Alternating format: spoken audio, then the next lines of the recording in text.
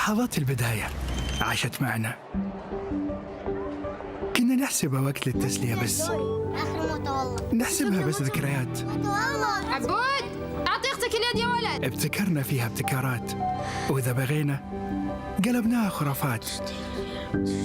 كنا نحسبها بس لمة وصحبة وسهرات. انتبه نوب ترى نوب. لكن كنا نشوف عالم ما حد يشوفه. ليت يشغل وقته بشيء يفيده. الله عليك على الصوت. عالم كبر وعاش فينا، عالم الحماس فيه يوصلك كل مرة لحلم أصعب بس ما يصعب عليك. بارد معك وين ما تروح.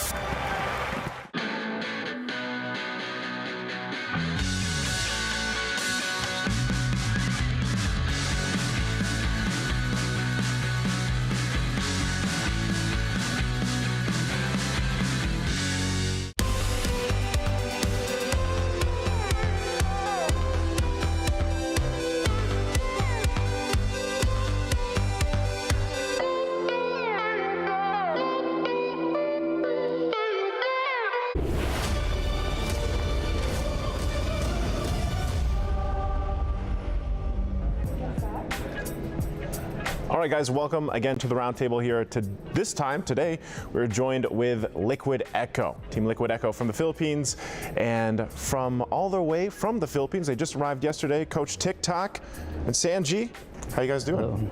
Good. Good. We just arrived here yesterday at 12 noon. 12 noon. Sanji, you ready to speak some English? Yeah. Okay. They just arrived yesterday. You guys just got in. So I like to ask everybody this because this seems to be what all the locals want to know.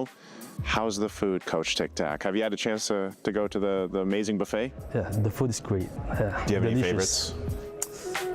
The crepe. The crepe? Okay. And also the biryani. Biryani, yeah. Sanji? The salmon one. Salmon? Salmon. Okay. And beard. What is that? You can say it. I'll you say it in The Tagalog. beef. The In beef. beef. The beef Well, one. I mean, you guys just got here, so you're gonna get to experience all the different buffet that they have because it changes. I mean, actually every day, I feel like they have new things there. I always tell everybody too, the favorite among the talents is actually, it's called umali. So if you find umali, you can find it in the morning or at night. It's like oatmeal, but it can be eaten as like a breakfast, I think, but also a dessert. So I suggest you guys try that.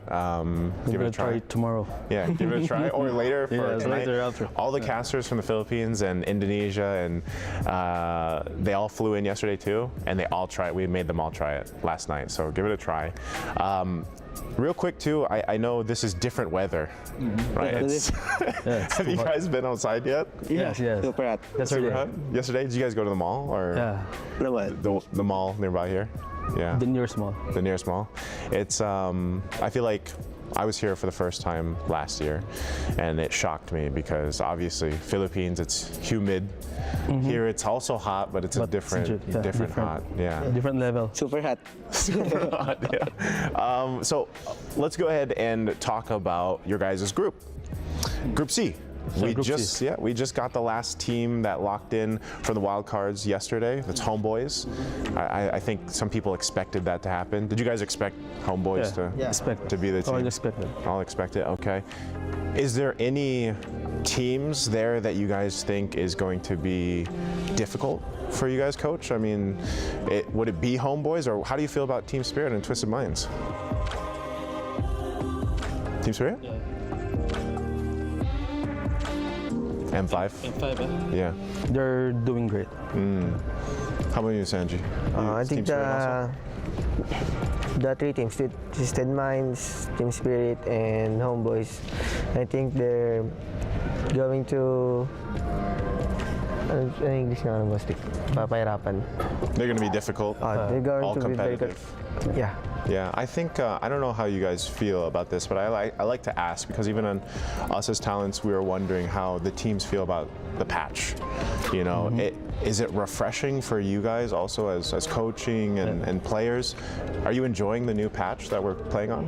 Yes, actually the patch is very interesting now. So So we expect many heroes who gonna come out. A lot of unique Because of the picks. patch, Yeah. For some reason, I don't know why, but I tuned into Carl Tizzi's stream one day, and he was jungling Novaria. Yeah. Any jungle in Mobile Legends, Matilda, Novaria, any mage, Possible. any fighter, he can jungle.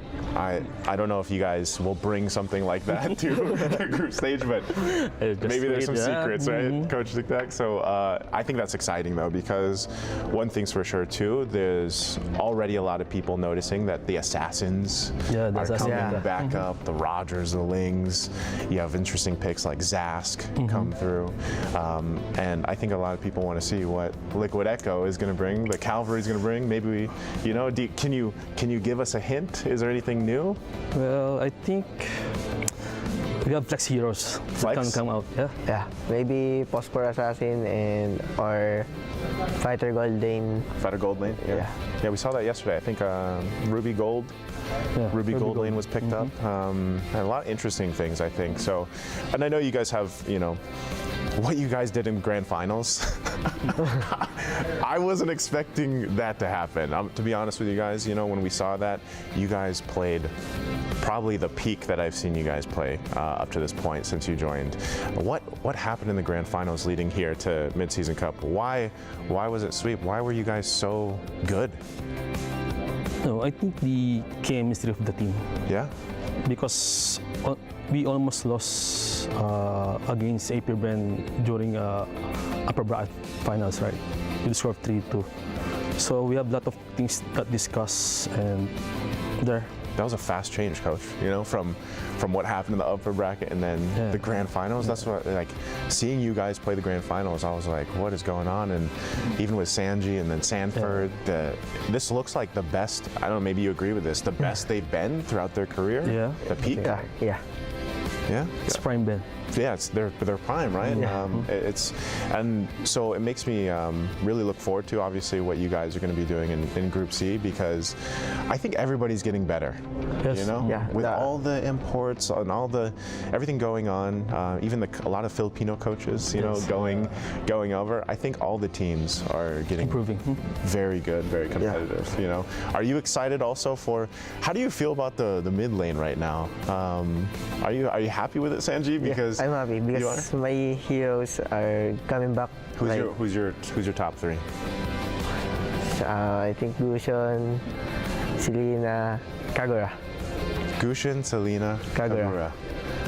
Okay, I hope we get to see it's all of heroes. Those are mains? Yeah. Okay, Sanji, if you weren't currently, mid lane, what lane would you play? Jungler. You would be a jungler? Were you a jungler before? I've been jungler before. You were a jungler before? The assassin meta. Assassin meta, and then you just shifted to mid lane. Because tank. I don't want to tank. You didn't want to play He's not good at it. You didn't like the Fredrins, the Barretts. The backs, yeah. Yeah, He said it's good. boring. Yeah. Okay, we heard it here first from Sanji. It was boring before, and I think it's funny because with the new patch, a lot of people are excited about it as viewers as well, because they love to see these fights. I feel like if you've just been watching the wild card alone, it's all been fights, and games haven't gone to that 30+ minute mark anymore. Maybe very rarely. Very rare. But I think even this changes the dynamic for a lot of Filipino teams. Later we're also going to have Falcons AP Bren here, and I know they're a team that loves that Lord dance, but now it's different because the Lord hurts. Yeah. It's got that change, that it's so penetration. difficult now, the Lord dance. No Lord dance, just burst. Just burst the Lord. Yeah. Yeah, that makes it exciting, I think, for the entire mid-season cup for us here. Let's go ahead and move away from the meta game here for a little bit, because I got to ask too, I know as pro players, coaches, your guys' lives are wrapped around Mobile Legends all the time. What do you guys do to kind of cool off and like rest or relax? Like, what's your stress relief, Sanji? If you're not practicing, because I know you guys practice a lot, what do you do in your downtime? Going to gym and basketball. Gym and basketball? Yeah. Okay. I feel like that's an influence from you, Coach. Gym and basketball? Yeah, gym and basketball. Yeah. Do you guys play as a team for basketball as well? Or Yes. do you guys have like a team. court nearby? Yes. Nearby the court? We have. Near in boot camp. Near the boot camp? 2 basketball courts. Oh, you guys have two? Yeah. Okay. I know sometimes. Are you guys also playing with some of the casters before? Yes. Yeah, that's right. I'm not With Hans. I'm not a basketball player. I know I have the height, but I was more in the contact sports, you know. But so you after mid-season cup, you guys will have like some rest time, right? Some breaks. Yes, I think only one week because we have another tournament coming up, international. That's right. Oh, that's right. You do. So when is your break? When is your guys' break? Do you have any breaks coming up? Only 2 days, 3 days. I think. Yes, sir. Wow. That's. Have you guys had a chance to go ahead and like practice scrim yet here in the practice rooms? Or Yes, not yet? yes, yes. You have? They're beautiful, right? Yeah, I saw them. We're gonna wrap things up here, so I'm gonna let you guys go ahead and say any final messages you have to either the fans, if you want to say it in Tagalog as well, Filipino, feel free to, Sanji, or Nice. also if you want to have a message for any of the teams in Group C or players, feel free to. We can start with you, Sanji. At thanks sa mga fans na sumusuporta and sa mga kalaban namin sa Group C. Humanda na kayo kasi handa na kami. Awesome, Coach. Ayan. Sa mga fans, thank you support. And sa families namin, thank you sa mga suporta nyo. Sa mga Filipinos out there, maraming salamat. Gagalingan namin. Maraming salamat, guys. Coach Tic Tac, Sanji, thank you so much. Thank That's you. going to wrap it up for this portion of the roundtable with Liquid Echo, and we wish them the best of luck in their groups for the group stage.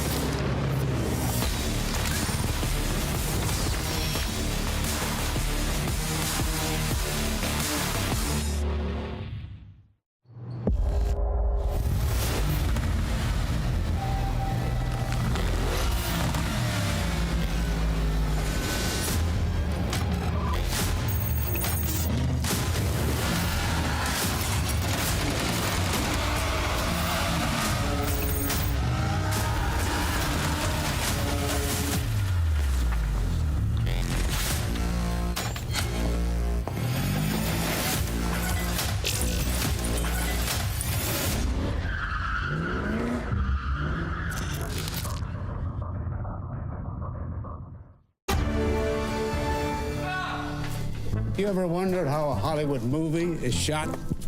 On a Sony. You review it on a Sony. And how do you make that sound epic? You record it on a Sony. Lunch break on a Sony. So why wouldn't you watch it on a Bravia by Sony? Have you got what it takes to get to the top? It doesn't matter how high you climb. To reach the top, even the biggest champ needs a break. So you can recharge, dive back in, and dominate.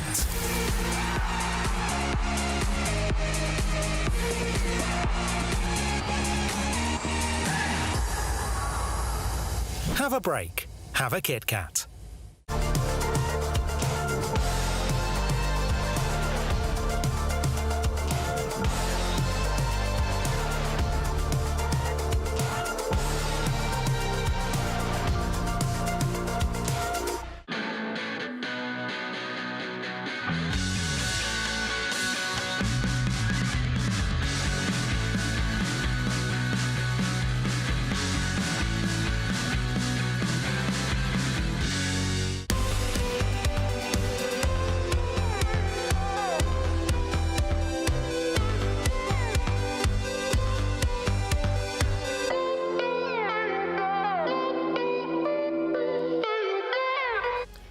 Good day, MLBB fans. My name is Rafael, and I'm here to deliver the official decision regarding See You Soon and Selangor Red Giants match at MSC 2024 group stage.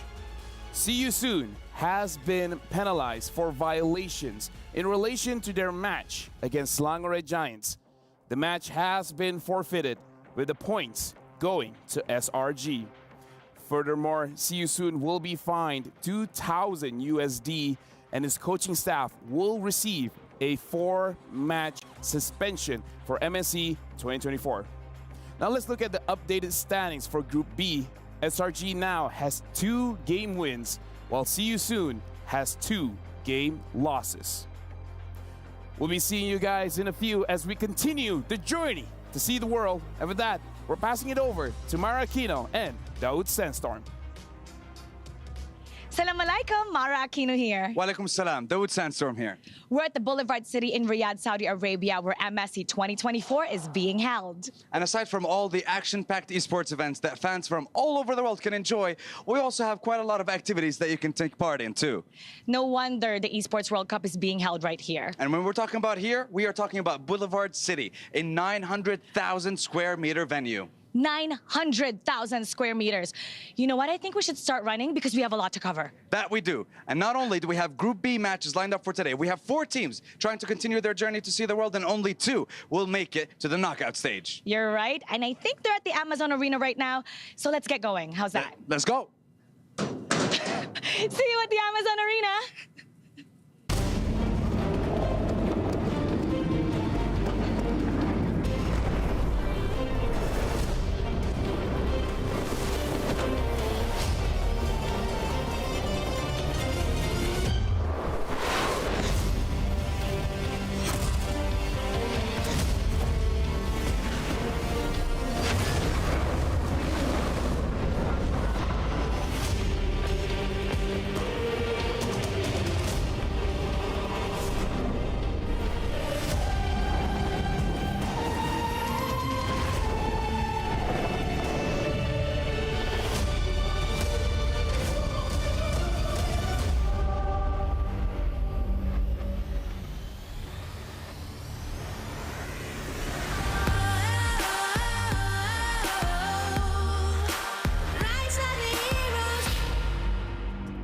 This is the 4th day of the group stage of MSC 2024. My name is Abel. Alongside with me is Wolf as well as Gideon. We're here to see the world. How are you guys?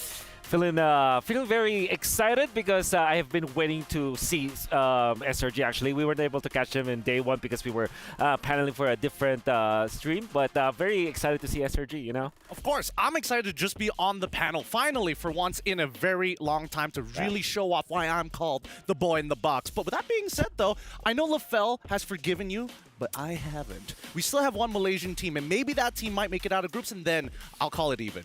Okay. Speaking of which, today is Group B, the group of death. So actually, let's check in with our casters. How do you guys feel casting for the group of death for today? LaFell, Gideon, Wolf, good morning to y'all. It's Trex and Leo here in the box. We are actually the boys in the box. I'm excited. Trex, how are you feeling? I'm excited too. I mean, even with everything that happened during the wild card stage, I think that's still a very close group. And so far what we've seen is these groups can go down to the wire with the best of 2 format. And I was actually looking back at the draft of the past few days in the groups, and woo, the metagame is developing at a rapid pace. So who knows what new picks might come out today? Yeah, definitely. A lot of things could happen today. But speaking of which, we got to look back at what happened yesterday to get a feel of what's going to happen today. So here we go. Let's look at the Day 3 recap.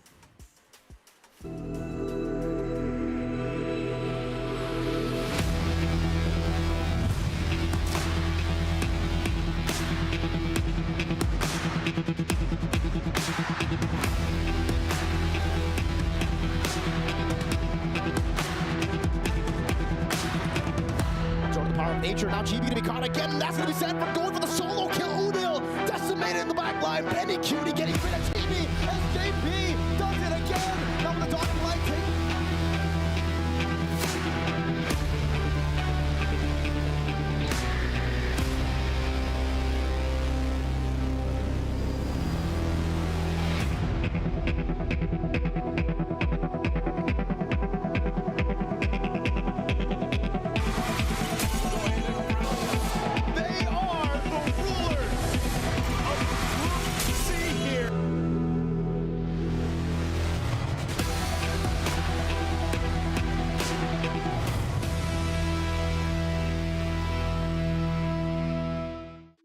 I don't know about you, gentlemen, but for me, one of my favorite recaps that happened yesterday was two. Number one, the TTP, and the 5-man with the crown.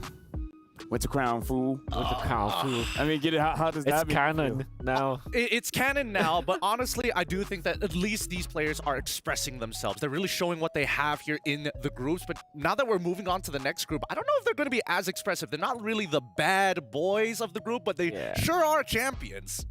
Yeah, pretty much what we saw yesterday was, you know, them feeling the vibe here in Riyadh, just showing off their skills. And I hope that even when they're really calm now, I hope that we can see some action as well.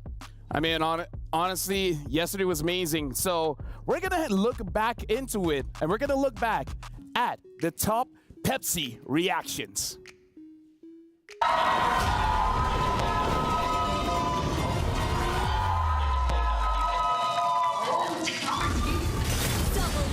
It's up to Benny to finish it. Miles Sanji gets nets.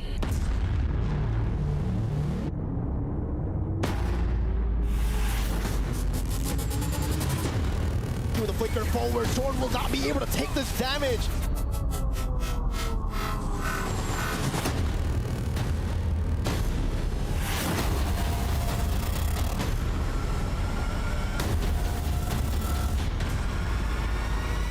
QT, who's an absolute monster in game number 1. TP's off the board as Liquid Echo take the lead.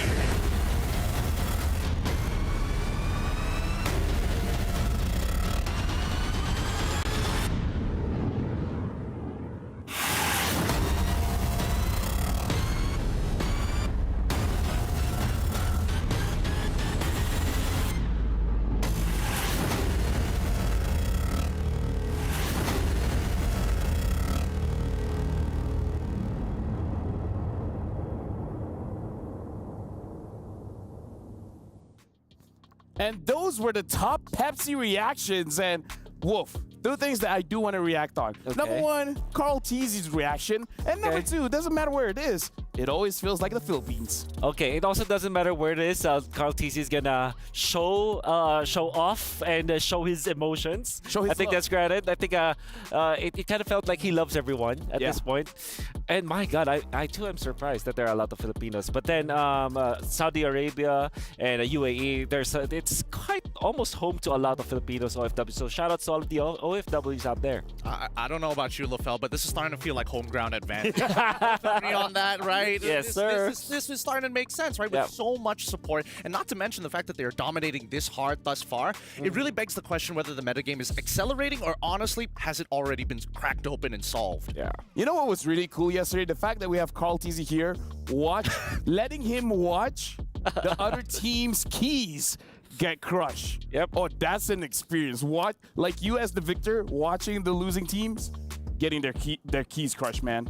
You did ask him if it felt good watching the keys being crushed, and he said, emphatic. Yes. That's why he's the GOAT. Anybody else who says, no, I feel a little bit bad, they can't take that all-time graded. Nah. Personally, for me, I do think that it's quite a nice touch here at EWC, right? I agree. To be able to kind of pick up these little keys, but more importantly so, some of these, the champion at least, will get to select the keys that they have underneath their trophy. I'm so excited to know who they're going to pick. Oh, with that being said, I'm excited to see who's going to be champions. But for now, yesterday there was a lot of plays. It was the bad boys of the group. So let's check out the Aramco top 5 plays. But the base is getting connected on. Kid Bomba still defending. Lord finally goes down. Minions still there. Benny QD able to find Kid Bomba. Marl able to get some nice damage on Benny. Benny, Immortality pops. Salvo gets the knock-up. Looking for more, but he finally falls. Marl falls as well. Immortality's all over the place. Hiko unable to stand against them. Sanji, Benny get the kills. And Team Spirit will go down in game number 1. GG well played to TLP. Oh, walks into Hiko though. Does get immune, but I am you every time in the damage on a Sunset Lover. Benny Cutie finds another. Hiko with a blazing duet, looking for anything he can, but he can't get the outplay today. Sanji, Kid Bomba able to find and takes him out. Kid Bomba with a dash through, find a slash, but it's not enough. Can he? Benny trying to cut him off, and it will be JP with a flicker forward. Sword will not be able to take this damage. Sky Piercer for Benny. The TPs start counting them from Liquid Echo. again. Yeah, with a shortcut, Sanford trying to go for it. Now it's called easy. Jumps in, knockout strike by Sanford. Gonna be caught in the Mystic Field, Nets disappearing. Zorn under the turret, it won't save you, not this time. Benny again, just scratches him, claws his way. This is Poisson's damage reduction all across the board, but Chibi's able to take him down. JP rotating the back line now with Benny again, scratching Zorn down. It's gonna be Sapat finding the penalty zone, getting rid of JP. Sanji flickering out, Nide with Chibi. Going to be taken down by Sanji as he pops into Dawning Light again. Sanford on the chase, the Mystic Field right into Sanford. The San duo again in the 11th minute, and they're looking for a Sanford with a flicker, with a knockout strike to knock him up straight into the Mystic Field.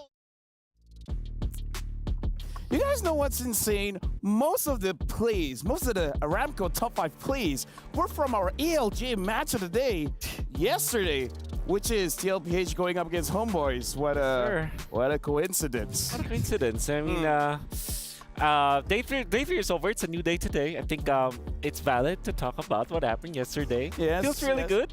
The Liam board apparently was taken out by the Lord Nat Sanji, so that's honestly, we don't see a lot of Xaviers, but Sanji's Xavier, man, he's insane. He is insane. And honestly, I would have expected him to actually try and pick up like something crazy like Temporal Rain, for an example. But no, honestly, sticking around with the Impure Rage, pretty good for the laning phase to get him to where he needs to. Yeah, players have found out that that the Temporal Rain might be an overkill for the Xavier, but having the Impure Rage means that you have a lot of more punch with your ultimate. I mean, 12 seconds, 11 or 12 seconds ultimate.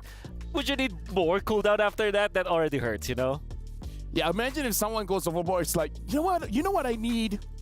Fleeting time. Yeah, if you feel you need fleeting time, that's a little bit much. But that was the ALJ match of the day for yesterday. We're going to be talking about the ALJ match of the day for today, which is going to be Fnatic Oni going up against SRG. And for this one, it's going to be amazing because both these two teams have quite the fan base. Personally, I've been waiting for these two teams to collide for the longest of times. Even during the regular season of both local MPL MY as well as MPL IG, they've mentioned each other during interviews. Yes. Maybe being just scrim partners, but also recognizing the level of play. And not only with scrim partners, I think the word is Selangor Red Giants not only dominate in Malaysia, but also with teams when they're going up against teams from Philippines and teams from Indonesia, for example. And even, the members of Fnatic Onyx, they're put SRG in high regard, you know? Here's the thing, right? Because looking at both these teams for today, we have to really emphasize why it's amazing, because this is the group of death. In this group, all 4 teams are champions, and all 4 teams have hype towards them. And because this is the group of death where champions are here, it might also be the group of disappointment, because we have to remember these are champions from each region. So imagine 2 teams, 2 champion teams not making it to the knockout stage, and 2 champion teams getting their keys crushed. Oh, not the hydraulic press. That I'm already getting nightmares about that, right? My sleep paralysis demon looks like a hydraulic press at this point. But I do believe that in this group of death, there are going to be teams that are coming in with a significant disadvantage. And I think, I have to address you soon here, because they're not going to have their coaching staff for the majority of this group now. And hopefully, if they can even get a singular point against some of the big dogs here in Group B, I think maybe there's some hope.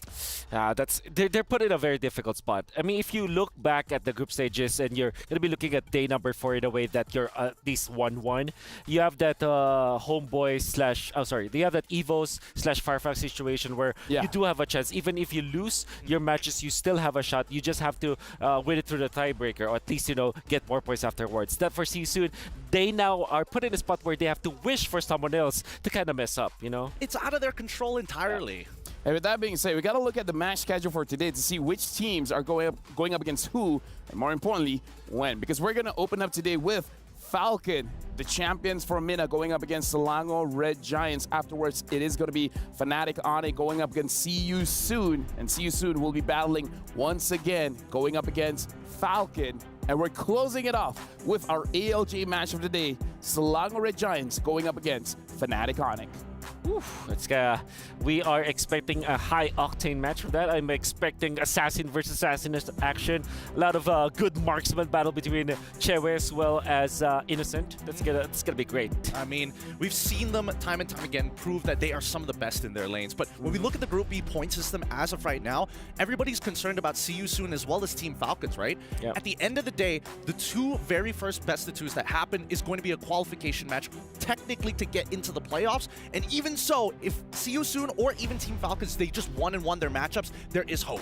Yeah, looking at the groups right now, Fnatic Onyx just needs to win one more best-of-2, as in sweeping the best-of-2, same as Slangored Giants, for us to have the same situation as Group C for yesterday, where the first two matches will dictate who gets to go to the knockout stage and which teams are going to have their keys crushed. And then the final game of the day is going to be about setting up that tempo, setting up that I would say ego booster to go into the knockout stage. Of course, being number one in your groups is going to give you an advantage going into the knockout stage. But again, personally for me, I feel like it's ego testing at that point.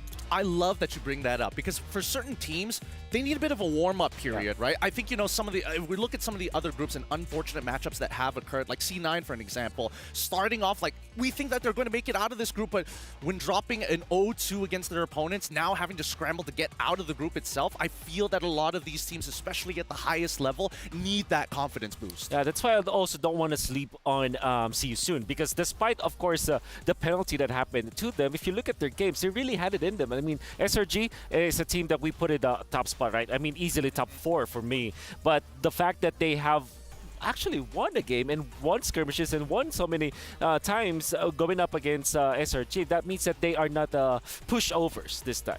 You know? I mean, with that being said, let's actually talk about the first match of the day, which is going to be Falcons going up against SRG, where for Malaysians, I would say this is the best team we've seen, Gideon, in such a long time. And Falcons, they haven't had a lot of international appearances, so you know, it's definitely going to be an uphill battle for them. Look, I feel for them. I feel for the MENA region because it reminds the early days of MPL MY, right after the split of MY and SG. We were kind of lost. We didn't know what our own playstyle was, and usually it doesn't work out in the international stage. But I think MENA is catching up at an exponential rate, now including imports, making sure that the region as a whole is strong. I think SRG, yes, is one of the best teams coming out of Malaysia in a very long time, but that's because of the polish that they have. Wow, how cool is this? We're getting to see all the players like behind us and in front of us.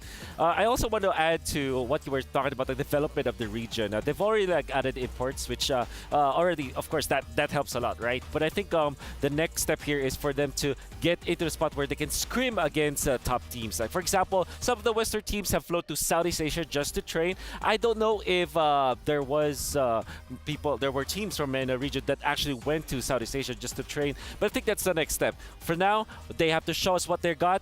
We cannot change anything from their preparation, but I do know that this time they're a much more improved region compared to M5. I would pass this to Gideon.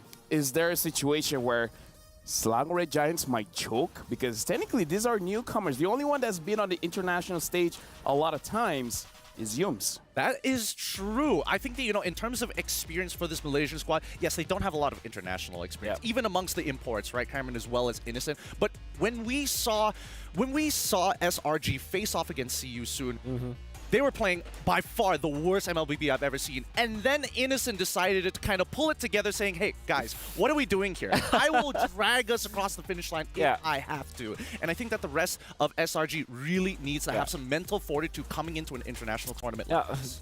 Good thing you brought that up, because I was able to talk to Innocent in one of our elevator trips, and I was able to tell him, like, hey, you're easily top 4, maybe even top 2. And he said, like, okay, yeah, he wishes that will happen, because he knows that many things can happen when it's stages, right? Even himself, he said that he wanted a little bit of a warm-up so that he can, you know, marinate in the stage, get a feel of the actual vibes of what is happening, and then maybe the jitters come off afterwards, you know? Yeah, because we got to talk about Team Falcons as well, because the same situation is for them. They're newcomers in MSC as well. So whatever choking we're talking about that could happen for SRG, it could as well happen to Team Falcons. And Gideon, even you said it, that they're still, it looks like they're still looking for their own style. For now, they're playing based on their mechanics. When it comes to the preparation, planning of like, okay, 2 minutes we do this, 4 minutes we do that, 12 minutes we do this, perhaps that needs a little bit of polish. So will this be too high of a hill to climb for them? I think it's a little early to say, right? Anything could happen on this stage here at MSC, at EWC. I personally believe that, yes, SRG is coming in with a pretty big advantage, but it doesn't mean that Falcons are going to be completely out of it, right? At the end of the day, it's going to come down to who executes better. So we've seen what the meta has offered us so far, people who maintain control over the tempo of the game, and more importantly so, the draft is such a big part right now that most teams are really putting more priority to the draft than it is to the game most of the time. Yeah, and especially with the draft positions as well. When you're in the blue side, you're much more comfortable now. Red side, you kind of have that required mandatory bans. Force ban Louis as well as the chip. It kind of felt like if you're on the red side, you technically have only one ban now, unless you're prepared to give up the chip and the Louis, which we have seen after, what, 3 days during the group stages? Yeah. It's so difficult to deal with. Actually, let's talk about that chip for a while. You guys still remember, if you enter the opponent's jungle in the first 2 minutes, you're going to have more damage dealt to you, 20% more, in fact. Yeah. JP did it. I don't see the extra damage, man. JP was able to tank a lot of damage, and he was fine. As a Chip, dude, Chip looks tanky and deals too much damage. I think he does too much damage. I think his base damage is rather ridiculous. Even after like numbers of patches where they're like, okay, let's adjust this numbers. Wouldn't it be funny if we got a bigger shield and more damage? Yeah. It's you know, I'll be honest here. The first time I saw Chip and then I look at the description of the spells and the fact that he has the portals, I thought Chip was going to jungle, utility jungle, you know? Maybe we can... Now that you said it in my mind, that doesn't sound bad. Yeah. It sounds good. Yeah, you have a speed dash so they can jump from camp to camp. You can invade the Crammer easily because you can teleport there. Right. I mean, now that you explain it, you know, like... It makes a lot of sense. I mean, we saw the round table with Naisu just now, and you know, Coach TikTok was saying, we have a lot of picks. We just don't want to show it yet. So far, the only show when it comes to utility junglers is the Baxia.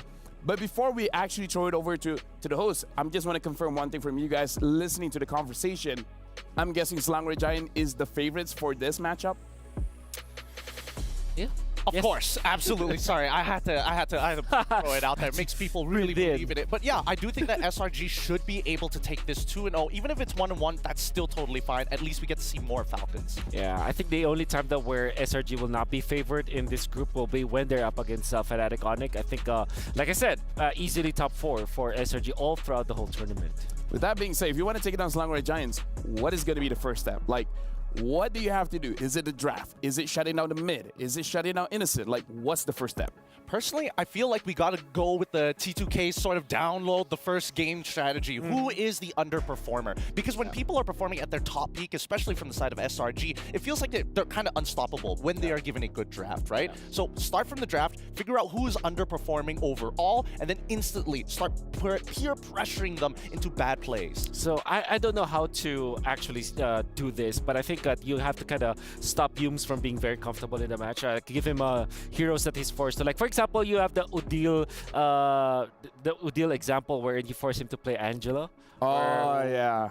Kind of felt like, yeah, sure, it works draft-wise, but it doesn't feel like an Udil hero. So Yums, I know that he's found his comfort now with these aggressive kind of roamers. I feel that if you put him in like maybe Edith, for example, or Minotaur, where he can perform well for sure, but he's not the Yums that his kind of hero. Exactly. So maybe that is one thing that Falcons can do against SRG. And with that, you guys have heard from our analysts. Looks like the favorites going for this matchup between Falcons going up against SRG. The favorites are indeed SRG. You guys can predict as well at stcplay.gg right now and lock in your predictions. Because here at the panel stand, we would like to know your predictions. So again, go to stcplay.gg right now and lock in your predictions. Is it going to be Falcon or is it going to be SRG? Now let's set this up as well. SRG wins 2-0, knockouts, easy. And then going up against Fnatic Onic, it's all about a test of strength. But what if Falcons wins 2-0? How does that look in the group? Because then Fnatic Onic has a 2-0 win. Technically, then SRG has 2-2, 2 wins, 2 loss, and then Falcons has 2-0, a 2-2. So it does set up a situation where there could be tiebreakers. Could be. It could be. Yeah. Honestly, I'm more disappointed that if SRG does lose, I'm going to lose a lot of guest coins. Like an ungodly amount of guest coins. And I'm not okay with that. I already lost plenty because of NIP Flash. But now, with SRG, hopefully they're going to be able to bounce back from that. Yeah. And I agree that the situation will be a bit difficult if Falcons do start taking these games. But it's just going to make that very final series even more exciting. Yeah, difficult for the 3 remaining teams, I would say. But I feel that in that situation, Fnatic Onyx will have a much easier time because all they need to do is win one more series and then they're gonna be okay. But yeah, definitely difficult for the remaining 3 teams that's not winning as much as Fnatic Onyx, you know. I mean, again, looking at the other day's Slangored Giants going up against See You Soon. See You Soon brought up the Bane jungle. SRG almost lost that one. Yeah. Here's the They thing. almost lost that one. Personally, for me, I think that See You Soon is a very unique team. Nobody really wants to deal with them because they're wild, man. These guys will force fights when you don't think they're going to force it. I think that's the benefit of having MP the King, for example. I think He's amazing, by the way. It was amazing. And if you look back at MPLPH Season 9, when everybody was just picking up these Lings, these Barretts or Karina, he was picking up something along the lines of a Pakiro jungle, right? And he was very successful with it. I think MP the King can play the meta junglers, but he also can bring about these weird jungle picks, like the Bane, for example, almost winning. But I think they really could have won that. I think the team is just not that prepared, like, you know, chemistry-wise with that hero pick. But I do feel that when it comes to MP the King, he's winning battles that he's not supposed to win, and he's using the heroes that that jungles are not comfortable to play against. And most of the time, this is because, like, again, when we see Bane, we're thinking like, oh man, this is such a weird pick. But against the composition that we saw that he played against with so much dive, I think that comps that want to kind of peel backwards continuously and deny their opponents backline access is a really great way to handle it. Yeah, and honestly, with all of the discussions going on, thank you very much to our panelists, because I feel like we got a lot from this. But before we start a match between Falcons as well as SRG, we're going for a short break. But after this, we'll be catching the match. See you guys then.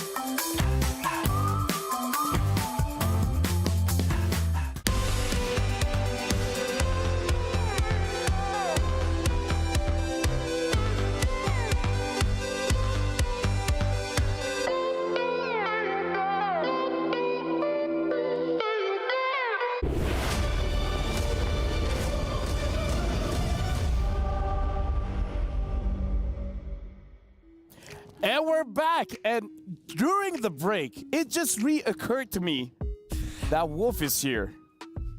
Yesterday we did fine. We were able to survive Wolf's curse, but now we're going up against the MENA champions. I mean, if we're gonna predict our score, I'm afraid to predict for SRG now, because now that Wolf is here, anything can happen.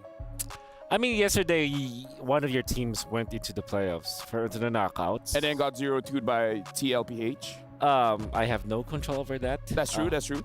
Today, there will be no Filipino teams. I think there will be Filipino players and coaches, though. Yes. Like, literally every single team.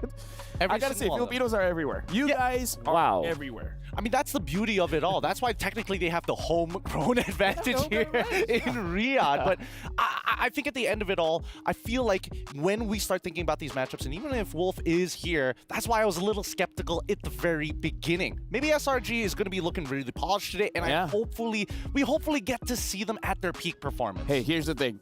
If we want to know a little bit about SRG, because during the break, before we started the show, we saw the roundtable with Team Liquid Echo. So now, let's actually look at the roundtable with SRG.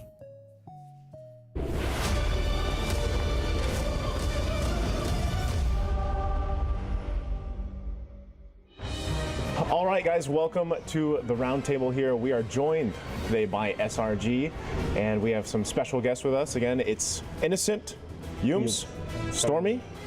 How you guys feeling? I'm good. I'm feeling great. Super good. Super good? Yeah. You guys went undefeated. Let's just throw it out there. You guys went undefeated. You had a very dominant season, for that. Why did that happen? What was the big change for you guys? Stormy, maybe you can answer this, because, I watched you guys' grand finals too. I didn't get to see all the regular season, but I just felt like no one could stop you guys. I don't know what the answer is. What's the answer, Stormy? As for me, right, I think we're undefeatable because our chemistry is so strong. Yeah. And it makes our bond is really strong. And we, in tournaments, we are very disciplined. I think that's why we are really good in tournaments. So if you had to pick one player who helped bring that synergy together, who was it? I think everyone. Everyone? Yeah, everyone. Okay. Yeah. I would say from watching you guys, like the synergy that you guys play with, it's different. And I think a lot of people want to know how you guys bring your special strategies. There's a strategy that I heard recently. I don't know if I'm pronouncing this right. Is it cheeky? Oh yeah, cheeky. Is that a strategy? Is that something you guys can bring to the mid-season cup? I don't know if that's just like a rank game thing. Is it a rank game thing? Because there's clips also going around where we saw this in a recent tournament. Yeah. The cheeky strat that was, I think, a cheeky strategy that was pulled out. The cheeky strat is it's like Johnson, Kadita. Yeah, Kadita. Yeah. And Aldos. Aldos pick. Yeah. Is that something you guys think right now with the current meta could actually work in a competitive environment like this? Yums, do you think that can work? I think can work. We might bring this in MSC. Johnson Kadita. so we're looking to see a Johnson and Kadita. Yeah, maybe. I'm gonna hold it to you guys. Speaking of the patch, well, I gotta ask you, do you guys collectively, are you happy about the recent patch, or do you prefer the old patch where everything was like, Lord dances and turtle dances and Fredrins and Barretts? Are you guys happy now with the patch? To be honest, I think we are happy, right? Yeah, we are happy because our jungler is a high assassin user. Yeah. So we don't mind the patch. Yeah. We can go in with the patch. Let's say from the jungle perspective, because we see a lot of Roger. Based on the wild cards now, we saw a lot of Roger, we saw a lot of Lings. I feel like this highlights your guys' playstyle too, but Innocent, your picks from the gold lane. Does this change for you? Because so far we've seen some cool things in the gold lane too. Chong. Bringing that? Yeah, I will fight this Ling. This Ling and Roger. You're gonna fight the Ling? Yeah, my Chong is not scared of Roger. Okay. Actually, you know what? I think when we got to see the Changi, what's the build? It's like is it marksman build basically? Hybrid. Yeah. I hope we see it here for the mid-season cup, man. Please bring it out. But also, we saw other things so far in the wild cards, even like a Ruby gold lane pop up. The Hariths are still there. I know you like even to play some of the Hariths. Anything else that I would say? How do you guys feel about the Sky Piercer? This is a topic of discussion for a lot of people. I think you should ask Innocent. win. I because- cannot talk a lot about Scorpius because I don't buy it. Yeah, same. You guys don't buy it. How do you feel about? I think they already fix it because I think they already nerf it. Yeah, it's like it went from like 6 to 4%. Yeah, they reduced the stocks. So is that good enough? So I think it's already balanced now. It's balanced. And it's not easily to get stuck because if you got shut down, it will reduce 30%. Oh. Yeah. Yeah, so it's still a risky item. So it's risky, even though it's cheap.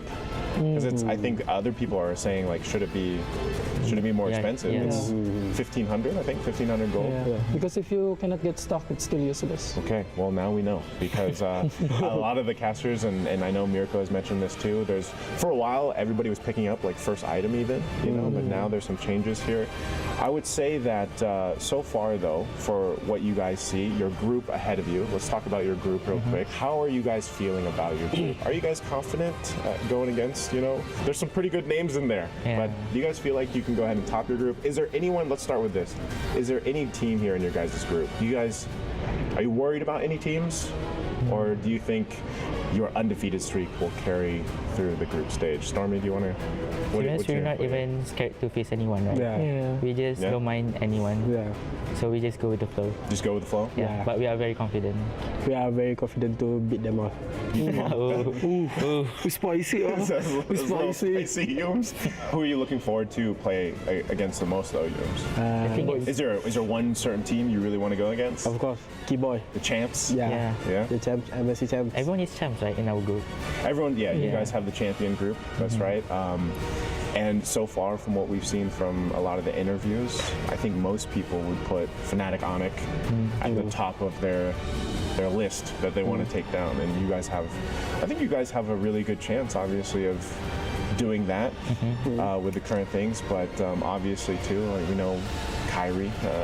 This is also good. I think any of these teams that like these assassin picks are going to be able to shine. Your group, though, the group of champions, I think at the same time you guys have to. I'm wondering because the play styles in Malaysia and then the play styles on international stage, it changes in a way, right? But have you guys started scrimming already too? I know you guys just landed, but yesterday. You already started scrimming? Yeah. You guys didn't rest? I think like 3 or 4 hours. Yeah, a quick You just took a nap? How are you liking this like practice rooms, right? Yeah, it's very good. Yeah, it's very comfortable. Very comfortable. So yeah. What do you guys have? Is it one big practice room for everybody, or is it split up? Per team, I think. Per team have their own gaming. Okay, and then you guys just scrim against certain teams, or how does that work? Yeah. Yeah, we scrim the MSC team also. Yeah, with MSC. Other group. Oh, with other groups too. Because it's hard to find scrim because the survey is different. Right? Yeah. That's right. I wish you guys the best of luck, going forward for you guys and your group, the Thank group you. of champions. Real quick, I'm going to ask each one of you this, though. After MSC, what are you going to do? Because you guys, I mean, the life of pro players, you guys practice so much, you prepare so much. How are you going to have some downtime, Stormy? Let's start with you. How will you enjoy your downtime after MSC? Maybe I'll just spend with my family because I don't have that much time to spend with my family before. Yeah. Okay. Yes? I think same with Stormy because we pro player spend so much time in mobile games, right? Yeah. So we want to spend time with our family. Whole family. Innocent? Family. You want to buy a car, right? Same like my teammates. After MSC, just rest for a while, then. Are you gonna go home? You're gonna go Philippines? Then go back to Malaysia for the Snapdragon. For the Snapdragon. So you get a little bit of time. Okay. To wrap things up, is there any final things you guys want to say? You can say it to your supporters. You guys can say it to the group, maybe a certain team. Innocent? To our fans, thank you for always supporting us, and especially to Malaysian fans. And I hope we can bring you the MSC trophy. Yeah, thank you. Okay, Yums. Okay, for Fnatic, Onic, Keyboy, hopefully we have a good fight. See you in the land of down. All right, Stormy, last words, anything? I don't have much to say, but just keep supporting us till the end. We will give you guys a good result. Thank you. Awesome. Thank you guys so much for joining us for the roundtable. That's going to be it with SRG. Again, Innocent, Yums, and Stormy. And we'll see you guys in group stage.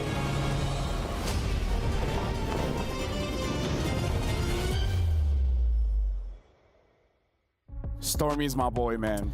Yep. Stormy is my boy. And honestly, in that round table, we actually got a lot of good answers coming in from the players. Number one, Innocent. He doesn't care. He'll pick up Chang'e, goes up against Roger, goes up against Ling. He doesn't care. It's like, bring him. I can use my Chang'e. And the thing that, you know, in terms of analysis, he said Sky Piercer with no stacks, useless.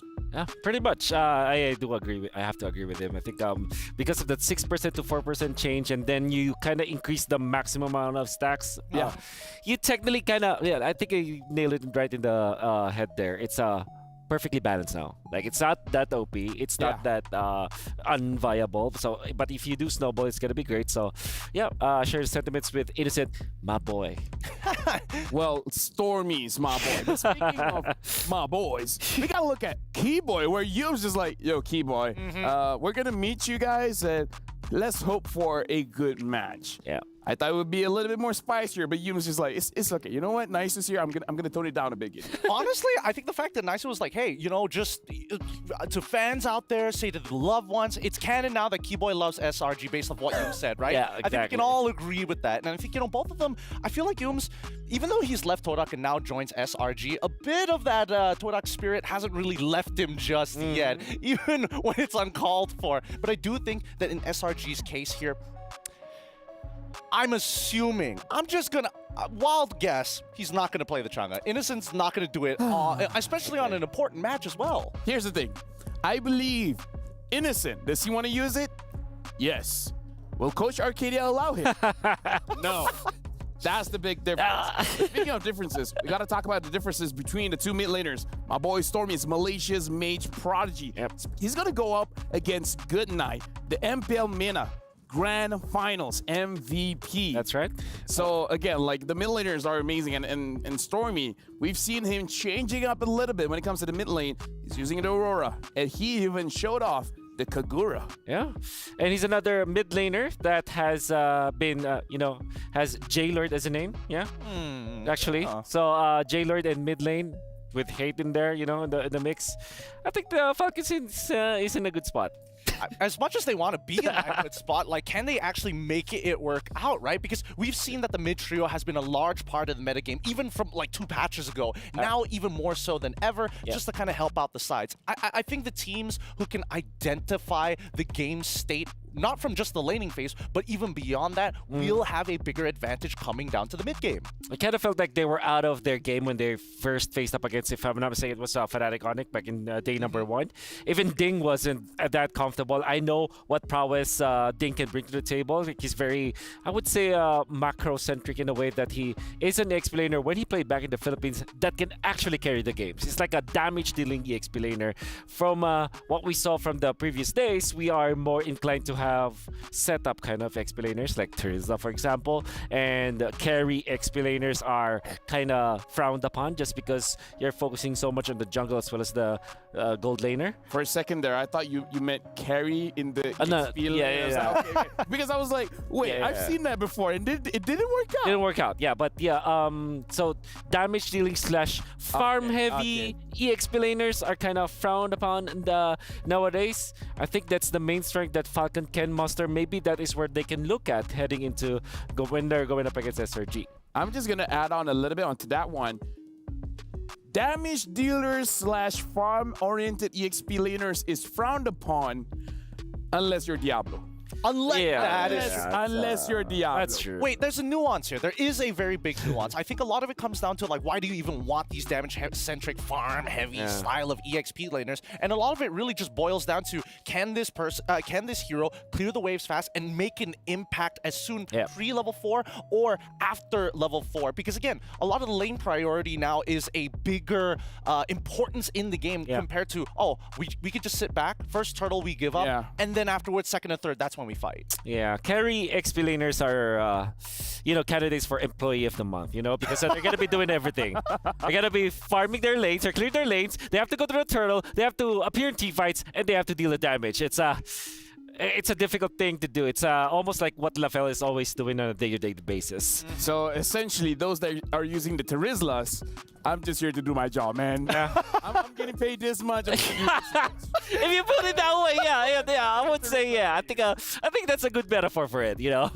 That's a great metaphor. That really is a great metaphor. But again, with these high damage, there is high damage EXP laners. There is a very big risk of getting like hard shut down, and that could just be, oh no, I accidentally used my eye for an eye in lane and didn't hit anything, and instantly the lane is skewed into the enemy's favor. So why go for the high risk when you can just play Thrizzler? Exactly. Good old reliable. Yeah. Can we comment on how the teams are looking as well? They're looking pretty relaxed, even though like this is a very highly stressful match, because for both teams it's the match of survival, I would say, because again, for Selangor Giants, win this one, you're good.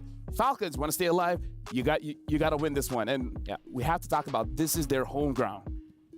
They like the pressure is on them, right? I thought it was. I thought it was a Filipino home ground.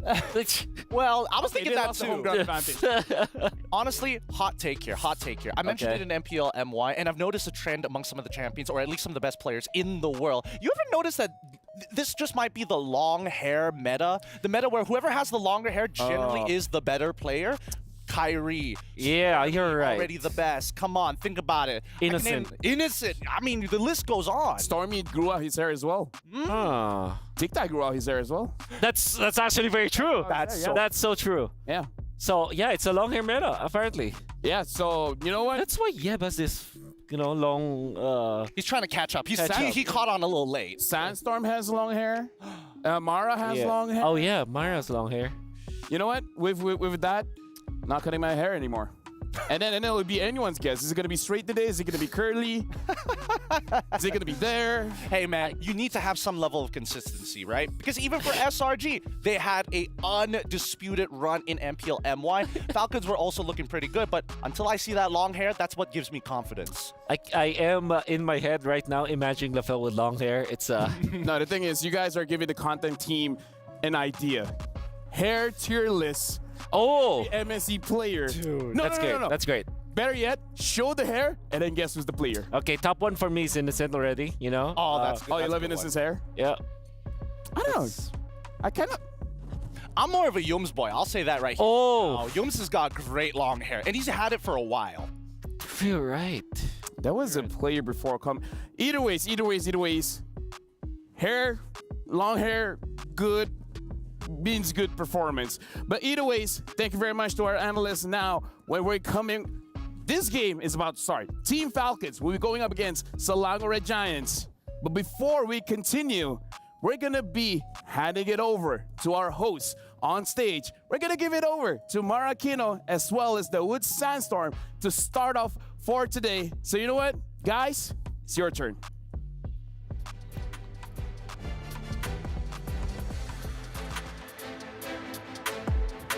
Lots of amazing MLBB action coming your way. We're here at the beautiful city of Riyadh, Saudi Arabia. أيها السيدات والسادة، مرحبا بكم في اليوم الرابع من مرحلة المجموعات في بطولة MSC هنا في الرياض. I'm Mara Aquino. And my name is the Wood Sandstorm. Welcome to the Amazon Arena.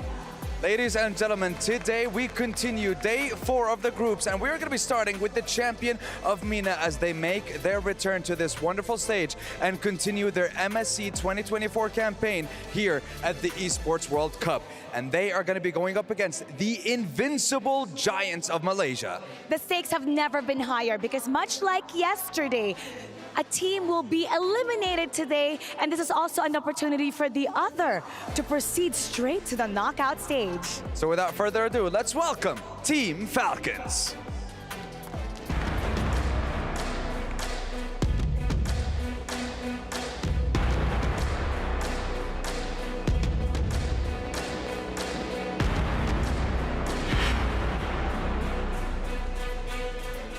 Team Falcons MSC 2024 campaign, well, it started in an uphill battle as they went up against the defending champion, Fnatic Onyx. That they did, and they need to force at least one win if they want to keep their hopes and dreams alive and continue their journey to see the world. Now presenting their opponent. They're looking to remain undefeated. Let's welcome Selangor Red Giants.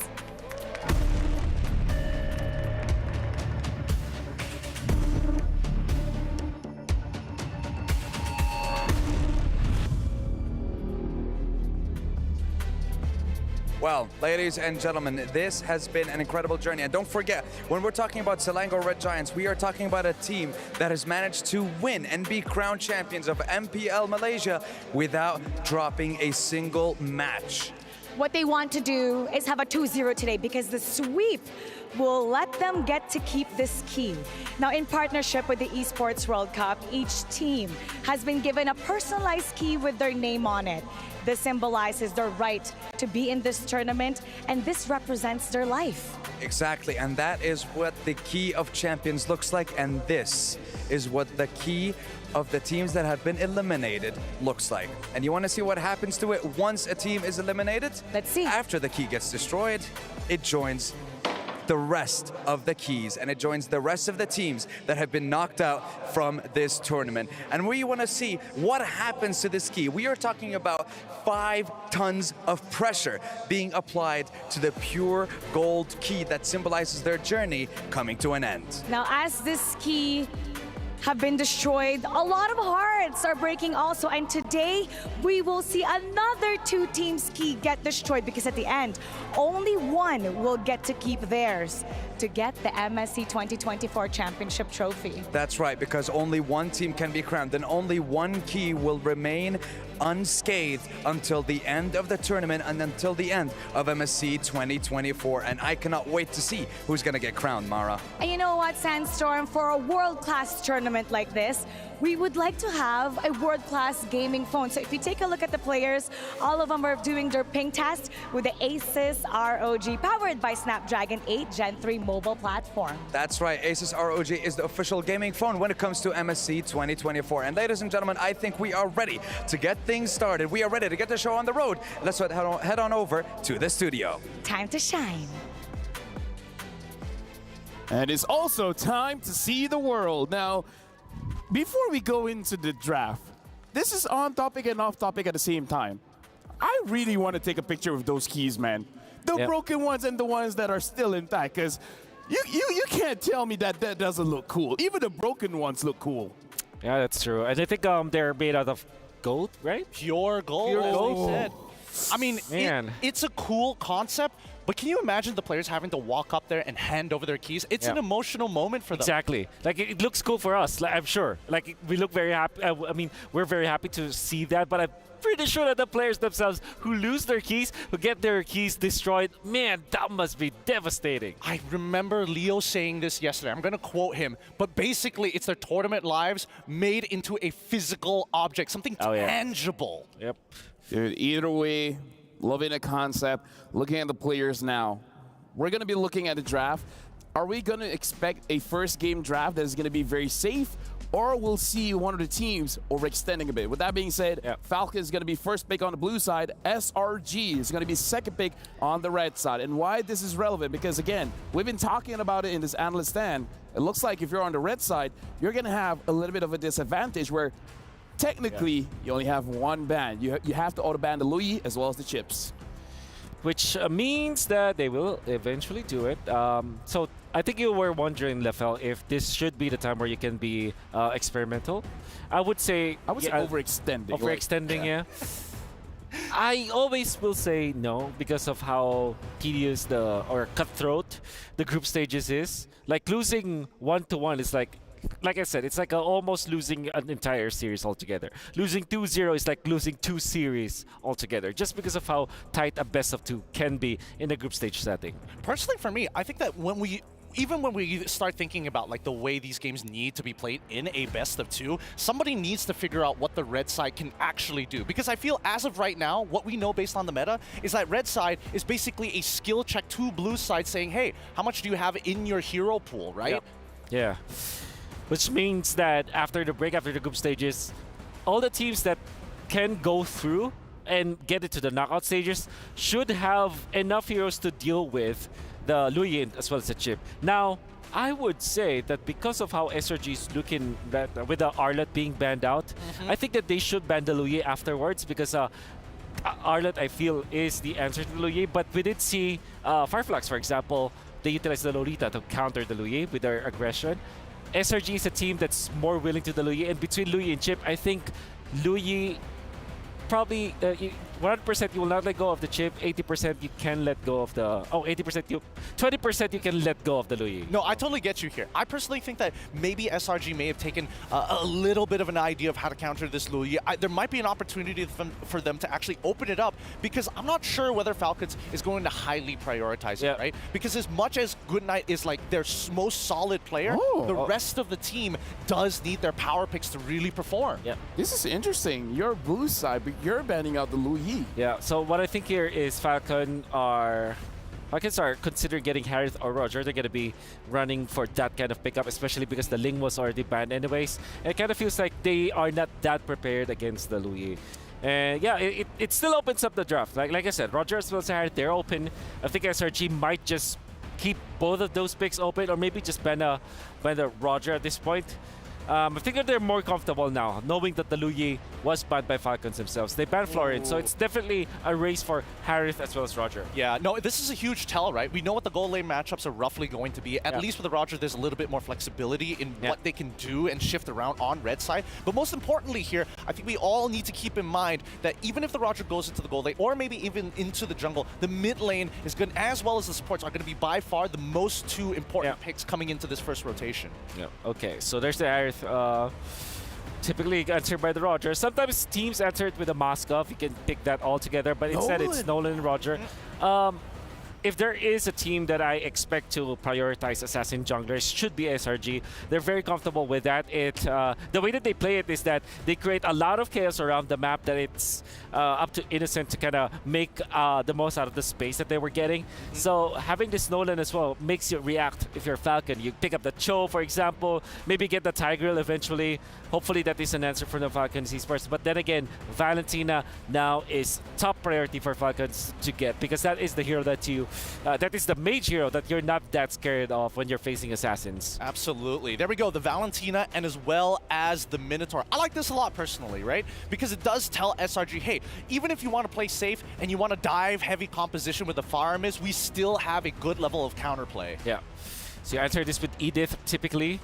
I'm not sure if Terizla should be the case, but I think because of the fact that you already have two farm-dependent junglers, now you go back to your typical Terizlas, your Barats in the XP lane. Even Ruby is a good option so that you'll have a little bit of frontline. Edith as well, it's a good opener here for SRG because it can be picked up in the mid lane as well as in the the XP lane as well as the roam. I mean, honestly, for SRG picking up the Nolan here, Wolf, you called it right. The Edith has been picked up to deal with the things that Falcon has shown. But again, having this Nolan is, even though it's in the hands of Sakai's, it's high risk, because what Sakai wants to do is he just wants to outfarm the enemy team. He's going to take his own jungle, he's going to take the enemy's jungle. And for you to do that, your mid duo has to be amazing. And that mid duo has to deal with Minotaur and Valentina. That's right. I think worse yet, we need to also include into the argument EXP laners, right? Because they're going to be the big driving force into invading your jungle, securing neutral objectives, having priority on that side of the map. I don't know if SRG or even Falcons are considering that option, or whether or not they're going to play on the opposite side by saying, hey, we don't want these utility style of junglers. That's right. I think it's worth it for Falcon to ban the Kedira, although I think the normal bans here would be Farsa as well as Novaria, two heroes that are decent versus Falcon, but let's see this.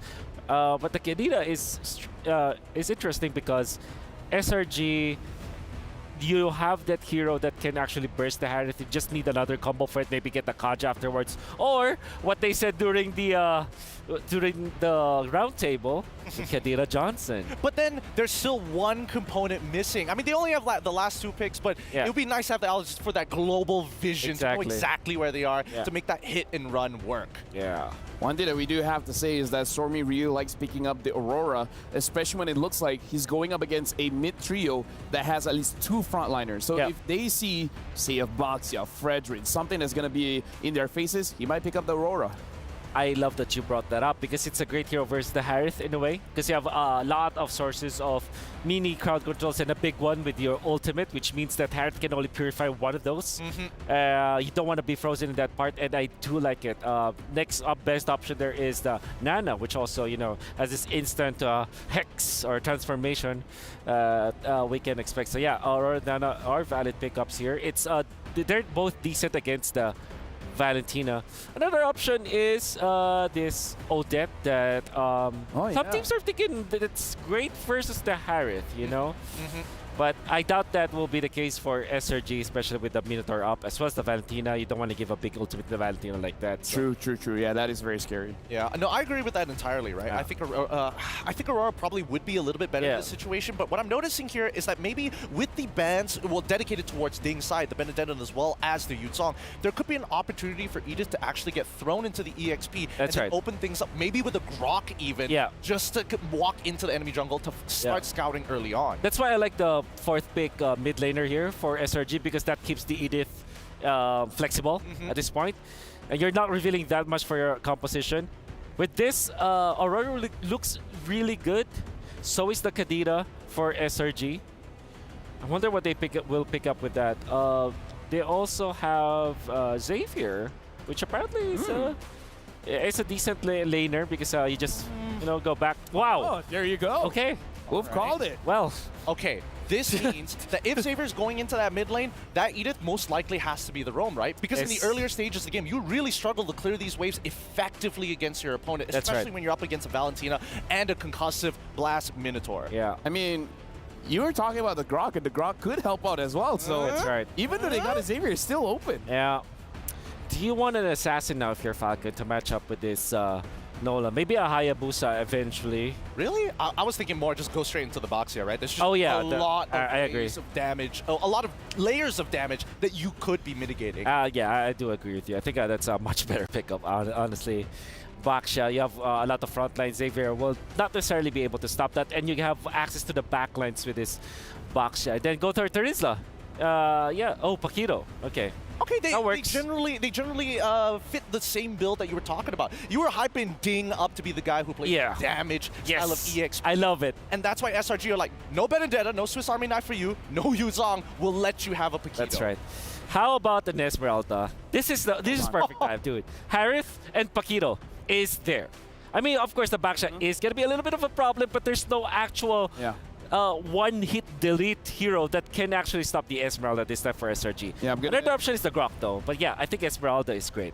Gonna take a bit because it looks like player quote coming in from Zorn. He's saying to SRG, do the best for Malaysia. Even though Homeboy's still here, they're like, you know what, you guys are our hope. No, that's just, I mean, it's just facts, right?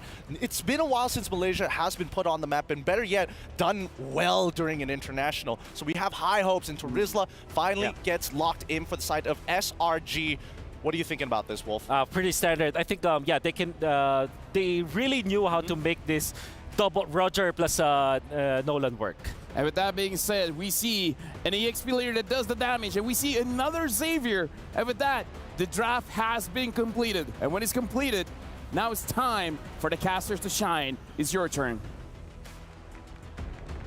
Thanks, Lafel, Gideon, and Wolf. Dan Leo Kubangay and Herbert Trex Wagner at your service for this best of two between the champions of MENA and Malaysia. Ain't no unique picks just yet, but it was well written. I like what both teams brought out here. I think both teams brought a very solid, solid in their own right. You got SRG with some heavy artillery in the back and some heavy dive in the front. And then taking a look at Falcons, it's solid. I can see them all grouping up, a little bit of Paquito jabs here and there, but overall just they want to kind of stick together, look for those big Minnow and Fury knockups. Despite this meta being very assassin heavy, I actually appreciate how so many things are valid. Both teams were able to draft a lineup that there's favorable for them that go on different axes of aggression. Here we go. Early game up, the first 30 seconds. That's a mirrored rotation for both junglers, orange on each side. Yeah, it looks like they're both going to be kind of hitting opposite sides around the same time. Hopefully, Basha is one of the few utility junglers left that can kind of keep up a little bit with some of these fast-moving assassins. And even now, we're seeing they're both going to be hitting those opposite buffs, but Basha actually gets to his purple a little quicker. Yep, looking at the emblem set, a lot of impure rage for the Falcons. All this while, SRG keeping it sustainable. Again, the front line of Cram and Humes with the brave smites. And then you got the burst from Stormy and Sekai's. Now check this out, Sekai's trying to get a little cheeky, stealing away the small buff spotted out by Super. Yeah, but Super's doing a good job. He's keeping eyes, he's keeping vision. I'm wondering, we've been seeing a lot of switch-ups from a lot of teams. Sometimes it's a heavy focus on the EXP lane. Sometimes it's a heavy focus on the gold. I'm wondering what these two teams want to try to go for. This is as 50-50 as it gets. Neither as aggressive unless Kenji coming in. A little bit of damage on to Cram there. Cram should be okay unless Goodnight gets something crazy off. 20 seconds till Turtle coming up. Falcons actually taking the aggressive route. That's one more wave Goodnight's looking for to get that level 4. IMU still not online.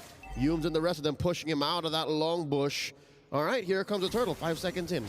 I mean, and I like the way the SRG, they're really kind of, you know, we're seeing mid, we're seeing the roam, we're seeing everyone kind of stick together, getting ready for this Turtle. I got a feeling we might see a big 4v4 as this Turtle comes up. Set guys, keeping vision. And when you have this assassin on the jungle, you don't have to try to force the Turtle, right? You can dive in any moment you want. Yep, and it's Kenji who's incentivized to go a little harder on it. There's the Unite. All right, Ding trying to make his way around the back. Set guy's able to take the Turtle, though. Yums not forcing anything, able to step back. A lot of damage on a Ding, though, but Owen's Fury misses everyone. And members of Team Falcon going down. Stunning light, just for good measure, why not? And the Mystic Field, oh wow. Impressive how the top teams in MLBB Esports now are able to make the Savior feel like an early game hero. Now the Purple in jeopardy. Kenji can't even contest, man. Early on, Grand Theft Purple, look at this, Goodnight, can try to keep it. Ooh, Goodnight. Not able to save it. Set guys does take it, and not only the Purple was in jeopardy, but Kenji as well. He had to leave. He had to just go over to the orange weapon. Now a little bit of damage on to Super. Forced to flicker back, and SRG bringing some aggression to the mid side. Team Falcons, despite being the hometown heroes, are put on the back foot. Very difficult going up against Selangor Red Giants. Again, 4 months and counting, undefeated. Cram jumping in the Ding. Ooh! Snipe from long range, again, just for good measure. Sekai's probably would have been able to do it himself, but SRG are wasting no time to kick things off. Humes here, one-man enforcer, keeping in check not just the roamer, not just the gold laner, but even the jungler. Again, Kenji has been having a hard time ever since minute 1. He's been behind EXP as soon as the Turtle started. And now looking at the gold lead, we're approaching 2K. Man, Super and Goodnight are just having trouble even stepping out to that river right now. There is fear in the air. They smell it. They know it's there. Humes just always waiting. Great positioning. They want Super to come out. They want Goodnight to come out. Luckily, they're not taking the bait right now, but what does that mean for their rotations? I mean, it means Team Falcons can only really do so much that Selangor Giants allow for it. And you mentioned now, it's the fear of crossing over too much. Kenji forced to use the Ignite. See, usually when you play a Baksha in this current metagame, you want to use it aggressively, the way Carl Teasy uses it, right? Getting in your face, forcing fights when the enemy's not ready. But now SRG, they're the ones who are saying, hey, you dare cross the line, you get punished. Yeah, look at Ding, though. Getting some nice locks on to Set Guys. Might be able to get the kill here. Can he find him? Flickers in. One more hit, but Set Guys gets away. Turtle does go over to Team Falcons. Well played by Ding, zoning them away. They lose Super for it. What do we think about the trade? That's good. I'd like to think that the way that fight went, it's Team Falcons showing, hey, Trex, it's not the fear. It's just the timing. We're waiting for a good engage. And now Lark in the back line. Oh, just can't fully follow up. Stormy showing up now. Lark comfortable in the Zmon's force, but we're seeing the pressure be returned. We're seeing some shots coming back from Team Falcons. All right, took a while until some backup came in to help Innocent. But again, that's what SRG is made of. They're so good at synchronizing across the map, of making these plays count, not just 1-for-1, but add up into an eventual conversion. And I think that's one thing that Selangor Giants are lacking just yet. Since a lot of the early game was 50-50, like man-to-man defense and lane-for-lane advantage, they really didn't get to bear down on one, meaning no real hard pushes yet. If anything, it's Falcon who made up for that. Look at Lark. He put the turret down bottom almost at half health. So that means if the same turret, if the same turtle engagement happens again in the upper corner now for the third turtle, I think Team Falcons might be onto something. We'll see what happens here. Falcons want to try to get in position for this turtle. You're talking about Xavier being a late game hero and showing some good strength this early on. I would say the same for Lark here. I mean, Harith does well against the Roger early on, but still, he's already chunking. We're only 6 minutes in, and we're seeing those 900 damage marks come up on the minions. We're seeing him just start to, he brought that tower already down a bit. He could be a threat very soon if he's able to get in the midst of things here. Kenji gonna take a little bit of damage. Sekai's able to get involved as well. Cram might be able to get away from this, should be okay. Cram is forcing things from Team Falcons. Again, I think it's clear now that SRG, they can't let the fear ruin Team Falcons, because Team Falcons, they are champions of MPL MENA. They are champions of the golden season. And I guess that makes sense why Lark is now putting the team on his back. They're trying to fight back. Yums here, get knocked up, dashing away. Turtle still standing. Both teams now taking this one slow. I think SRG are now showing some respect because Ding keeps coming from the back, but this time he's found out. All right, Ding's been trying that for the better part of the past 2 minutes. And again, it worked out. That's how Kenji was able to steal away that second turtle. And now Selangor Red Giants, although more smarter, Turtle still up, just barely. He's getting the knock up. Sekai's able to take it. Dawning Light does come down. Kenji goes down. It's looking rough for Team Falcons. SRG 5-0. The Giants are forcing Team Falcons to pull out another trick.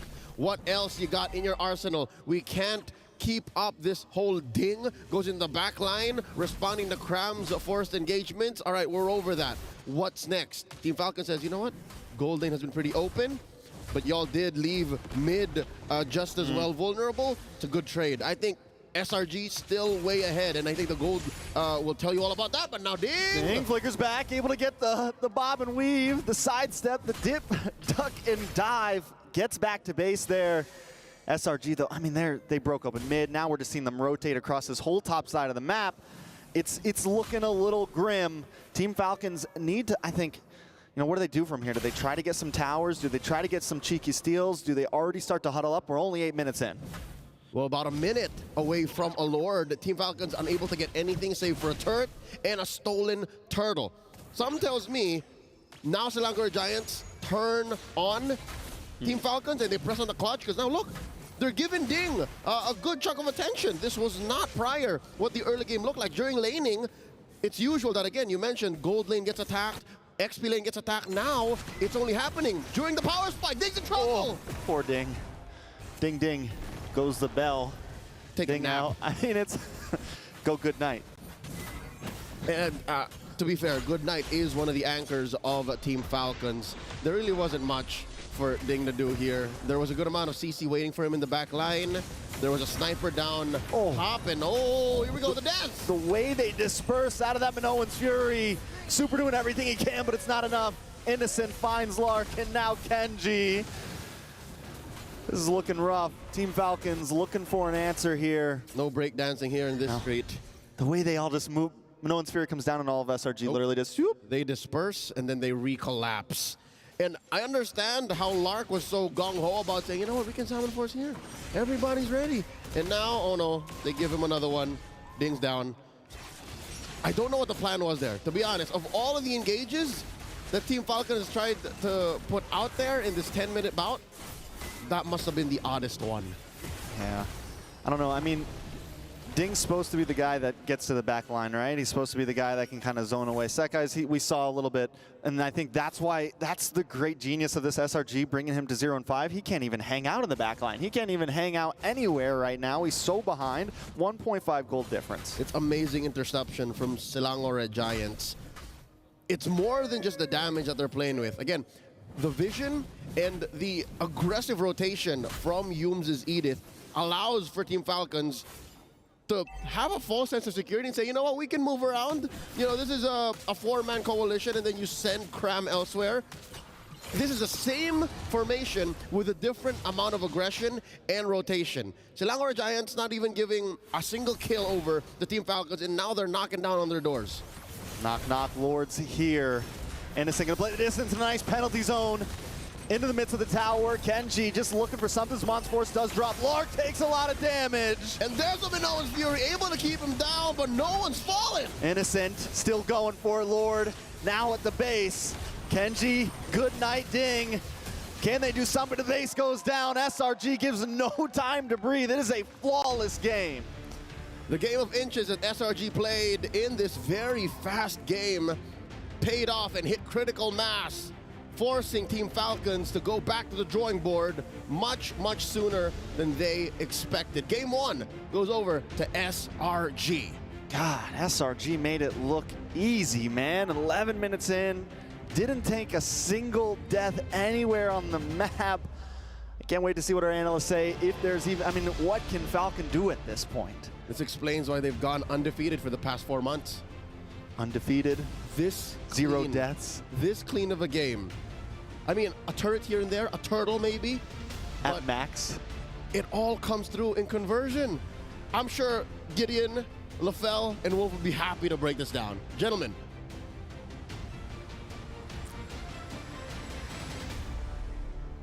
Thank you very much to both our casters. And yeah, that was an 11-0 game. Like, it's about how you start the day, and it's about giving a statement. Yep. And Slangoray Giants just did both.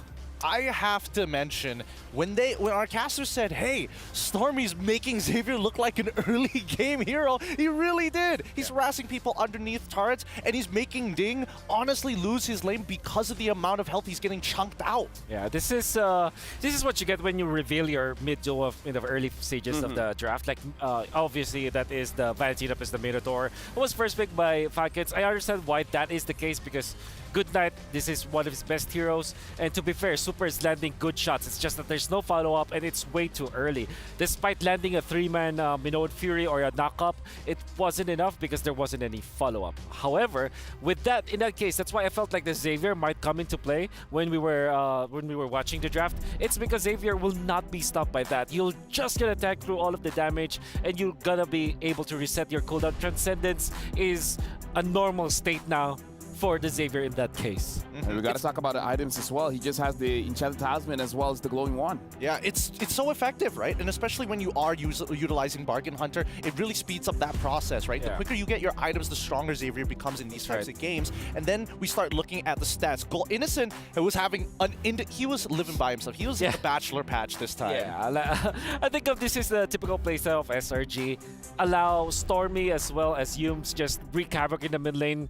Sakai's, of course, with the typical jungle assassin choices. Yeah. That he's always, the problem is always like the hero that you have to look out for, that you have to manage. That means that when you're looking at the gold lane now, Innocent is he's just having a field day because there's nobody paying attention to him. And in this case, that Roger was unleashed. Can we talk about the EXP lane as well, where we saw the Terzla going up against the Paquito, and you guys were talking about, before we even jump into the game, about how damage dealer EXP laners, they want to be the employee of the month. And then the Terzla player is just like, I'm just here to do my job. Yeah. And Cram did an amazing job. He did. And I think, a lot of it just came down to, it's not even just Cram, it's the fact that he held out and then started calling the reinforcements at the correct time. Yeah. Because we saw that Ding, before even he walking over to the very first turtle, didn't hit level 4, was in a position when he was already below 50% of his HP, and that was basically first blood guaranteed by SRG on first interaction. And that's the thing with the mid duo, right? It's the Edip that can easily get into the EXP lane. Yeah. In the middle, if you're the mid, you're just gonna be walking very, very slowly, right? And because of the first game of this match, right now, Slangoray Giants, they are at match point where they need one more point to qualify to the knockout stage. And Team Falcons, after the game finished, we saw the reactions of the players. They understand the predicament they are in now. Now it's all about life and death. Like, they have to win this one, because the moment they lose, then by the end of today, they will have to give their key to get crushed. Yeah, and unfortunately, even if they do win the next match, it's going to be 1-1. They have to wish for the other teams to kind of mess up across the... Yeah, exactly. So that is definitely a difficult spot to be in. It's a reality check, honestly. It's a reality check when you come to these international tournaments and you haven't been here before. It's a game of inches, as Leo like to mention, right? Every small mistake you make, honestly, in a local region, that's totally fine. Small mistakes, you can bounce back from it. But here, every mistake is being exploited. Yeah. I mean, looking at them, because, again, it was 11-0. What do you think is going to be the discussion? Because if we're talking about the draft, like, who do you pinpoint to ban out? I don't think that there's ever a world where you have to target Ben. I think you really have to just adjust it. I mean, Zico is part of this team that has to find it out. I think what you need to do is to not reveal so much of your hand and maybe just settle on the meta picks. For example, the Vanity is the Minotaur, although that works a lot. That's a very strong mid duo. It's a very strong mid duo, yeah. But you reveal it, and now you expose its weaknesses, that it's not that aggressive. You think about it. A Valentina can be aggressive, but a Minotaur has to wait for the second item. That's the thing with the Minotaur actually after the Flask updates. Yeah. Before, you're very tanky, you're just going to pick up dominant size, you're good. But in this meta game that we have right now, where you have to prioritize the Flask, it means that in the first, 8 minutes of the game, that Minotaur is actually very squishy if you think about it. It is. You don't have a tanky item. No, I can't confirm, yeah. He is equivalent to your mage, essentially, right? Yeah. And that's the biggest problem. I think even when we're not talking about just the draft and revealing that mid-duo, obviously, I think even on a micro level, Falcons need to be more decisive on these calls. That first interaction already costed them so much and ended up bleeding into the jungle way too early in that game. I think Ding should have said, hey, I'm not level 4. There's no point for us to actually go into these types of fights unless we guarantee a positional advantage. And continuing that conversation, we got to see how this became an 11-0 match. Let's check out the Sony MVP of the game, and it's going to be Yumes as the roamer for Selangor Red Giants. We're going to look at the highlights here to see he's everywhere around the map. He doesn't make too many mistakes here, and I think that Yumes being this aggressive is always great, right? Because as we heard from the roundtable, their chemistry is really good. I can almost imagine what Yumes is communicating to the rest of the team. And sometimes it's not even him talking. It could just be Cram saying, hey, I got an angle here. Anybody can follow up, and Yumes just goes. Yeah. Good first turtle take coming out from the entirety of Falcons. But then again, second turtle, that really went badly in their favor. Look at Cram. He's facing up against 2 of the members of Falcons. Really not going to have any problem. But what really happens here is that your mid duo is kind of locked into the center, literally the center of the map, where everybody else is making the play. Yumes going for the flicker play out there with the suplex. Honestly, looking at Yumes, he reminds me of how Sanford was using Edith yesterday, where he basically just chain CCs a bunch of opponents, making them not be able to move. And let's talk about how beautiful this is. This is a team that compromises of Malaysian players and Filipino players, and they're talking about their synergy. The thing that I love, they don't talk about their synergy in game. They're talking about their synergy out of game, and that's lovely. Yumes now are a Sony game MVP, 7 KDA, 64% kill participation. You know what, you asked me who teams should target when they're facing up against SRG, and I said Yumes, like limit him to heroes that kind of, they're not active, and I thought that Edith is actually gonna fall into that spot. Well, Yumes just proved to me today that that's not the case. He's Edith, the way that he plays it, he can play it as well as his Cho can be. So in a way, you've already suggested what should be done. They did it. Yeah. It still didn't work. Still didn't work. Yeah, I really think that it's tough to really target them in the draft, and it's really just a skill check at this point for Falcons. I think that, man, I don't want to say that like maybe they'll have a better advantage going on to the red side, because the red side is already so difficult to deal with. I'm guessing that Falcons is going to stay on blue side, but as you mentioned, don't reveal that mid duel first. But somebody has to be the sacrificial lamb. And I'm thinking that it just might be the gold lane.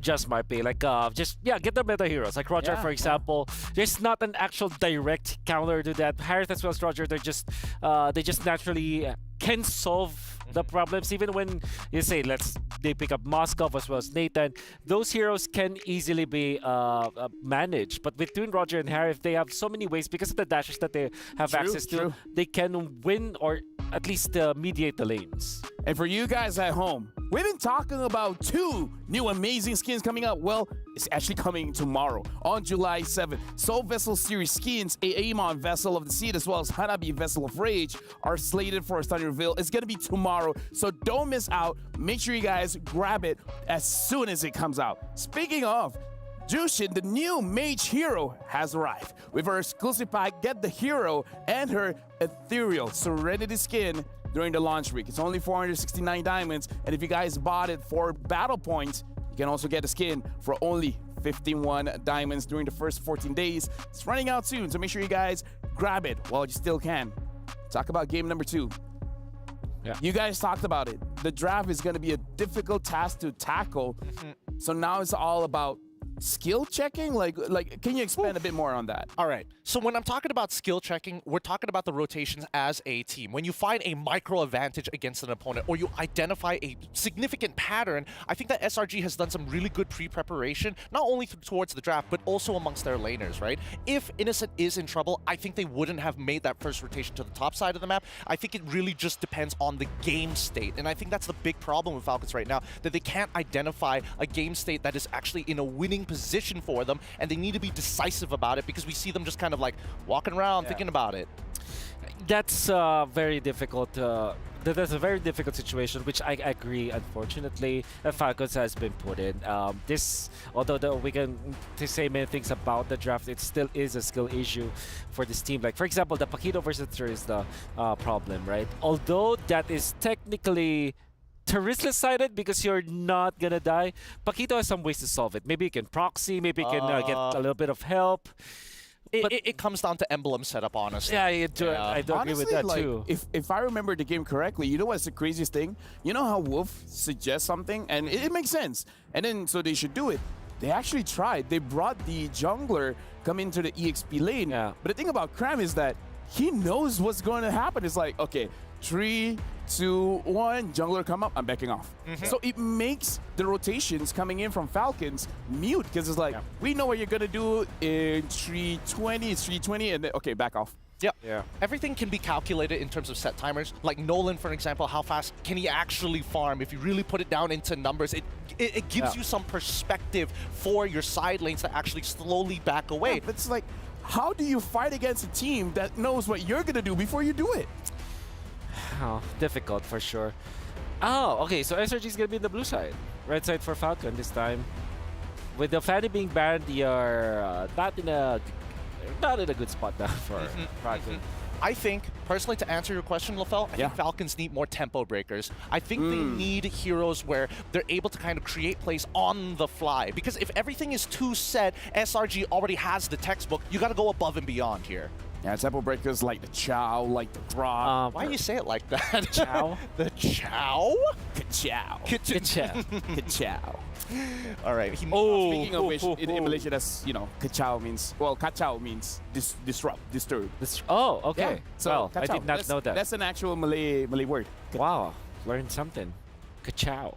What were you pointing out? You had a bit of an exclamation. Yeah, so this is Fanny and Ling already banned. That means that Chip and Louis are open. Oh, yeah. But what I'm scared of is that SRG already banned the Faramis. Faramis and Ardent, two of the heroes that I always will pick up when going up against both of those teleporters. Oh, Arcadia's having a good draft. Yeah.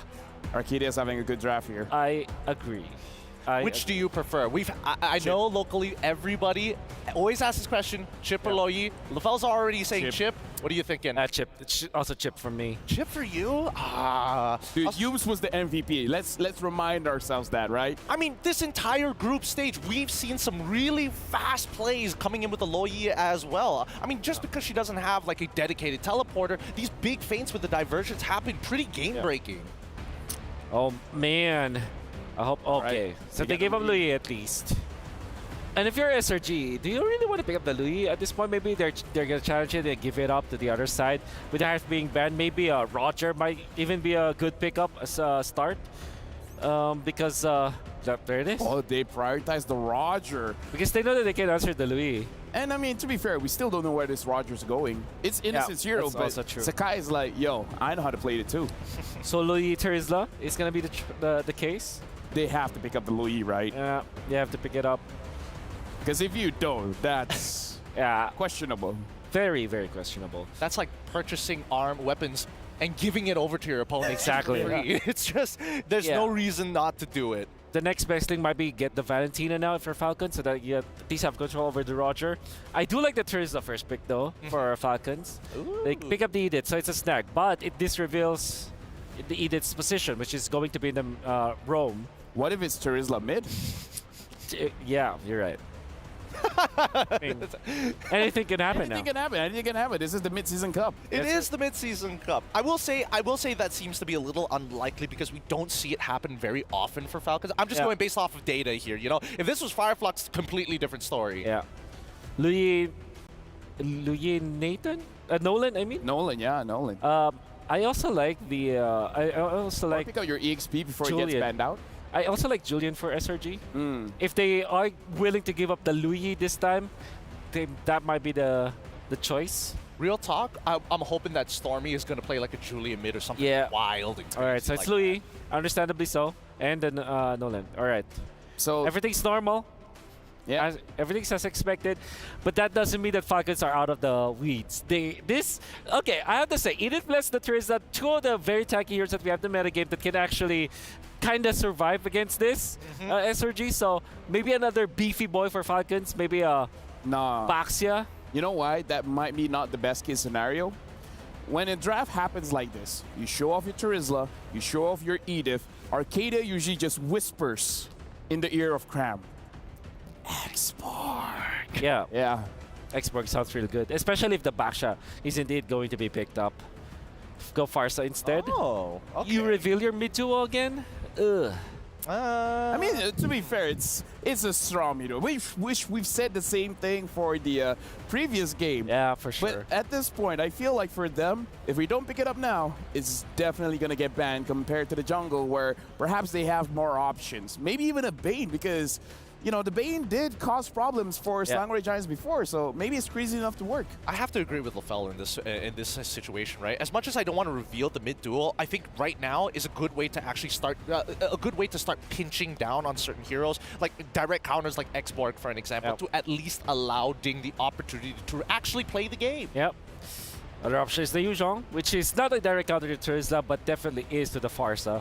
And you don't want Dragon just flying around with the Luyi ultimate because that's indeed a combo. You teleport, you know that trick where you teleport your teammates outside of the map, outside of the minimap, and then out comes the Dragon, and then you cannot defend anymore? Yeah, you don't want to face that again.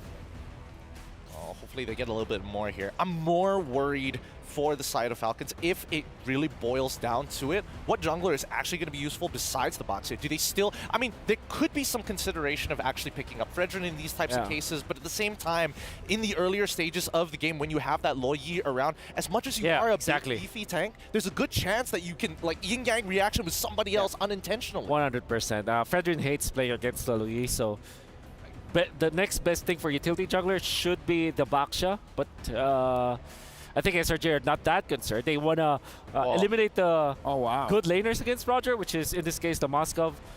Moskov doesn't technically win against Roger, but I would say Moskov has a better time than most gold laners. I feel like they just want to win the tempo, right? Like eliminate marksmen that have a cheap item builds, maybe even a Claude, so forcing out something like a Beatrix. Yeah. Someone is a bit more expensive. Okay, so with that, perhaps a Beatrix as the ban for SRG. With the just gonna limit the options.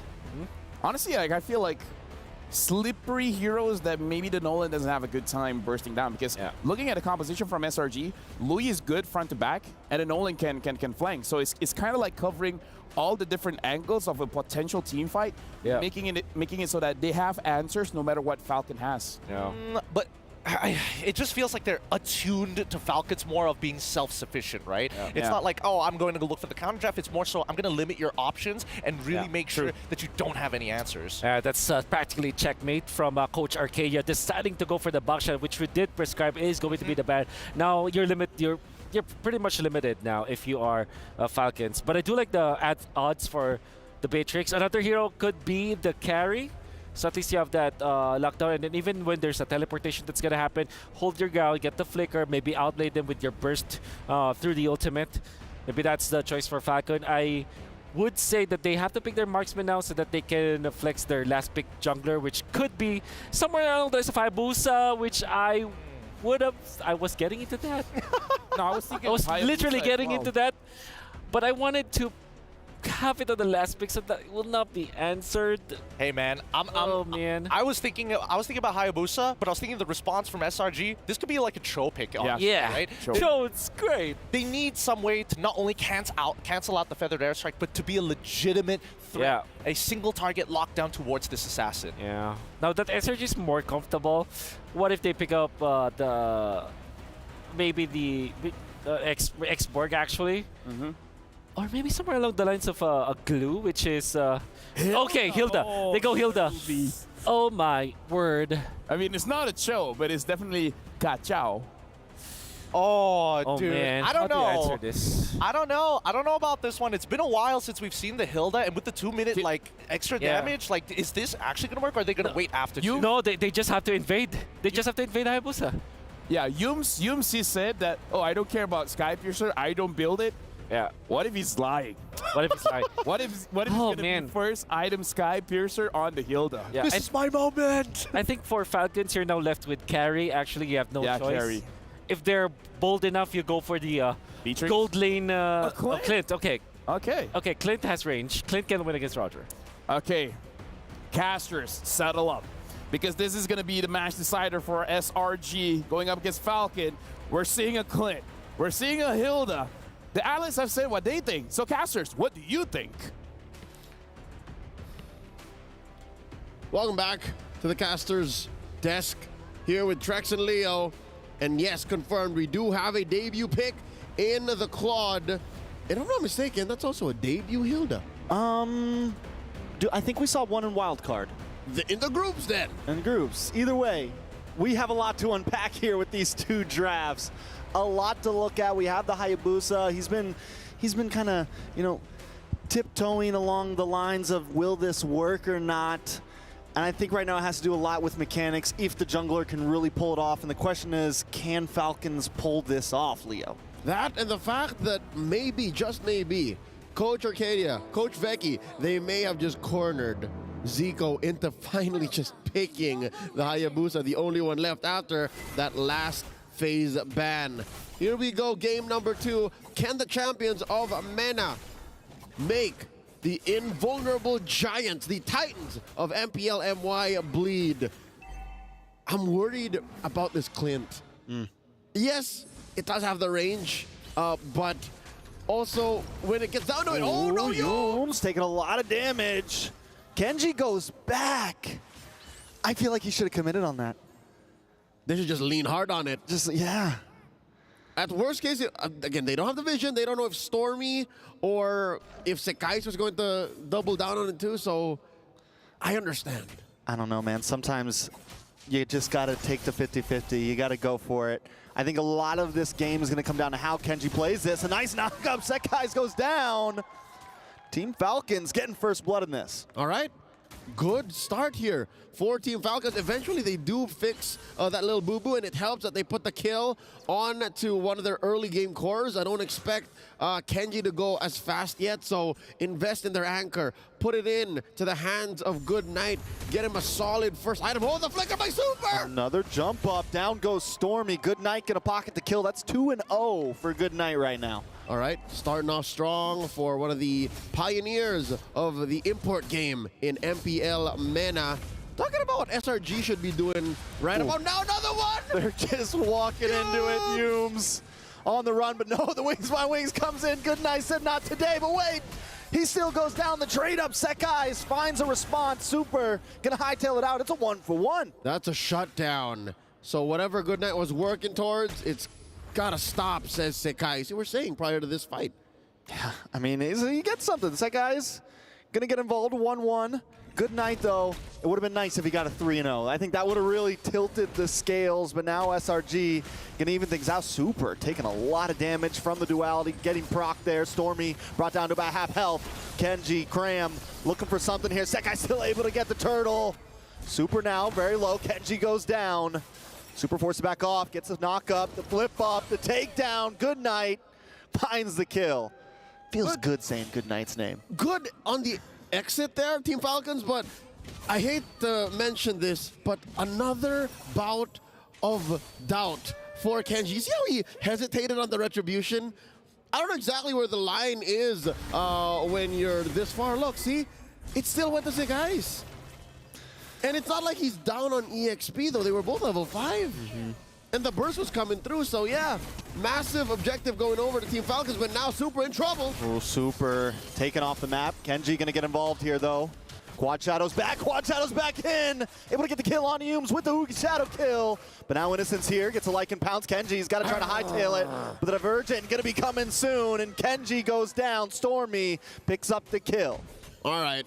So now, for once, Kenji's the one putting his foot forward. Even used that final quad shadow to get in, get a kill, shadow kill through, but did not have an exit plan. Okay, Team Falcons showing us that, hey, we do not have what Mr. Fear looks like. It's not that. It's just that maybe Selangor Giants are playing a little bit off kilter and are changing the way the game is. What? Ooh.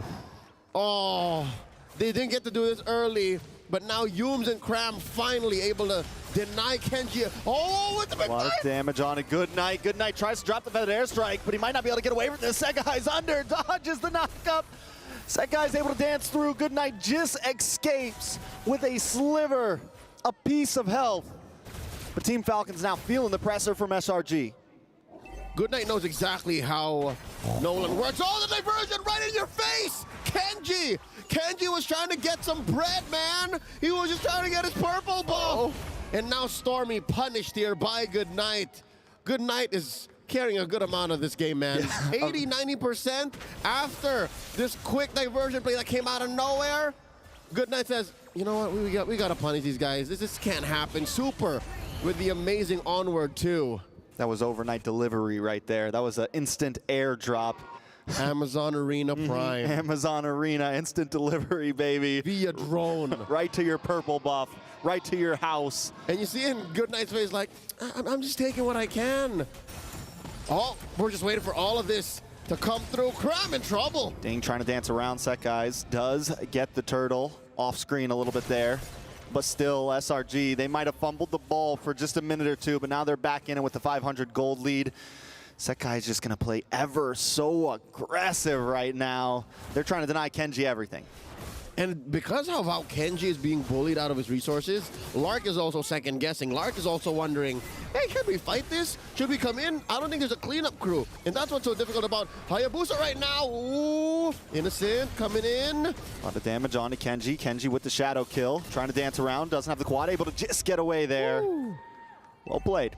Because of all this pressure Selangor Giants putting up top, there was a push down bottom by Cram and Stormy. You know, they didn't leave here. They didn't leave this this quarter of the map for the past minute. And because they can just leave just as quickly. You see that? Diversion. Team Falcons don't know that Cram and Stormy are on their way up. And Yums is still cutting the way from the back. Yeah, the diversion just turns Mobile Legends into a very disgusting game. It is tough to deal with. Super. Gonna get a little bit of damage on a Cram there. Nice, I'm offended. Cram dancing around, finally does go down. Super able to pick up the kill. Innocent, dancing around, Yums gets punished. That's tough. That's tough. I think Selangor Giants has a solid plan. It's just they didn't expect him to answer back as quickly. Ooh. Another one. The back and forth right now. SRG takes a loss, though. 3 members down. Team Falcons not giving up at all. I think they got to try to translate this into some towers, though. Yep, this has got to be it. I don't know if Innocent can defend this. The Earth Shatter up. Team Falcons scoring their first major objective. Top lane tier 1 goes. A quarter of a minute before the third turtle of the game spawns. And I don't know if Kenji is where he needs to be right now. He needs some backup. And Team Falcons, they can't fold the map the way Selangor Giants can. All right, so divergent. Oh no, there it is, see? Here comes the movement. Genji can't even hang out in the bush, man. He can't even just camp somewhere. Nothing comes Yums, though, taking a bit of damage. SRG left him, and now he's alone, goes down. Super able to get the kill. And now the turtle getting worked on here. 3 members of SRG. Super gets the conceal. Can they do it? Oh, they don't get there in time. Penalty zone does land on top of Sek, guys. He's able to back up. Duality procs, Ding, Super, both taking a lot of damage. Can they do something, Kenji? Cram bursted down by Kenji. All right, he walks in. Oh, G-Shadow kill. A lot of damage on the Sekai's. Gonna try to pop back. Team Falcons, they lose the turtle, but they get another kill on the board. Respect for Ding. Again, it's been a tough 8 minutes for the jungler of Team Falcons, yet still, he keeps up. He keeps up the work, you know. He shows face. He tries to check in bushes, even though he knows that there can always be a couple of members of SRG there. And looking at his item game, he is down by about 2,000. All right, you know what? My optimism might be misplaced, but I like how Team Falcons is making it work. Yeah, I'm taking a look at Goodnight. At least we're making it up somewhere. 1,000 gold lead over Stormy right now, which that Fars is just going to hit harder and harder and harder. The problem has been, though, is the positioning. And every time Goodnight drops down the feathered airstrike, here comes Stormy, here comes Cram, here comes Yums or Sekai's. Everybody's on Goodnight right now. It's very clear when it's a go for SRG. As soon as the Goodnight feathered airstrike is done, then they can go for the re-engage. And again, let's not even consider the repositioning potential. Right? Oh my God, this is 5 members of SRG. What are they waiting to do here? They're waiting for Kenji, but Kenji knows they're there right they now. They know Kenji's there too. Kenji with the quad. Able to get the shadow kill on the Sekai's, but now he's between 5 members and instantly annihilated off the map. Gone, and here comes the diversion right back to mid. Now, let's push somewhere else. And that cost them very little on the map. Usually when you try and camp up, they spot Ding. Ding, ding. Gonna get pulled back. I'm offended. Not gonna be able to oh, wait a second. Penalty zone, still unable to walk away. And all too super. Maybe next on the block. The Primal Wrath trying to get some nice damage on the Sekai's. The 1v1 comes out on top with a shutdown too. Big trade for Sekai's. He was sitting on a kill streak, but just the same, Team Falcons are on the back foot. It took, again, very little, a split second for them to have gone from top lane, smothered Kenji, down bottom, taking down Goodnight, taking down Ding, and Super didn't see that coming. Yeah, it's at a point now where Team Falcons playing this very split up comp, and SRG is taking advantage of it. They're finding a member here, they're finding a member there. I think it's time for Team Falcons to, 4-1. Let Kenji maybe do his thing, but the rest of the team needs to stay together. Yums taking a bit of damage. Lord does go to the side of SRG. Ding knows it's gone. They know there's no chance. They got to back off. Quick diversion out of there. Take care of business, clean up house in the jungle, and wait until Lord spawns in about 5 seconds.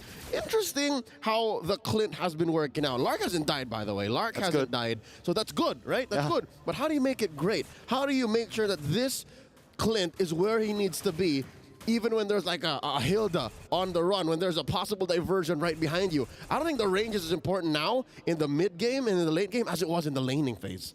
Very fair. I think Team Falcons, where they could really shine here, is actually when SRG is pushing to them with this Lord. When they try to come into that bottleneck, because you got the Feathered Airstrike, you got the Clint who wants to just kind of sit back, fire shots, get some free damage off.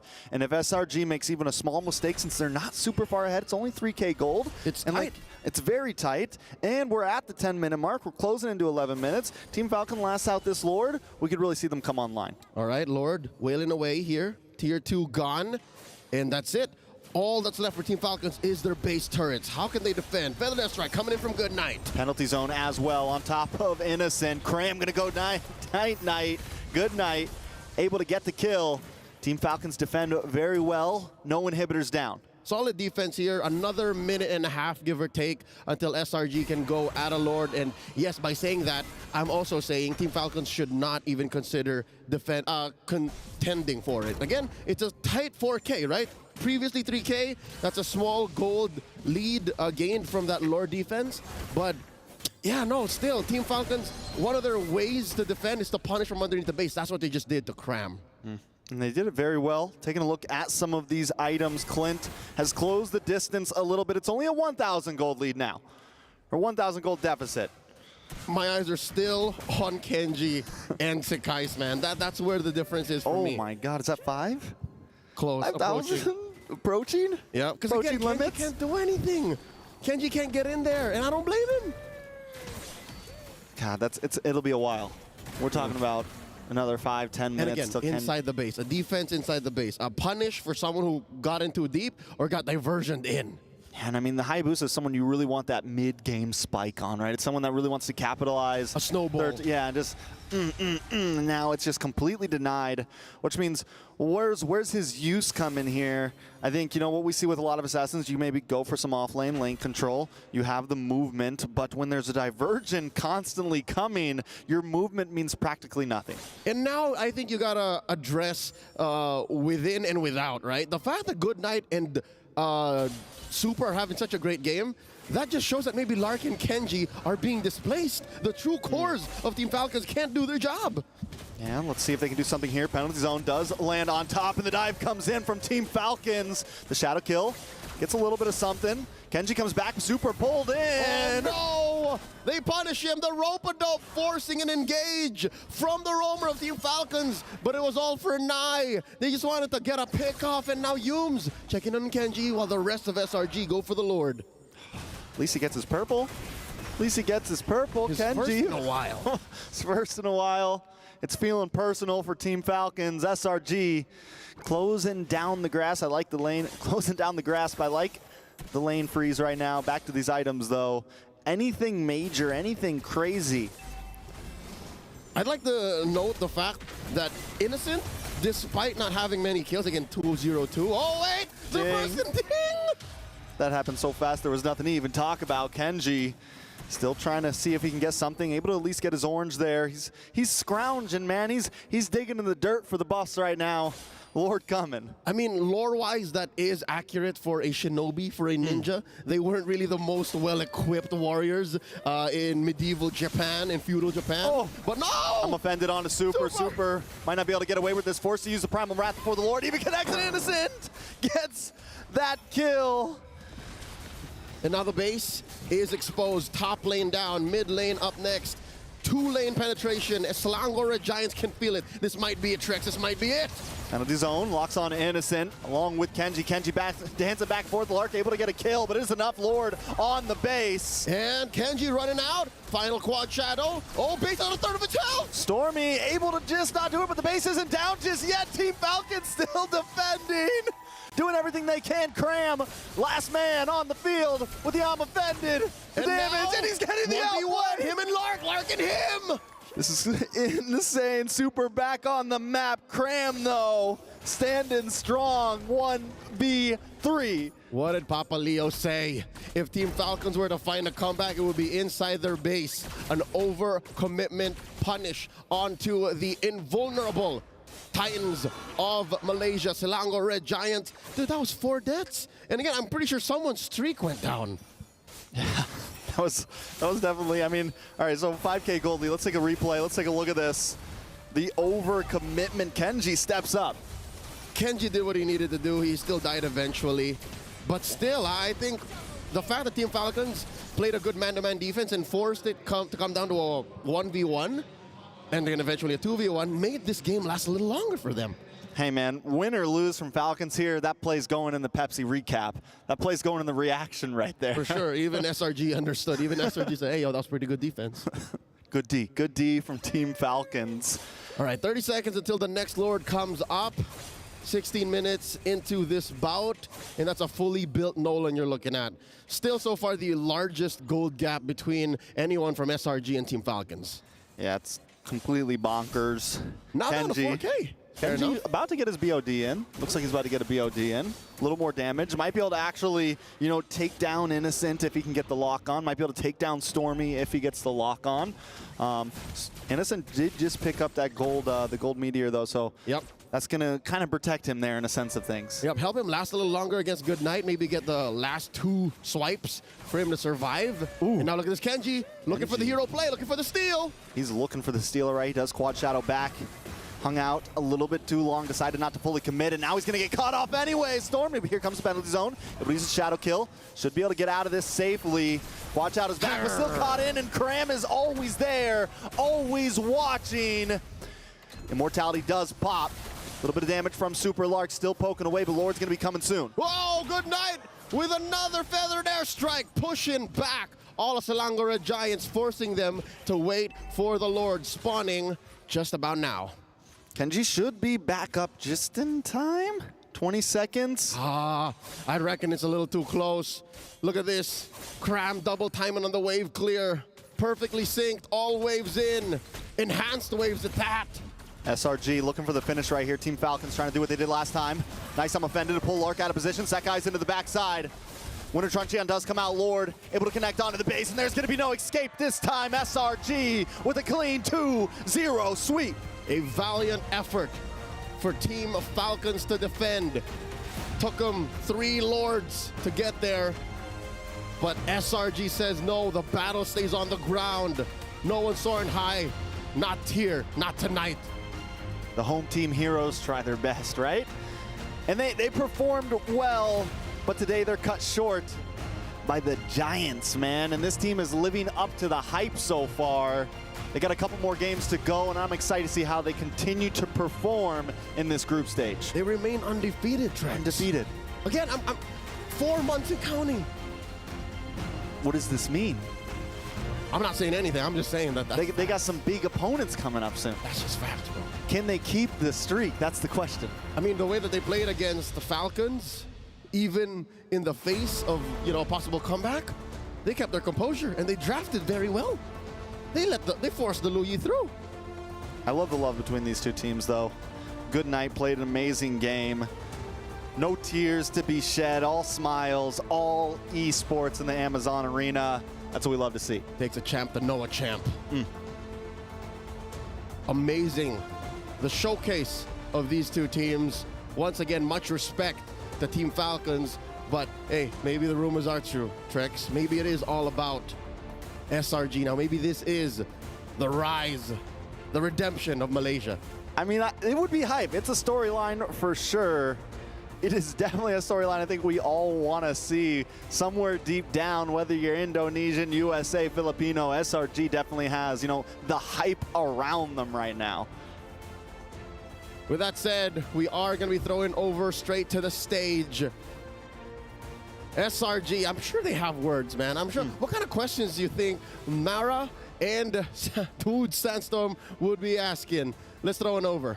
Here on stage, we're here with the mid laner prodigy from Malaysia. Stormy, congratulations. Thank you. Selangor Red Giants managed to advance to a knockout stage, and you kept your win streak. It's been 4 months. How easy was it for your team to keep that all throughout here at MSC?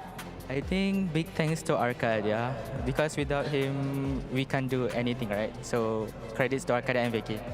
So with the coach, they're crediting their success to their coach. They're very smart. Yeah, true.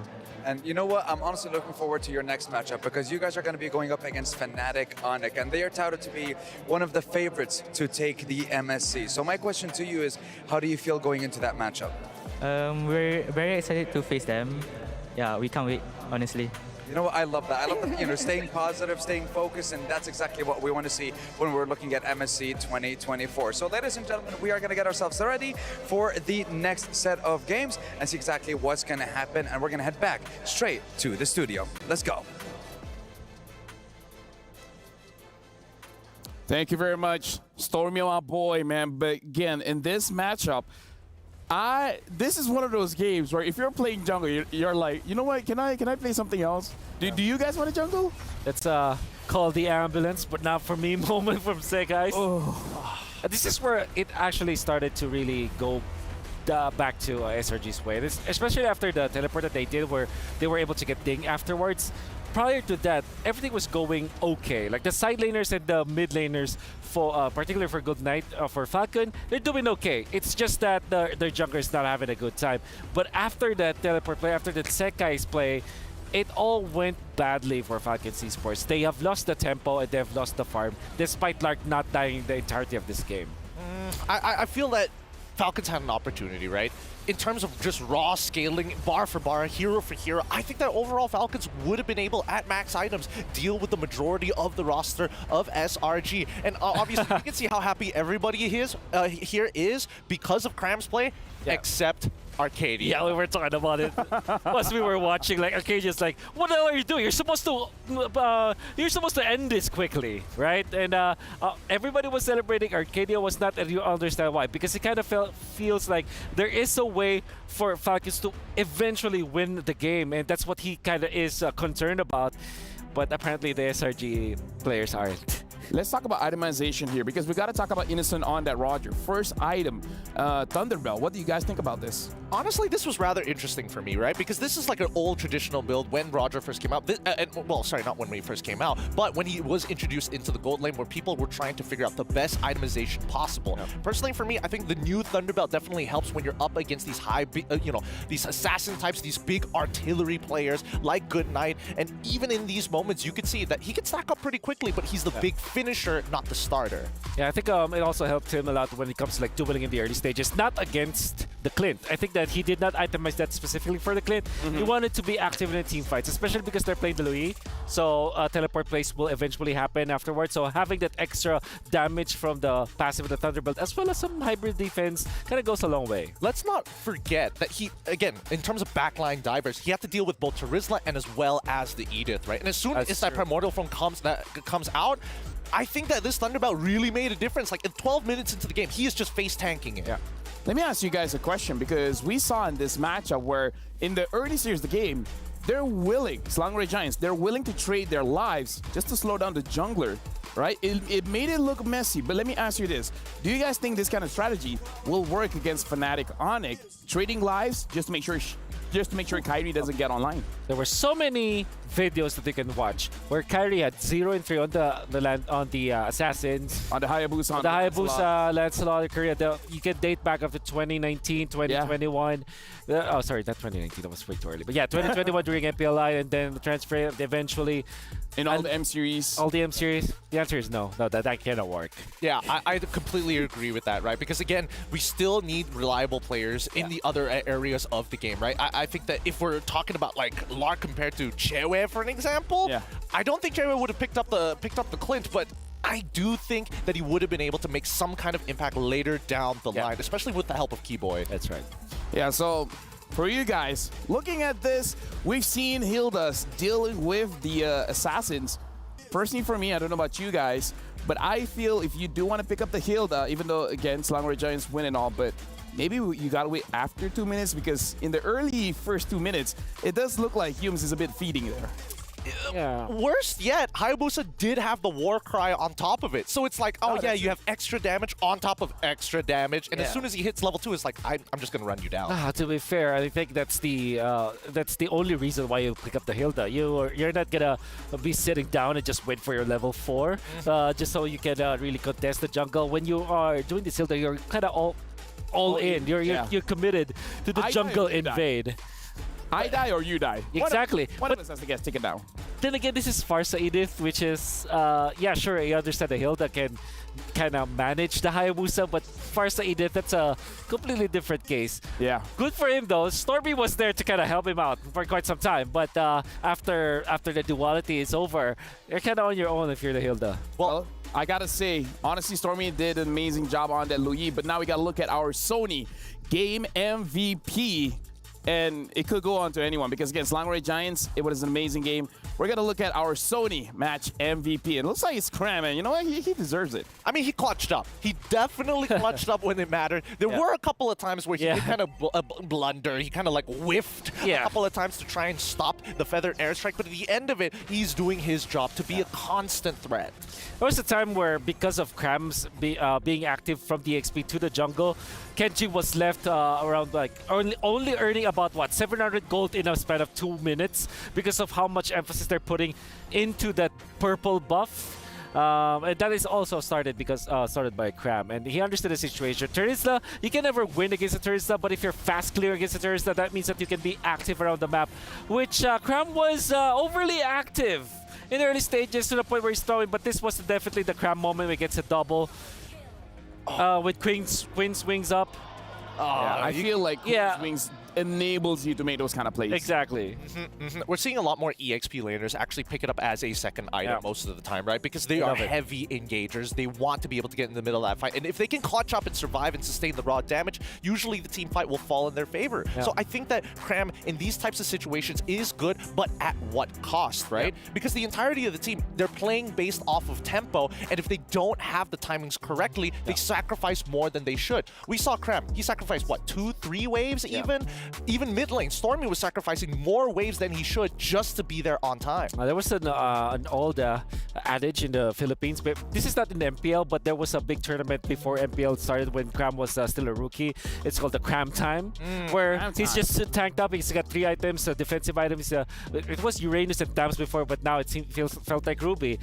You did say that he needed to be on time, and we waited for that critical mass, and when it's Cram Time, it's go time for SRG. Cram time, it's go time. Our analyst did say the favorite coming up into this match is going to be Slangoray Giants. Now we got to check whether you guys were correct or not on your STC predictions, because we're about to see. It looks like a 58% went for Slangoray Giants. It's pretty close. It's pretty close. So for you guys at home, thank you again for predicting. And it looks like 58% of you guys are correct. And make sure you guys keep on voting who you guys think is going to win for the upcoming matches.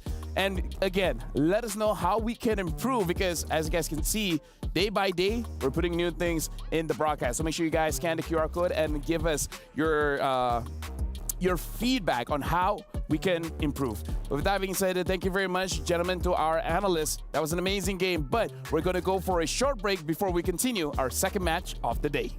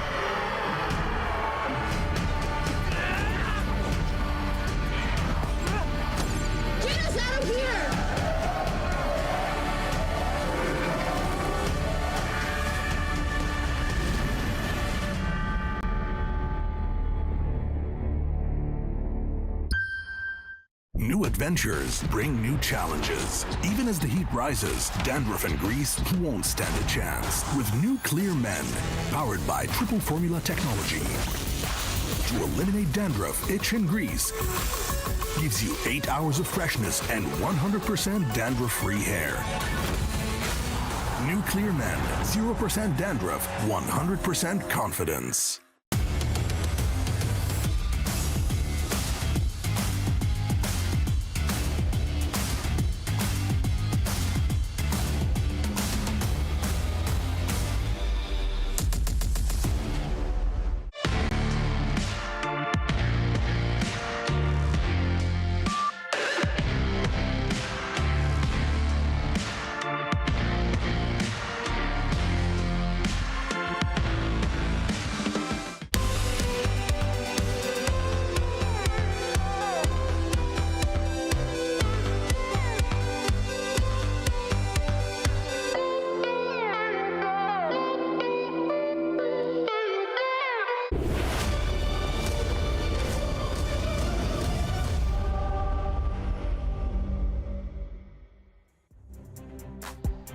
Welcome back. You guys are just on time to catch Fnatic on it going up against See You Soon. Welcome back to the Mid-Season Cup 2024. My name is Ophel. Alongside with me is Gideon as well as Wolf.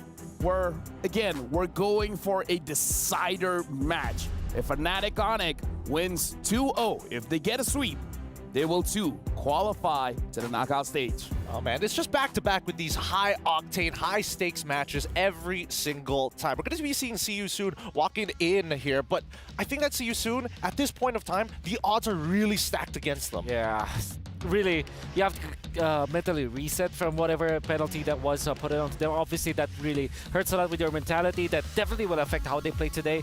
But unfortunately, they have to move on real quick. They have to act quickly, otherwise Fnatic Onyx will just destroy them in this match. Well, honestly, in this matchup, we have to remind ourselves what people say about Fnatic Onyx.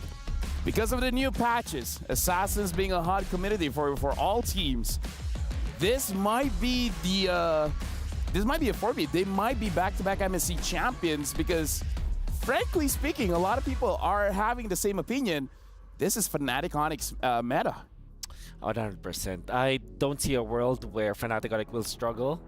Eventually, some team will figure them out, but I think that this is just their playground. This draft, meta game is their playground, especially because Coach Shep is a type of coach, a drafter that likes to play it in a flexible manner, like picking up the Arlo, picking up the Edith, picking up Roger even. There's so many good flexes now. Even Ruby comes into place. There are so many heroes that can be played in multiple roles that it kind of feels like when you're drafted against Fnatic, you're always on a guessing game. I think for a lot of teams, especially when we are at that top 1%, the real questions start to come down to, really start boiling down to where can we find these exploits, right? And usually, so far, we've basically been only seeing them on that blue side unless some teams get creative, but they also get punished heavily on red. Yeah. We got to talk about this as a faded rematch here because Fnatic Onyx as well, see you soon. They met in M5. Fnatic Onyx Denver was just Onyx. They beat See You Soon 2-0. So See You Soon, this is their revenge match. But again, going up against Fnatic Onyx, it's one of those teams that, you know, you want to defeat them, but it's easier said than done. Wouldn't it be the ultimate story here without any support, no background support? It's just See You Soon raw, and they take this game 2-0 against Fnatic Onyx. How much of a statement would that be? That's a massive statement. I think it could happen. It's very difficult. I'm not saying that it will happen. It could happen. Especially because if you're just drafting as players, you're not really overthinking things. Yeah, you're just going to be playing like whatever it is that works for you. In a best-of-2 setting, in a match where you're almost guaranteed that, well, you're not almost, you're actually guaranteed to not get into the knockout stages if you don't win. Maybe you're just going to rely on your comfort picks, right? And maybe that is where more freedom comes in. Because sometimes, you know, coaches, they overthink stuff, especially when you're facing up against drafter like Mr. Coach Yeb. Mr. Coach Yeb, yeah. Raja Yeba. Maybe that is a little bit of advantage. I wouldn't say that it is an advantage though. I still would prefer them for them to have their coaching staff. But at the same time, they can get something out of this. So let me just say, here, me and Wolf, we've had experiences drafting on stage, and trust me when I say you can definitely get inside your own head, and that can eat you. I was like, oh, this, and it's like, oh, it's the obvious answer, and then we just get caught in our own trap. I mean, the best answers are always the simplest of answers, right? There's no point going above and beyond unnecessarily, especially when you only have so many limited bans in the drafting phase anyways. I think for me, right now, I'm paying a close attention to whether or not See You Soon, their jungler, is going to be able to pop off this time around, right? Because usually when you get an assassin, you need a support system around it. Yeah. There is this argument that can be made that maybe you can counter the assassins, not by utility junglers, but actually fighters, which is kind of, it's like a trinity, right? It's like fighters, assassins, and the utility junglers, right? Honestly, I made that whole circle with tanks and marksmen as well. Yeah. Like, tanks, good against. He's not complicating things, right? We were just talking about how you should simplify things, and now you're overcomplicating it again. Yeah, but you know, like, you gotta always prepare, because in your mind, it's always like, what if it's a Yeast Chin? Yeah. What if it's a Granger? And trust me, it's happened to me before. Yeah, for sure. But nevertheless, I think you have to really just, you know, zoom out and just look at it in a perspective where it's just a utility jungler, quote unquote fighters, and then assassins. Maybe the fighters are the answers to the assassins. Like, but what actually falls into that fighter category, right? I'm thinking Argus. Okay. Never, but I'm thinking like Cho, jungle. Julian, I think, kind of falls into his assassins, right? Well, but it's more of a sustain, mage right? assassin. Mage assassin to agree. I think I'm going to agree with Will. I think he's closer to like a mage fighter more than anything else, right? Because a lot of it just comes down to like, hey, even if you don't one-shot the person, you're going to use your enhanced auto attacks to make something happen or make something of yourself at that point. And that's where a good chunk is going to help. Warcry especially. Yeah, that's right. And then you have Bane, which I would say will be put in that spot where no, I like Bane. Immediately shakes his head. Hold on, Bane, War Axe, and then Thunderbolt. I believe that was MP the King's first 2 items. Yeah, that's right. And then just with those 2 items, he could 1v4. There was one time where MP the King likes the Paquito jungle. Maybe that's No, that's exactly what I was about to bring up, right? Paquito has been the usual answer to be like, oh, you want to play a squishy assassin like Ling or Hayabusa, and you get hit by 2 knock-up strikes. You don't have the frames to get out of there with your quad shadow or even with the Blade of Tempest. You just die. You just explode. Oh. Is there a fighter with iframes? Benedetta. I think that's like the closest, but that's built into the kit more than anything else. Benedetta is, yeah. Oh wait, technically Julian. Now that we categorized him in hand, swords. If I believe they're in the category of assassins, Benedetta plays in the EXP, but isn't it a shit? Either ways, for you guys at home, who are you guys looking for this match? Is it gonna be Fnatic Onyx? Is it gonna be See You Soon? Head on to stcplay.gg right now and lock in your predictions. We saw before 58% went for Slangoray Giants, ended up being correct, and the 42% said it was going to Falcons. It's going to be very interesting to see how you guys are going to vote for this one, how much is going for Fnatic Onyx, and how much is going to be for See You Soon. With that, we got to ask, what is the favorites? Who is the favorites coming in? Oh, definitely Fnatic Onyx. I think it goes without question. They're the defending champions. They were the M5 finalists that went 7 games against the eventual champions. Yeah. They dominated again in the playoffs of MPL ID Season 12. And day 1, you saw how comfortable they are. So yeah, I think it goes without question. Fnatic Onyx are favorites. Personally, for me, I'm going to say Fnatic Onyx as well, right? Usually early in the year, especially with the current meta, the way that it is as of right now, really benefits them. I mean, last year they tried to go for the Golden Road. This time around, they might be able to complete it. By the way, fun fact. Sure. I'm sorry about this. This will be very quick. 2 days ago was the anniversary of when Kyrie and Coach were announced to be part of Onyx. Oh, really? 2 years ago. Okay, you know what? I actually legit didn't know that. But with that being said, the stakes are here. Fnatic Onyx, they win, sweep 2-0. They go on to the knockout stage. For See You Soon, it's going to be an uphill battle. But again, this is the team. If anyone could do it, it's definitely them. Before we start the matchup, we're actually going to have our stage host, Marquino, as well as Dude Sandstorm, to introduce the teams. Because again, if you don't know them, you can't love them. And with that being said, thank you very much, gentlemen, because you guys got to prepare. Once we see the draft, there is a lot of theory crafting that we have to see, especially for the side of See You Soon and for Fnatic Onyx. We got to see if there's any new interesting jungler picks coming in from Kyrie. We saw him debuting the Julian. Is there going to be another spicy pick that he's going to be picking up to go up against See You Soon, especially if See You Soon does end up picking up the bait? With that being said, we're throwing over to the stage. So you know what? The Wood Sandstorm, as well as Marquino, it's your time to shine.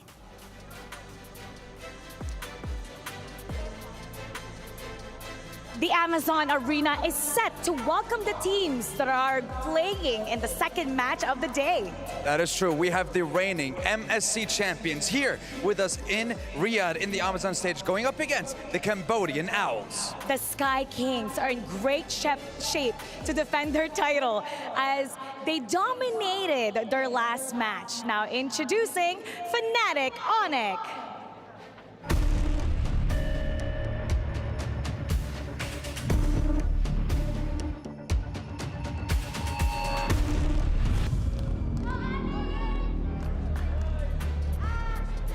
The 4-time consecutive back-to-back champions of MPL Indonesia are looking to punch their ticket to the knockout stage by sweeping their opponents in their next game.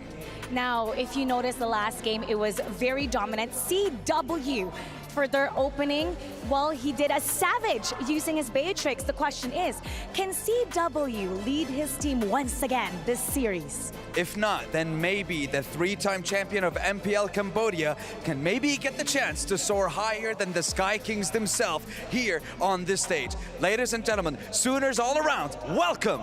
See you soon!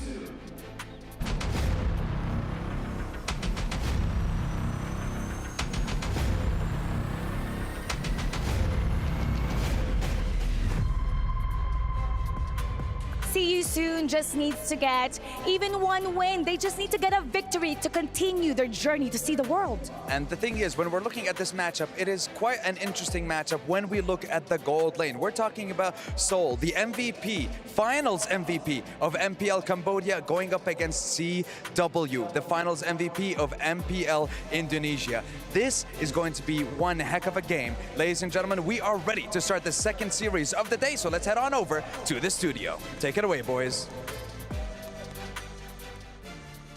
Thank you very much. And now, we heard the host talking about the goal lane matchup here. Seoul going up against CW. CW, it's unfortunate. He never makes the first team.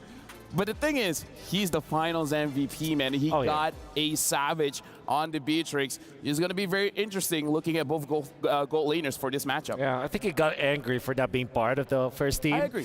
Because when he performed during the playoffs of during the finals, as well as the entirety playoffs of MPL ID, was spectacular. And I think he's going to pick up where he left off, going up against Seoul. And this time, I think you have to not play with pressure if you're Seoul going up against CW, because the CW and the entirety of Onyx, they can smell fear, you know?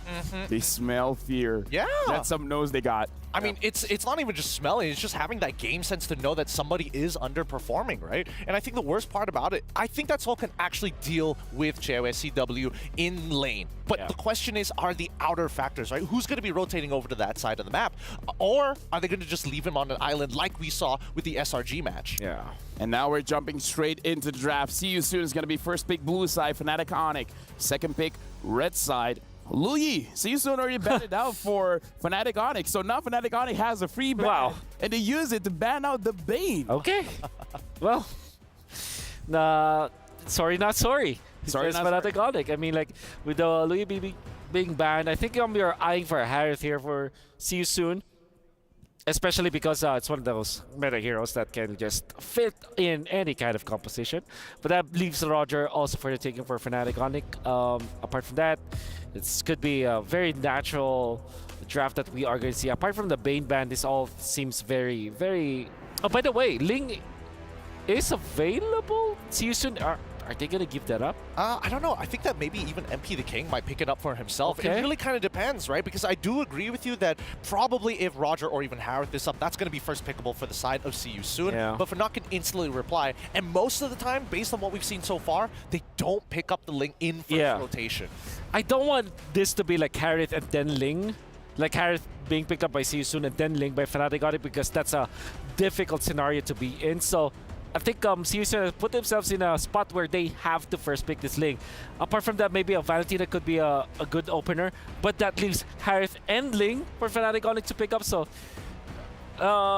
this looked to be really dicey. But then again, you don't have a choice if you're See You Soon, right? Well, I think that See You Soon, they have been known to play a couple of pick-off compositions before, right? So still, See You Soon, they're opting to go for the Ling, which passes the priority back over to Fnatic Onyx at this point of time. You think that this is going to be like early lockdown?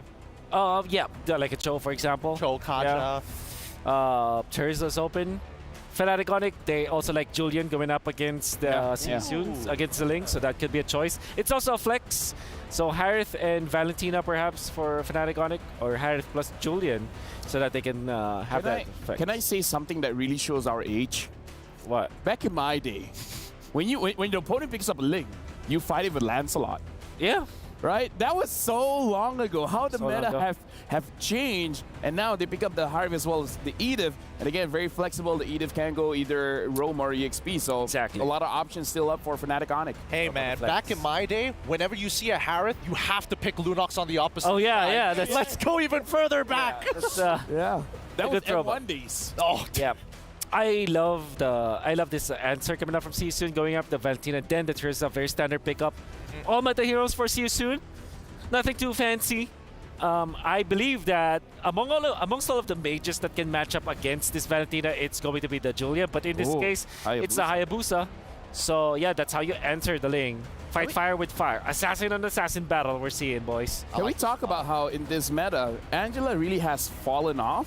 Where now in the fourth day, we're not seeing a lot of Angela bans, and even when it's up, no one's really picking it up. Well, I don't know about this one, right? Because again, there's again, very good enablers, right? Good targets for the Heart Guard, and might be a consideration for CU soon in particular. I don't know about Fnac though, because then if Sans ends up playing the Angela, it's one of those like, oh, you have this great playmaking mid laner, and then he's put on an Angela. Yeah. Similar to how Homeboys had to put Udil on the Angela.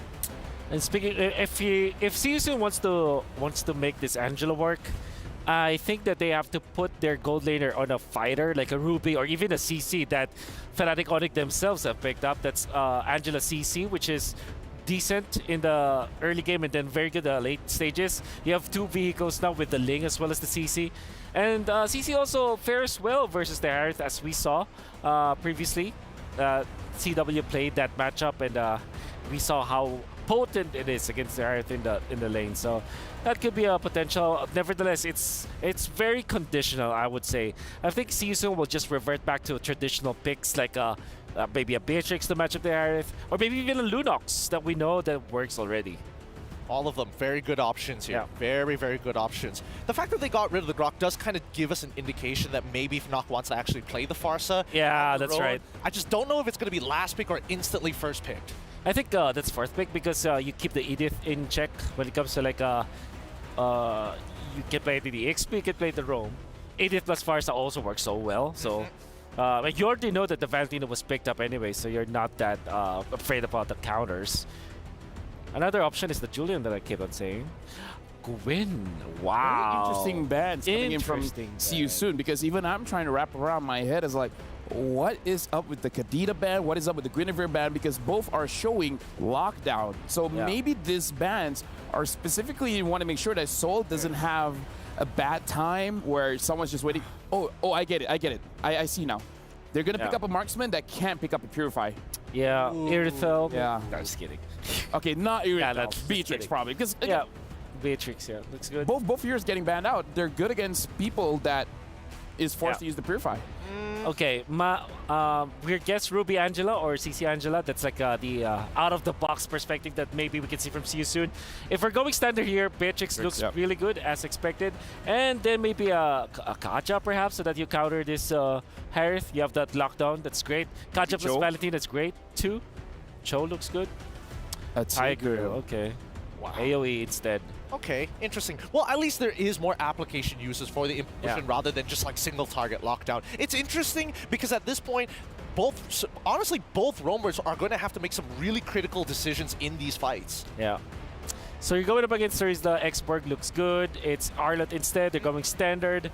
Fnatic Onyx lineup are very, I would say, squishy, but at the same time very mobile. So it's going to be all about damage. It's going to be all about damage. Now that we've seen the draft is completed by CU soon, as well as Fnatic Onyx. Here on the panel, Stan, we've done our job. And now, hopefully the casters, the hands are open because we're throwing it over to you. Off cam as we may be, can confirm, LaFell, our hands are indeed open. Let's get into the game. It's Trex and Leo at your service for Fnatic Onyx versus CU soon. And if you thought the metagame could not develop even further, just with a few picks here and there, a few bans, you can tell these two teams have studied each other very well. Yeah, I mean, I love the Ling first pick from the side of C-Stoon. Cover your bases. We got the respect ban pick. I mean, the respect ban Bane as pick. As you should. All over the place. I mean, and if we look at both drafts, I mean, 2 assassins, we got a year ahead of us. If things continue this route right now, we have quite the year ahead of us. Kyrie on Hayabusa, I mean, he was making this work even when it wasn't meta, so I'm excited to see how this plays out. Here we go, early aggression coming in from Fnatic Onyx. They are the aggressors. They have to be, given that they are defending their title here in the mid-season cup. Looking at the rest of the lanes, though. Harith versus Beatrix, Arlott versus Terizla.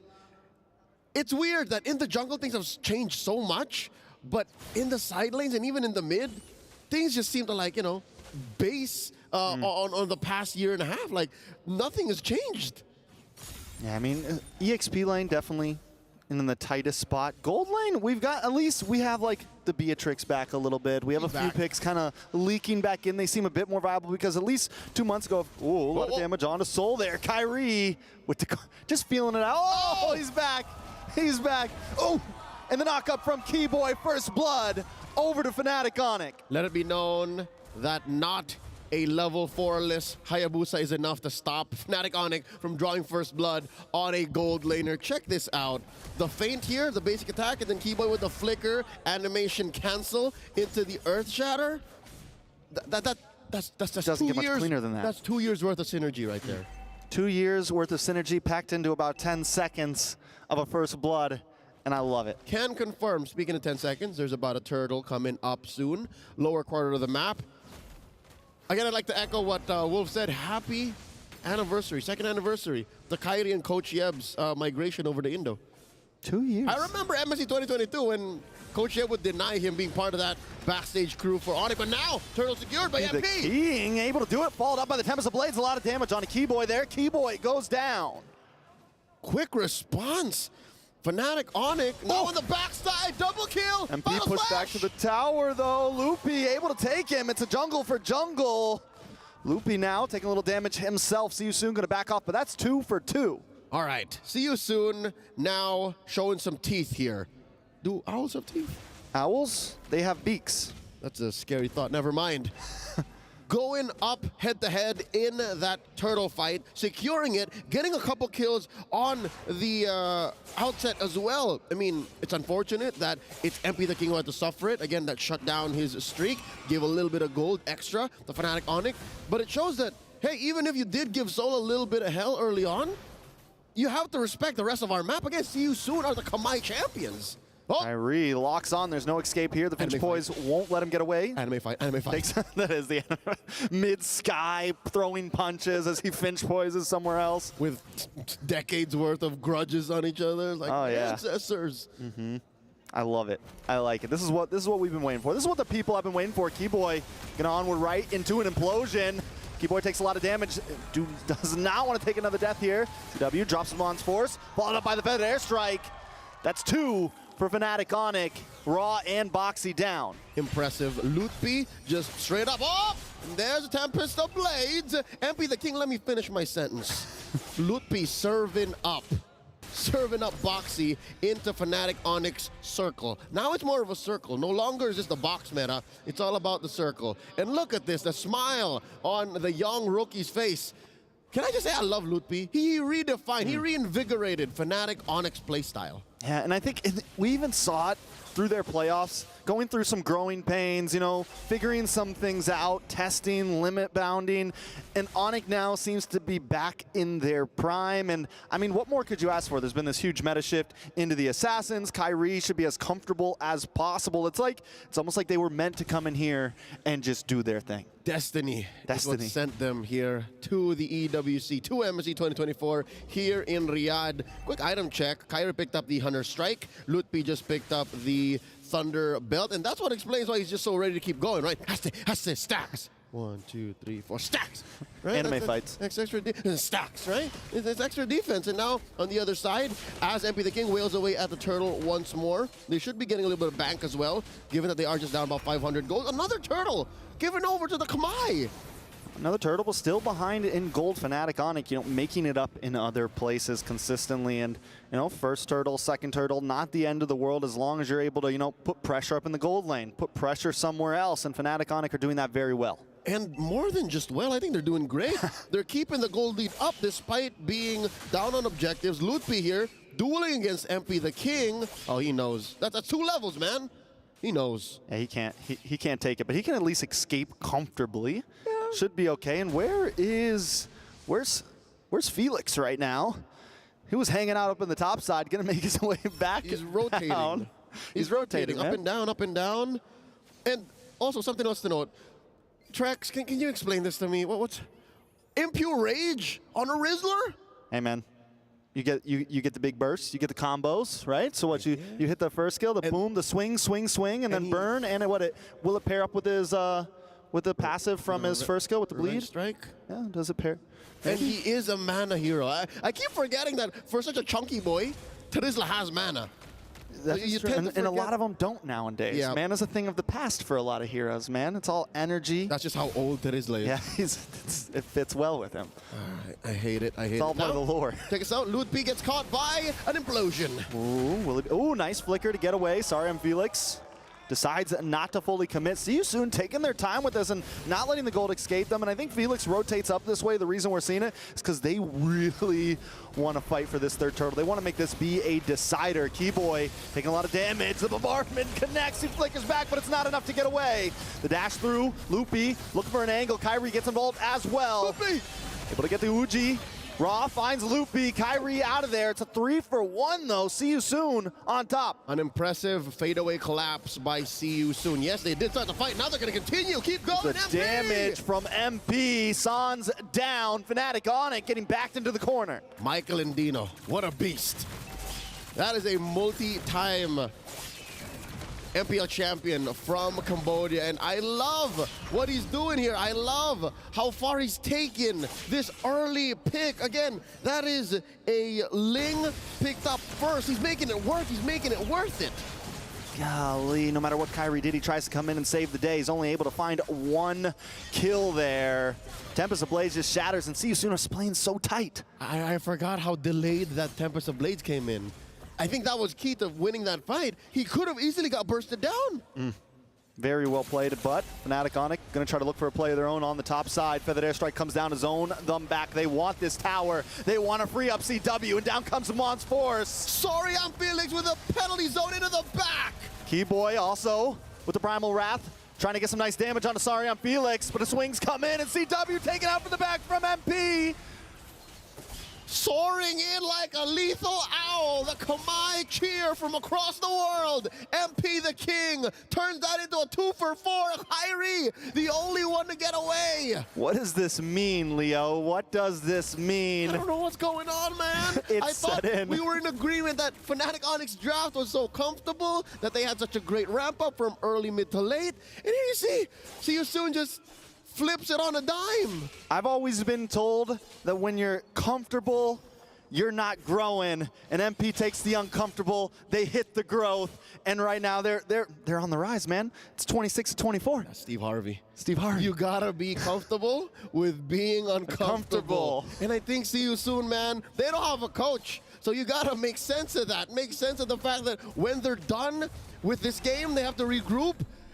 All they have are themselves, so now I guess that's why they're putting their best foot forward. Fnatic Onyx down about 2,000 gold, 11-7. The map is blue. Again, when you're looking at the Hayabusa and the Ling, you agree that both of them have good mobility. They have map rotational speed. But when it comes to fighting, I think it's more all in on the Ling, and that's what makes it better for See You Soon. And we've been seeing the way the MP has been moving around the map, the way he caught CW earlier. He just has a little more of a door into that backside, but wait a second. Boxy taking a lot of damage, catches a final slash to the face. Feathered Airstrike does come down, CW dancing around, but MP's gonna find him every time. Raw finding the kill himself. With CW down, Keyboy will be the next fall. Loopy next on the chopping block. Raw finds another, that's a double kill. 3 people down, See You Soon are taken off. I thought it was always going to come down to MP the King's Ling with a delayed response. I thought he would always have to be fashionably late to make a difference, but no, that was a fight that they took head on with a Lord take eminent. Fnatic Onyx said, you know what, let's force the fight. Let's see if they're ready to respond. And yeah, CW got the drop his Zaman Force, but he got bursted down immediately. You know what? I think what's coming into play here as well is damage coverage. Trax, look. You have magic damage coming in from Ra, and then you have all of the physical bursts coming in from MP and Soul. I think that's enough already, especially since you're looking. What was? That's all that's on Ra? It's all Ra Just needs. the Enchanted Talisman and the Glowing Wand. What? Another fight? Kyrie! Empty zone. Kyrie forced to dash away here, forced to use a shadow kill a little bit early. Sans unable to even hang out with the Feathered Airstrike. Got a wings by wings back to base. See you soon. I mean, not very often do you see Onyx pushed into a corner like this. I mean, you watch the middle of MPL Indo Season 13. That's true. And then that's when this would look familiar. But no, we are in the mid-season cup. This is a major international event, the peak of MLBB Esports. And you're looking at the defending champions up against the corner. CW in trouble. With the defensive Zaman's force, it's not enough to get away. A nice final slash on MP the King, but MP the King is dancing. But he's not going to be able to dance back to life. Going to be taken out raw with a lot of damage. The Nibiru's passing. Oh! Huge turnaround despite their assassin going down. 4 for 2. 4 for 2. Gila Suns not going to be able to get away from this. The implosion comes in and the snipe shot. Double kill. And the base will fall next. See you soon. We'll take game number 1. What an upset. No one expected this much, at least not this quick, not this fast, not this decisive. The first 5 minutes, I'll tell you here now, Trex, I'll tell you all folks, look pretty down the wire, but as soon as they figured out the tempo, as soon as they figured out how MP the King should be coming in, Fnatic Onyx never got to come back anymore. I mean, yeah, once MP got online, once we saw C-Dub go down once or twice, I think it was just kind of, they got their groove, man. They got no coach on their back. They're free right now. They're birds. They're owls. State of flow. That's all it is. The Kamai champions draw first blood. Let's throw it over to the analysts. Try and make sense of this. Make sense of this, please.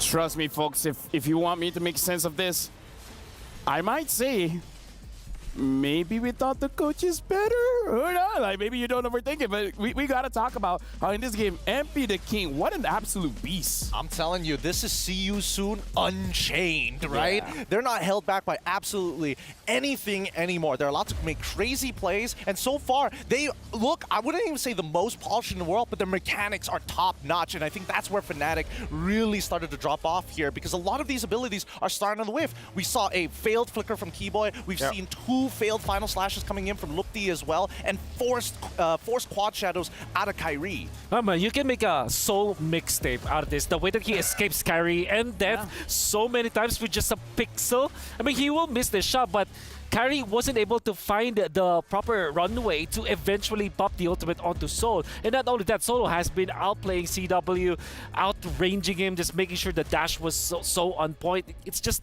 we're talking about a matter of pixels here, where he's able to cheat death and eventually just only die once in this entirety. I mean, Beatrix going up against mobile heroes, against Farsa, against Hayabusa, against Arlott. That's crazy. 11-minute match. A few things to talk about. See you soon. However, they've been training all this while. It's really showing dividends, because again, the way that they move as a team shows the level of chemistry that they have as a team. MP the King has the highest goal per minute. Ra has the highest damage output of this game. A few reactions that I want from you guys. We're looking at the meta coming in from MSC. Harv has not been looking good. Is this where Harv is actually falling off? Oh, I don't think Harith is falling off just yet, but I do think that a lot of it just comes down to whether or not he gets the Holy Crystal on time. And I think, unfortunately, with I think it was one big tempo breaker around the 7th minute of the match. Actually, it's playing right now is where we do see him actually like, man, I don't have the Holy Crystal. I'm just a sliver of damage off from actually killing the Beatrix. But our major problem is the fact that he had so much to kind of plow through, whether it be through, oh no, I got to dodge the Blade of Tempest, I got to dodge the implosion as well. Yeah, I don't think that it's Harris' fault that the entirety of Onyx actually lost this match. I think it's just he was countered.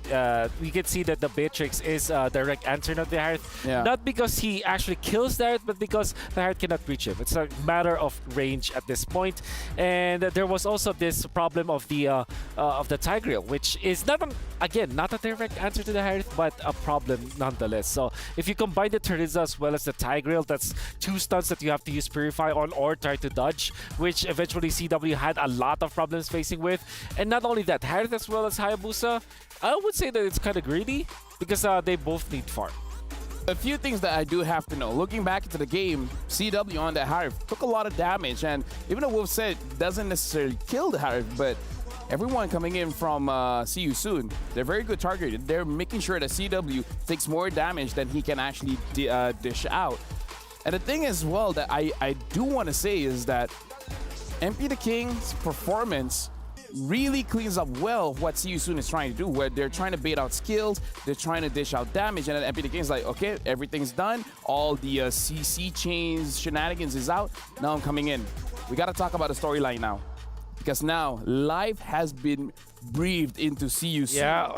And now, Fnatic Onyx, they got to worry, because if they lose 0-2 here, there's a chance that they might not make it, because if they lose 0-2 to SRG as well, that's it, lights out. Honestly, this really shakes up the current group, right? Just this one singular win coming in from See You Soon. Yeah. And hopefully, this might just be the ultimate comeback story of a lifetime from See You Soon. No coaching staff, has penalty bans, and is still able to 2-0? Come on. Come on. We're going to talk more about this because we're going to look at our Sony match MVP. It's going to be MP the King. So while we're looking at the highlights, gentlemen, let's talk about this. What did See You Soon do so well in this match?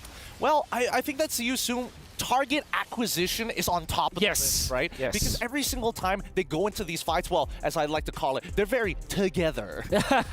Yeah, and also MP the King, there was a time where we were wondering, why is Soria and Felix up top when the Arlet was just farming on the bottom lane? It turns out he was actually giving farm to MP the King.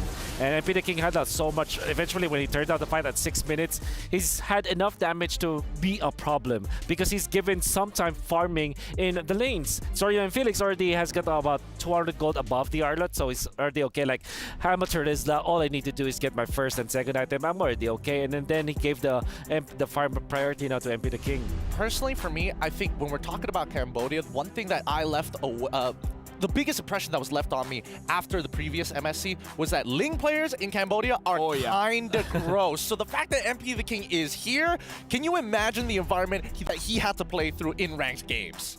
Let me just say as well, I forgot what I was about to say. They hit you. See You Soon. They just hit that fast. Yeah. They just hit you that fast. That's how fast it is. And what was I about to say? I swear I had something. It's probably adaptation coming in from Fnatic. Because I do think that it's a little well, honestly, it did feel like they had their coach there technically. That wasn't that bad from See You Soon. That's what I was about to say. The draft, we have to come back into draft. That was amazing because look at the final two bans. It was the Kadita as well as the Guinevere. So I would say the first 3 picks, they already know it's going to be a Beatrix. So, again, it looks like they had a system going into the draft, and the system works. Yeah, the system works. They're very comfortable with it. I think comfort plays a lot in this particular matchup. But like I said, when you don't have a coach, when you're just up to yourselves, when you're as players, typically the generic answer is you just don't overthink stuff. You make sure that you get your good heroes, you pick up the Tigreal, and then you're okay because Tigreal answers assassins most of the time. You pick up the Beatrix because you know that it naturally wins over the Harith, not in a way that it kills the Harith, but it wins the farming battle. It makes sure the Harith doesn't win. That's right.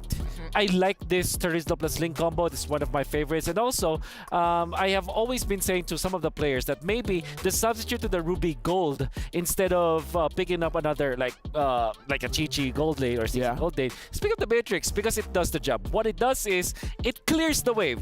You survive by just shoving the wave, you're allergic to minions, and when you're just hugging your turrets, you're technically okay. It's the Uranus of the gold lane. Yeah, you're just sandbagging your opponent. You don't need to win, you just need to go even. Yeah, just clear the waves, I go to another lane, I go to the safety of my teammates. Haha, you try to dive me, I'm okay. So it's one of those heroes, as long as I don't lose. Exactly. I win. Exactly. Right? We have heroes like the Aldos, like honestly now even the Xavier. As long as I don't lose, I'm winning. Yeah, I fairly remember in day 1 when we were casting, when I kind of guessed the Beatrix when we picked up. Mirko eventually, almost automatically asked me off cam and when we were on broadcast, Beatrix is a means to an end kind of hero.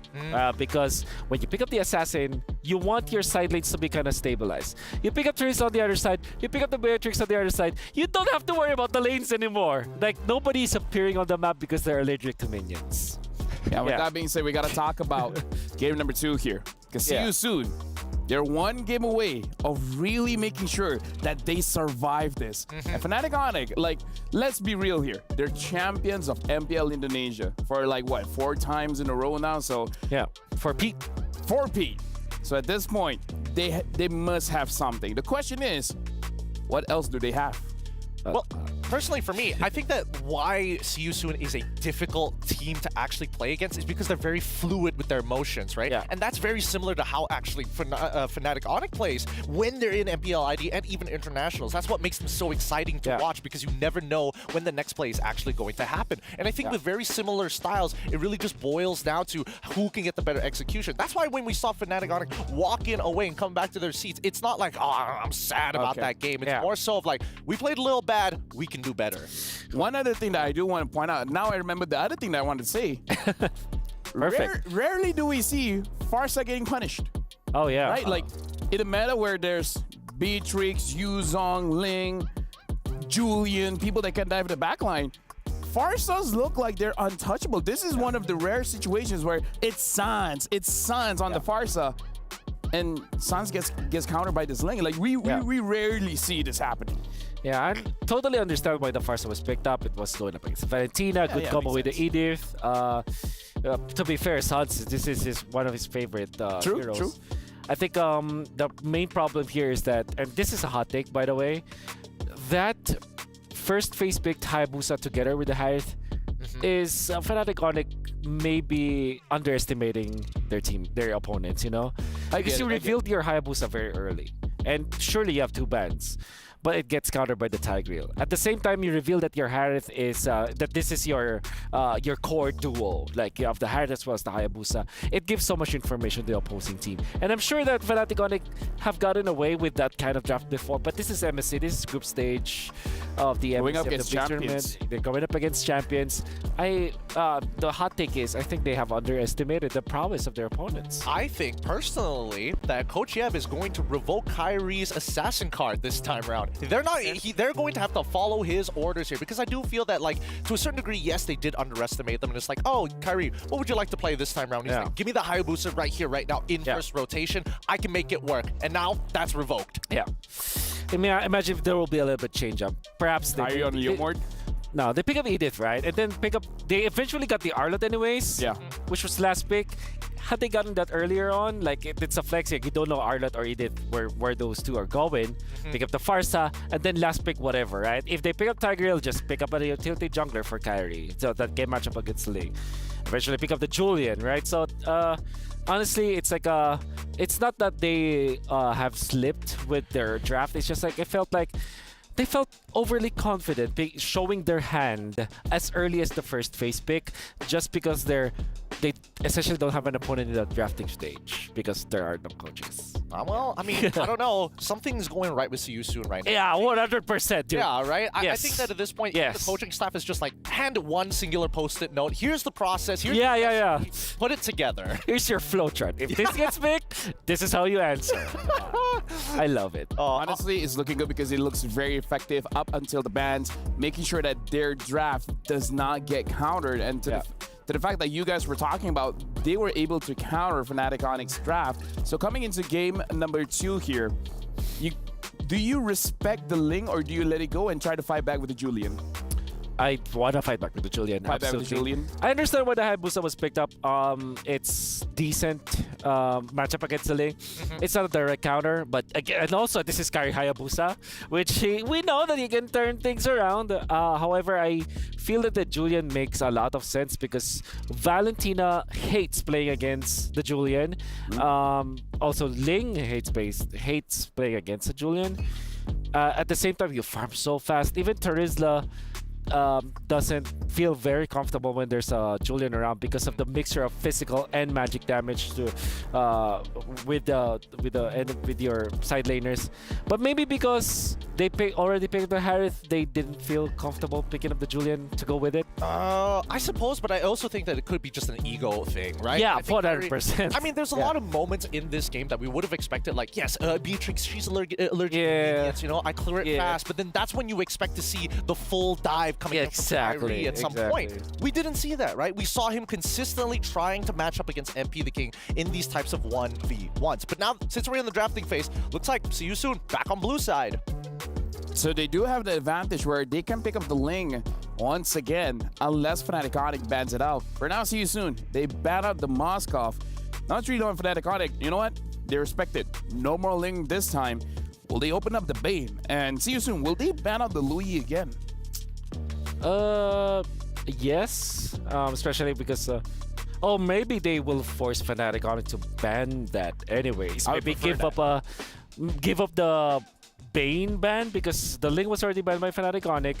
What they can do is to just get the Valentina off, maybe, or maybe a Fanny, because they don't want to see they want to see carry on Fanny. There it is.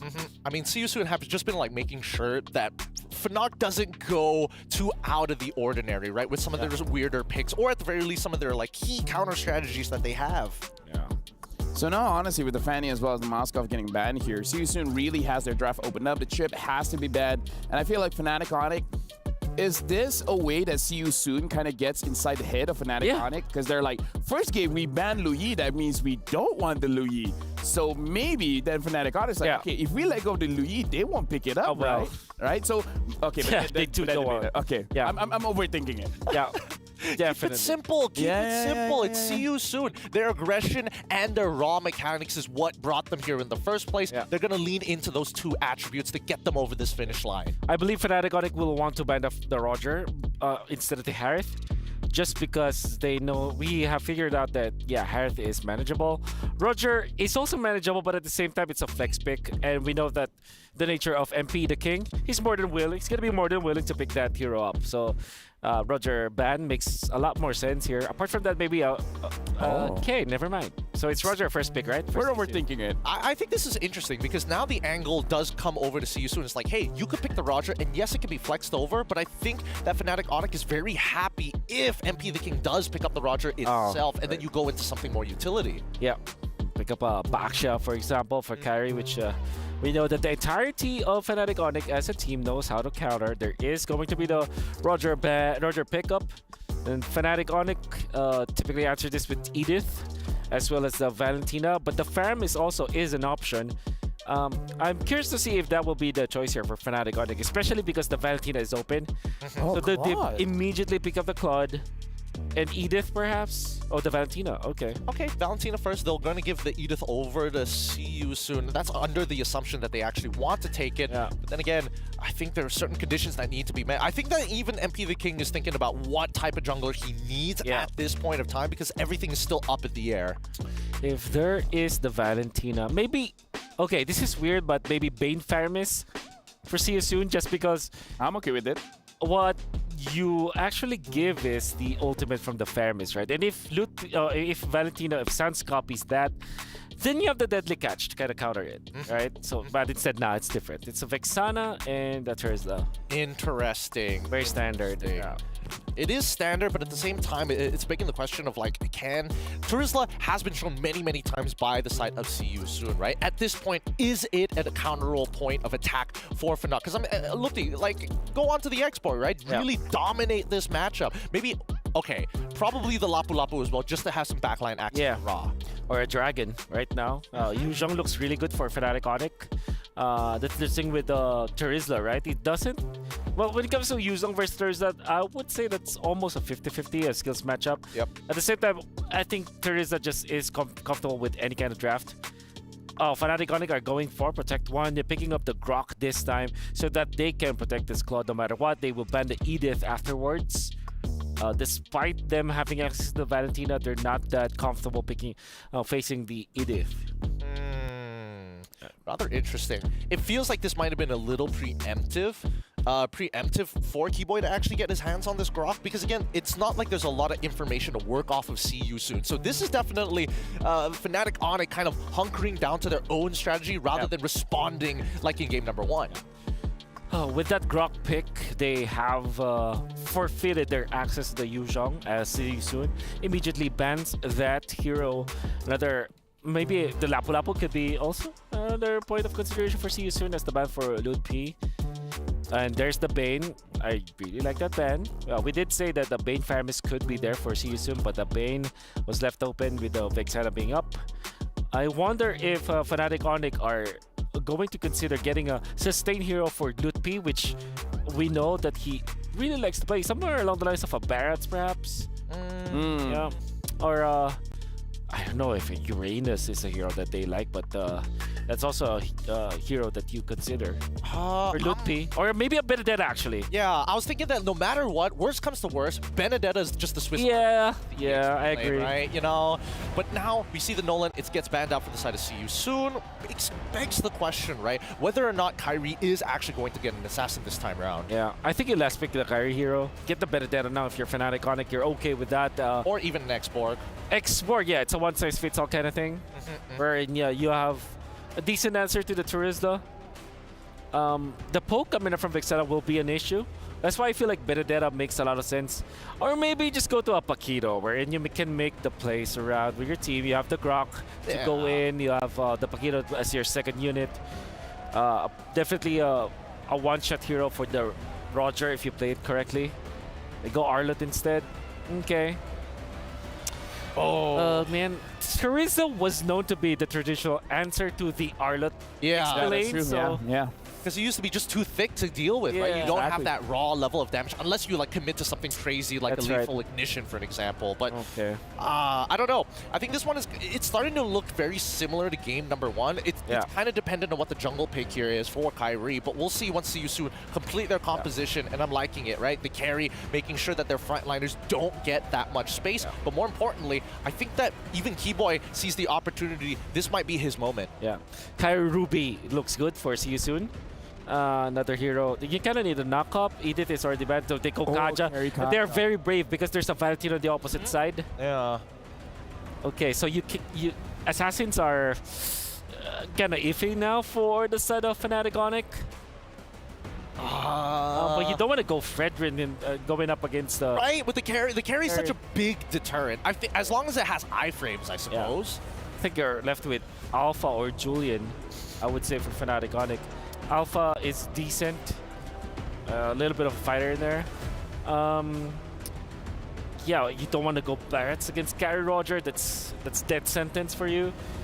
I think you're left with Julian, honestly, for Fnatic Onyx. Or, come on, let's pick up the Lancelot for all time's sake. For all time's sake. Gotta go back, Sha. Okay. Well, looking at the drafts here, all 10 heroes have been picked up. I gotta say, CU Soon. I feel like this is a very comfortable draft for them. For Fnatic Onyx, this is more of a draft that we've seen in previous patches. Now, I'm gonna say, I'm pretty sure the casters didn't expect what happened in game number one, but casters, prepare to be surprised, because I'm gonna throw it over to you guys again. Here you go. No matter how prepared we are, given what happened in game one, there really is no precedent. There really is no way to say we're ready for what comes, but then again, here's game two, Fnatic Onyx versus CU Soon. Trex and Leo at your service. 11 minutes and a half, that's all it took for game one to happen. What do you expect here? I mean, just like wild card, it's still continuing in group stage. You have to expect the unexpected. And right now, that's exactly where we're at. 11 minutes, we just saw Falcon get beat in 11 minutes. What does this mean? What alternate dimension, what multiverse have we dropped into? But right now, CU Soon is sitting at the top of that multiverse. Fnatic Onyx, they pick up the Basha on Kyrie. A savory pick for them. Don't remind everybody. Up against the Kaja. It's barely been 6 months, man. Too early? Too soon even. Too soon, even after another championship. Here we go, one more look at the emblems. Again, folks, do note the Impure Rage on Sorian Felix, which did so well for him in game number one. I respect it now. I actually like it. Yeah, I mean, it's definitely spicy. It's definitely something that they showed worked before. How do we feel about this gold lane? We have the carry. How do we think it's going to man up? Is it going to be able to play the distance? Is it going to scale? You know, what are our thoughts? That's a classic KK combo, man. Carry and Kaja. Mid-game, you just pull on someone, burst them down with true damage. It makes sense, and what I love about it so much is the fact that it's a mobile fighting unit. Like, that's what See You Soon is. Like, they just pick off one, da-da-da-da-da-da, jump in, kill another, da-da-da-da-da-da, and then you have the Teresa to cut right through. As for the other hand, Fnatic Onyx, yeah, it's very reminiscent of the kind of lineups they played in M5, but just the same, I think it's a safer box for them. That's one thing I can say. Oh, here we go, up top. A little bit of damage onto Felix. Felix gets terrified, might not be able to get away from this one, tries to use the flicker, but still brought down. MP the King, though, with the Lycan Pounce, able to pick up Luffy. It's a 1-for-1 EXP for EXP. Yep, in the purest form. Down bottom, though, CW asserting dominance against Soul. Oh. Now Soul throwing out the light wheel. Lets it go, turtle spawned, upper quarter. Soul's got soul, man. He's willing to get in the box with CW, willing to get in the ring right now. Ding, ding. And it's going back and forth. I feel like this matchup here is definitely, it's a lot of mechanics. It's not, no one just completely dominates the other. But if you ask me, I'd say Soul is a lightweight in the early. Oh no, Kyrie secures the turtle. Fight's already begun. Flicker out by Boxy. Purple secured by MP. They disengage. I was saying, Soul is a lightweight, while CW on the Claude is a featherweight. Because again, like you have the basics on carry dealing more damage the more you do it with it, right? But you do have the mobility advantage on CW. That's one thing he has. So a lot of things to say. I love how Onyx, they were ready to kind of go for that purple after the turtle. Instinct told them, but then they saw it got taken. They decided to back off. Now Boxy takes a lot of damage to respond with the Eternal Guardian and MP the King trying to lock down onto Kyrie. Kyrie might not be able to get away with this. All it takes is one Lycan Pounce. And Kyrie down, man down. Up at the top side. Felix up against Lupi. Nothing too major, though. All right, forcing responses from the EXP lane. I love that engagement, that counter engage by See You Soon down bottom. It was a perfectly placed Eternal Guard by Ra, by the way, which we did not talk about much. We did not talk about this command. Oh, Boxy! Boxy down. Now it's 2-2. 9.4 to 9.4. Back to what you were saying. Yeah, no, Ra has such great game sense, and we didn't really talk about it. Final slash by Lupi! They don't want to let you talk, man. Sans now trying to get engaged as well. Sorry, I'm Felix. Trying to kind of kite back a little bit, taking a little bit too much damage. Should be okay. Kyrie playing the distance, looking for the engage. I'd rather have it this way. Them keeping going, keeping fighting, because this is how Fnatic Onyx gets ahead, right? They're about 400, 300 gold up, and a game of inches is what you gotta do against a team like See You Soon, because the Kamai, they're so good at forcing fights. Maybe only second to how then their prime in M5 ECA does so. Divide Gaming. I don't know what the equivalent is in the Kamai language, but maybe their local Homoy Mao, you know, like they just cheer on, fighting, forward, CW, dueling against Soul, the flicker! The flicker, and he gets it! Soul, the lightweight, up against the feather with a knockout punch, but now Soul in a little bit of trouble. T-Boy able to find him. The power of nature. Eternal Guardian lands on top of Sans. Sans taken out from MP the King. Now it's Kyrie up against 4. Lupi with his back tries to dash in, tries to do something. Is it going to be enough? MP the King still chasing down Kyrie. Can he get the final hit? One more to do with the mega kill, and now Lupi on the run as well. Boxy versus Lupi. 1v1, MP on top, looking for T-Boy as well. See You Soon. Bouncing back, Fnatic Onyx still holding. We're holding the goal lead, but it's gone now. Michael, somebody's got to stop Michael. He's at 5-0 now. 5-0 even before 5 minutes, and they're going to take this turtle. Now Fnatic Onyx and See You Soon are a major objective apiece. Let's watch that again. It took a while for MP the King to finally get the kills in the back line, right? Kyrie got away. That's a dive in by Lutfi. Oh, an amazing final slash, dare I say. If only, Trex, would you agree with me? If there was a wild charge in Keyboy, that would have looked very, very different. Very, very, very different. But See You Soon is willing to flip the coin, take the 50-50. And, you know, we saw the items a minute ago, and it looked like MP the King was holding a strong lead over Kyrie, and now it's going to be even more. And what do you do when you have Roger on the field? You feed Roger. 5-0 right now. And it looks like Fnatic Onyx, I don't know if by purpose, if on purpose, or if just by their rotations naturally, they're starting to avoid MP the King. I think given how he performed in game 1, much respect, that's the Ling, he can catch you. But as a Roger, it's kind of hard to, on purpose, run away from the Roger. And Lutpi doing his best to defend his lane away. I think that is one good way of looking at it if you're a Fnatic Onyx fan. If you're a Sonic at that, at least there's no major objectives on the map, like permanent objective that's taken away, right? No good conversions yet. It's true. Look for a conversion now, though. Judgment followed up by the penalty zone and Eternal Guardian, just to make sure Keyboy doesn't come back from it. 3 ults, a lot of utilities. Can they translate it into something else? This is dangerous for See You Soon. They spent so much greens on taking down Keyboy without any real objective to take from that. No real conversion, because that's a roamer. He'll be back in about, there you go, a jiffy, as the kids call it. He's back right now, and okay, luckily enough, Soul does take this tier 1 down bottom, shrinking the map just a wee bit for CW. Luckily, he is a very mobile marksman. Yeah, this is true, but also Soul now gonna maybe be able to pivot over to the mid, pivot over to the top, and that's one more hero to get involved in these fights. And this is looking similar to last time. Luckily, Seasoon hasn't escaped too far yet. Fnatic Onyx need to start contesting, need to start finding some movement on the map, and this could be it. Able to find MP the King up in the top side. Lupi able to get the kill, and that's going to kind of help set the pace back for Onyx. Uncharacteristic for MP the King to have overstayed his welcome, did not see it coming. Kyrie and Lutpi, that's a lot of damage between the both of them. Keyboy here with the conceal play, looking for a target. Checks into the bush, spotted already. See You Soon can't do nothing but watch. Fnatic Onyx taking the last turtle. All right, 3 turtles down. Next up, gonna be Lord. Fnatic Onyx back in the lead with gold, and they're looking for this mid-tier 3. Sorry, I'm Felix, is trying to clear the minions. Keyboy with a nice wild charge. Sans with the IMU, pulling Boxy back with his own skill. Whoa. Nice final slash onto Soul and Felix, but Fnatic Onyx decide to back off. Amazing how the champions of MPL Indo for 2 years now, back to back, did I say that enough times? Are able to find a small opening and turn it into a gaping hole in their enemy's strategy. And just like that, after that pick off of MP the King up top, suddenly they're in control. Trex, how do they do this? Look at this now. They're about 1,000 ahead, maybe a change.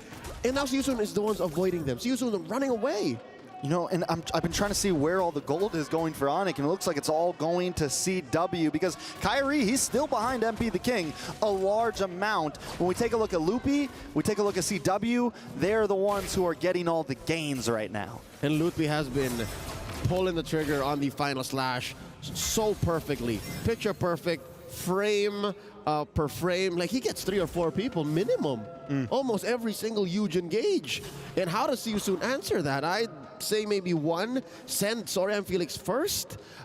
It's so hard to start with Boxy, because as soon as the Kaja dies, that's not the kind of roamer you can afford to lose, right? Not like a Grok, not like a Minotaur sometimes. It's okay. A Kaja, you got to protect very well. Now, they're going to be on the aggressive side. To be able to grab Keyboy, a lot of damage. Raw able to pick up the kill, but once again, it's 3 ults down for that kill. Looking very similar to last time. They're going to try to convert into another tower, tier 3. Not the minions to push, though. Gila Sans able to defend single-handedly. That was 3 or 4 members of See You Soon. He just said, you know, let's clear the wave. That takes a different kind of player. That's mechanical confidence here. Lord has spawned in the bottom quarter, and there's a push by CW up top. I mean, it's fair to say now that the map has shrunk for both gold laners. Can I just say Soul has been taking it a little slow? He's slowed down, ramping up in the late game. Yeah, he's going to need a little bit of time, and he just and also they don't have a big CC. Like you mentioned, the Kaja carry, right? It's felt more like Kaja MP instead of, you know, Kaja and Soul. So I think if Soul can kind of get in here, start to find some angles, there's still some room for him. And because it's only 10 minutes, like, we could still see him pop off. They're going to try to lock on to Sarian Felix. So Sans with a Divine Judgment, the IMU, he's able to flicker back. Lupi still finds the kill. Kyrie finds Sarian Felix, and now Lupi going mayhem in the back zone. MP the King getting pushed back. The Eternal Guardian comes down. But it's more as a mover to keep Onyx at bay, and Sans falls. MP the King picks up the kill. Now it's on to the Lord, conceal play, Raw, looking for something. Blaze Duet comes in, pushing Boxy back at the final slash. Members of See You Soon are falling. MP the King will be the next 3 members down. It's a 3-for-1, and a Lord over to Onyx. And just as quickly as See You Soon calls the play, Boxy comes in with the conceal. Fnatic Onyx make him regret that. Starting with a Blazing Duet, eventually into the collapse, and Kyrie keeping his finger just a nano inch away from the retribution, a clean take, a Lord secured here for Fnatic Onyx, which allows them to maintain this. I didn't expect it to be this wide, honestly. We expect 5 or 6K, you know, but 3K now between two very closely equal opponents is, might as well be a light year. Yeah, and so here's the thing though, with Onyx having this lead, see you soon, what is the answer, right? We talked about Soul not being as involved. Why do we think that is? Has he just not been able to get up close and personal? Sans has been doing a great job with the Divine Judgment. What's the deal? Number one, quit falling for the Keyboy trap. Keyboy has been making his life worth so much more than all of these ults. So maybe stop at that. Next is focus on defending. See you soon's turret defense, high ground defense isn't the best. They're very high committal. So if they're able to keep their inhibitors, that's a good step towards the right direction. So now that maybe they can leave their base, maybe just try to secure their buffs, that's one step. Another is to, focus on Soul. How do you activate Soul, man? They really only have one way of peeling. Oh, wild charge from Keyboy. Wild charge, followed up by Loopy, and look at Kyrie taking the back route. CW to the backside with a blazing duet. Melting down Boxy the King, the immortality pops. The Terrify onto Sarliam Felix, and Kyrie now is on the chopping block to turn around. MP the King, Sarliam Felix with the flicker, looking for Sans. Sans dances around, maneuvers, able to just get away, but MP the King wants more. Moving on to CW, one more shot and he finds it. It's 3 men down for Fnatic Onyx. The coin's been flipped, and See You Soon's on top. Whoa. MP the King still deep behind enemy lines, son! The dance back, the Terrify. MP, is he gonna re-engage here? Forcing the winner crown trigger. San still alive, Keyboy keeping up a barrier, the enforcer to his mid laner, his core. Interestingly enough, See You Soon, again the coin flip. Suddenly, they're up 1,000 gold now, and the map belongs to them too, it's all blue. What happened here? Boxy the King immortality pops. Look at MP reverting back, gets a couple free shots on the Kyrie, and then he knows it's on. Once he gets one, it's back to back. I see now. Eventually, what would be MP the King cleaning up the jungle, forcing the response from Keyboy and Sans to play defensively. What happened there was those walls in the orange side jungle of See You Soon acted as the aforementioned lack of peel. Fnatic Onyx can't just get a beeline towards Ra, towards Soul, even towards MP the King, who had to, double back and then consider the re-engage. Those walls were what acted as what a Minotaur, what a Grok would be for See You Soon's lineup. And they're cheating death already by playing so soft. Now Boxy the King looking for targets. Y-Bush controlled by Fnatic Onyx. All right. I thought he was about to use it on Keyboy again. I was like, don't do it, bro. Again, right? He's learning. Okay, so far so good here. Again, barely 1,000 between these two teams. I wonder how far that last engage, that team fight win for See You Soon went for Soul. Because again, eyes are on Soul, man. Eyes are on this import from the Philippines that really didn't get much play in MPLPH, but won a championship in his debut in MPLKH. All right, Fnatic Onyx use up the conceal to gain some ground over this Lord Pit, but here comes the penalty zone. Tied up with the flicker, MP the King still holding down the distance, waiting for Soul to possibly engage here. Onyx taking it slow, Sarliam Felix takes a lot of damage. MP the King walks right into a final slash. Soul now with Speedy Light Wheel, getting a couple shots on, but takes a couple shots back, brought down to about half health. See You Soon back off, but they push Onyx away. Masterful retreat by Fnatic Onyx. That is exactly how you de-escalate a team fight, coming in from a very aggressive team, such as See You Soon. My favorite part was the final slash response. Like usually you want to use that to put him closer into where your skills would hit, but again, shows you the level of communication Fnatic Onyx has with their rookie XP laner, one of the most mechanically gifted players out of MPLID right now. Lutpi says, you know what, guys? It's okay. You can go back. I got you. He gave him a little backhand real quick, Front hand, backhand. Front hand, backhand, real fast. And just let him know. Oh, Kyrie, this bush, very familiar. Keeps it under control. The conceal play. And it looks just like last fight. We're going to come back to the mid, push you out of this bush. Boxy the King, though, finally finds someone important. Loopy goes down. Keyboy brought down to about half health. Sans on the run as well. Soul finally with Speedy Light Wheel. MP the King look for the dive in. Kyrie goes down. That's a revenge strike damage, MP dueling with CW. Back underneath to the tier purple. 2. Fnatic Onyx down 2 men. Already a big win for the Kamai. And now they're going to move on to this Lord. See you soon. Take the win on that one. 27 seconds on the clock for Kyrie, 15 for Loopy. And Fnatic Onyx can't do a thing about it. Wow. For all the boxing fans out there, I'd give the first and second round over to Fnatic Onyx. But in the third, See You Soon might just find the knockout. It's not about how hard you get knocked down. It's about how many times you get back up. I like how you doubled down but still figured it out, because that's exactly what See You Soon is going through right now. They may have had to learn the lesson the hard way in the first 2 phases of the game, but in the late, they figured it out. Hey, this is the way. As the Mandalorians say, this is the way. Don't fall for Keyboy. Get the DJ on someone that matters. And when Fnatic Onyx does the 2-step, don't fall for it. Find another engage. Don't waste your ults. Now the Lord gonna knock into the mid. All right, watch for Felix. He's got the penalty zone ready to go. Conceal play comes in as well. Felix able to jump in, get a nice penalty zone on a C-dub. Sans, along with the rest of the team. Kyrie taking way too much damage, and MP finds the kill. Loopy's next on the block. The base is at 20%. Bring it down more. CW trying to clear things up with a blazing duet draw. Brought down low, but the base drops. And Onyx drop with it. See you soon with the biggest upset in Group B. We are but at the halfway point of today's broadcast, and already a huge upset. The tournament favorites, the defending champions, Fnatic Onyx, suffer a loss at a team without a coach. The Kamai champions hold their heads up high. Where did this come from? And the group has been equalized. See you soon, feeling confident, coming in strong. It's all love on the stage, but in the land of Dawn, See You Soon reigns supreme right now. Again, the sportsmanship between these two teams, much respect. Playing for the mecca of MPL ID, going up against a developing region in MPL KH. This is, I'm not going to say it's unheard of, but I definitely wasn't expecting to see this. At least a 1-1. At least call it down the middle, but See You Soon came to play today. Yeah, I felt like once they came online there, and it was the same thing kind of in game 1. They were falling behind a little bit. Once they came online, MP the king, man.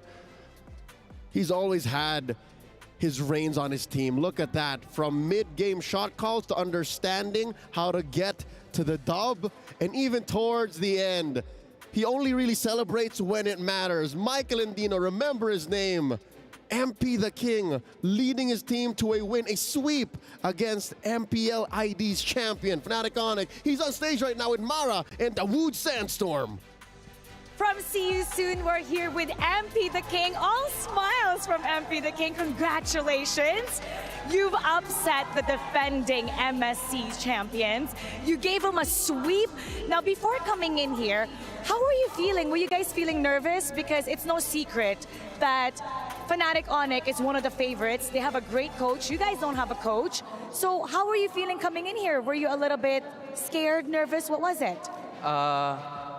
Para sa akin po, parang gusto lang namin patunayan sa mga tao na nagsasabi na Remake Esports po kami, na kahit walang coach, na kahit maraming problema, kayang-kaya namin gapangin yung bracket namin. Wow. He's saying for him, he wants to prove that even though you guys, people are saying what? Remake Esports. Remake Esports. Even though they don't have a coach, the people are calling them Remake Esports. They want to show the world that they can handle their group. I mean, they really did. They took down Fnatic Onyx in a 2-0. No, I don't think anyone here, anyone watching the stream on any of the languages expected this kind of result. But I do have to ask, 2-0ing Fnatic Onyx, how does that make you guys feel after this game? And how do you see your chances going forward with the rest of the group stage? Regardless of the result, we are already happy of what we can achieve right now. So we're just happy of it. Honestly, you deserve to be. Yeah, that's a massive statement to make, and I'm very excited to see what these guys are going to do with the next game. So let's head on over to the analyst desk, because you guys got to break it down. How did this happen? Please, explain. And we'll see you soon. First of all, Mara, nice. I get it. But we have a lot to talk about. We have to talk about the technical side, the draft side, the playstyle side, even the story side. But let's talk about the game first. Yeah, I am still in disbelief, especially because it kind of feels like it is See You Soon's day today in a way that losing their drafters kind of made it so that they are now drafting so well. We said that Team Onyx, or I mean, I did say that Fnatic Onyx doesn't have a choice to go for Assassin Juggler as well as a Utility Juggler. They were forced to last pick this Baksha, and it felt like there was a big difference between the damage dealers of Fnatic Onyx and See You Soon in the end. Look, many people have made this reference. This is like that Rock Lee moment. Yeah, exactly, exactly. Honestly, when we talk about this reference, Rock Lee is the strongest when Guy Sensei isn't there. Yeah. And this is a new unlocked version of See You Soon, right? They had some really good target acquisitions. Look at that. They saw the bigger picture in these fights, right? They were able to peel backwards. They knew that they could apply pressure to Fnatic Onyx and push them back into these choke points. But MP, the King, really stands above the rest in this match. I mean, look at how far ahead he is in this game. Man, Teresa is a problem, and back-to-back games we saw the Lutpi Arlot going up against the Felix Teresa, which we did say that is always Teresa sided no matter what stage of the game. Even patches ago, it looked really difficult for Fnatic Onyx to win this game because they've already revealed their Grok plus the Valentine in the first phase, then eventually they already know the squad. It's like, for some reason we were hyping Coach Yeb to be that guy that flexes everything, but back-to-back games they were just so honest with the heroes that they're picking up. Yeah, look at this. MP the King, what a carry, man. 862 gold per minute, 74,000 damage dealt to heroes. I have a lot that I wanted to discuss with our analysts here. And let me say this to all the audience watching, to all the Fnatic Onyx fans, the See You Soon fans. When we're talking about the absence of coaches here, it's like we're not saying anything bad about the coaches. It's more about how right now the players, with the circumstances that they're in, they're fully focused. And that's the sign of a champion where despite everything going on, you know what's important. The important thing is you gotta win. How do you win? Draft good, play good, destroy the base. And that's what they did. They checked all the boxes, honestly. They really did check all the boxes, and I think, you know, this is an impressive team, and that's why I said from the very beginning that any teams that are coming out of specifically MPLKH are honestly really difficult to prepare against. And this is carry Kaja that usually is not going to be used when there's a Valentine on the opposite end. That's true. That's true. You don't really pick it up. But I think what See You Soon did was to overload the Suns with a lot of options. It's like options paralysis. I forgot what that term was called. But basically, you're looking at Trilista Ultimate. You're looking at the Kaja Ultimate. You're looking at Vexana as the potential heroes that you kind of want to copy with the Ultimate with. And unfortunately, we wasn't given enough choice. In fact, in this game, there was only one good Divine Judgment copy that we saw, but the entirety of the match, it was just the Kaja, just whatever he sees, whoever sees first, be it Keyboy, be it Lutpi, he's gonna pop the Divine Judgment and they're gonna burst him down. MP the King was very impressive, but we got to talk about Rod, the mid laner coming in from See You Soon, because we saw, like you said, Divine Judgments pulling anyone in, but the Eternal Guard, any engages coming in from Fnatic Onyx with one ult coming from one mid laner, disengages everything. Yeah. He's a door stopper is what I like to call him. He literally just puts it under the door and it's like, you stay right there. You don't need to move any further. And that Eternal Guard is so effective as well because it takes quite some time to really start chunking it down. The initiators coming out from Fnatic Onyx were dependent on their flickers and dependent on the dive, technically speaking. Although there could be a box that could be done. If you look at conceptually what Fnatic Onyx wants to do is that they want to jump in with Claude, with the Grok flicker, with the Arlot going in flicker as well. Valentina wants to get up close and personal. So is the Arlot. So everybody from Fnatic Onyx wants to dive. Guess what? The lineup of See You Soon is just a box composition, right? They want to go in, whoever goes into their box or circle of influence, whoever goes in, gets gun up on one combo from the carry, can eliminate anyone, literally anyone from Fnatic Onyx. And when the ultimate is done for the carry, guess what? There is the Roger to clean things up. Again, the Vexana pick is absolutely genius. It really shut down what Fnatic Onyx wants to do. And now we got to look at our Sony match MVP, and it's going to be MP the King. And while we're looking at him, let's talk about the plays that he made. Like, he made it possible, not just in this game, but again, people say remake esports and everything, but we have to remember them going up against Slangoray Giants. Slangoray Giants legitimately almost lost the second game because of MP the King's Bane. MP the King has used what? Bane, Ling, now Roger. Any damage dealer, he's amazing at it. If it's carry-oriented, I think MP the King is going to be top of the charts all the time because he really accelerated this game, right? At a certain level of cost. Like, Felix was taking good brunt of the punishment, but that was actually good because then it allows MP the King to be like 4-0 by around 3 to 4 minutes into the game. And even now, you can see 7-2 by 12. Yeah, you can see this good exchange, good sequence of events for MP the King. CW is full HP but no stacks, and MP the King just literally, you know, scratched it. Scratched that card, literally. He's buying lottery, he's buying scratch cards and winning every single one of them. Oh, dude. 7 KDA, 862 gold per minute, 88% of the kills. I gotta say, MP the King is a good acquisition by See You Soon. He's definitely carrying the brand really, really well. We're gonna talk about technical stuff as well, but I do want to say, let's talk about the storyline. Yeah. The day is wide open now. Now there's no, I mean, I would say I think that SRG is still confirmed going to the knockout stage, but now— Are you sure? But now the one that I can say, Fnatic Onyx, they're the defending champions of MSC. They might not be able to defend their title now because defending champions getting knocked out of groups. What a storyline. I hate to bring it to you, boys, but the aforementioned Selangor Red Giants getting to the knockout stage is guaranteed is not actually that guaranteed anymore. I hate to be the bearer of bad news because what happens is if See You Soon eventually wins against Falcons 2-0, and then let's just say Fnatic Onyx turns it around and wins 2-0 against SRG, that's going to be a three-way tie. Ooh.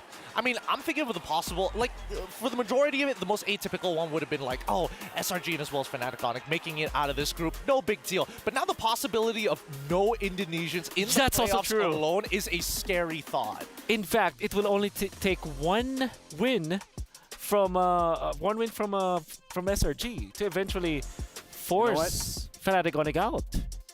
Right? Now I'm really interested to see what our STC predictions were.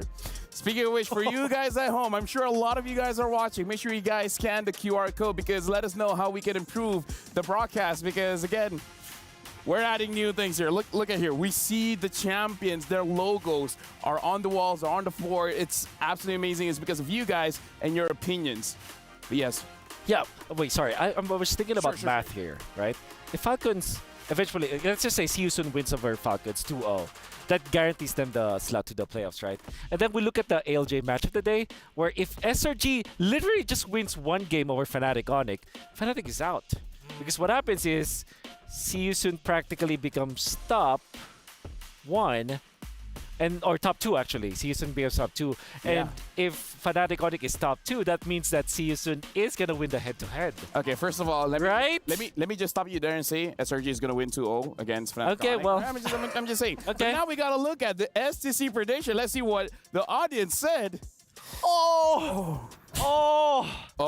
Dude. Yo, the guest coins. The guest coins. The amount of loss. Give it to them. Give it to them, Wolf. Give it to them. They need that energy, man. For the 16% of you. For the 16%. You know what?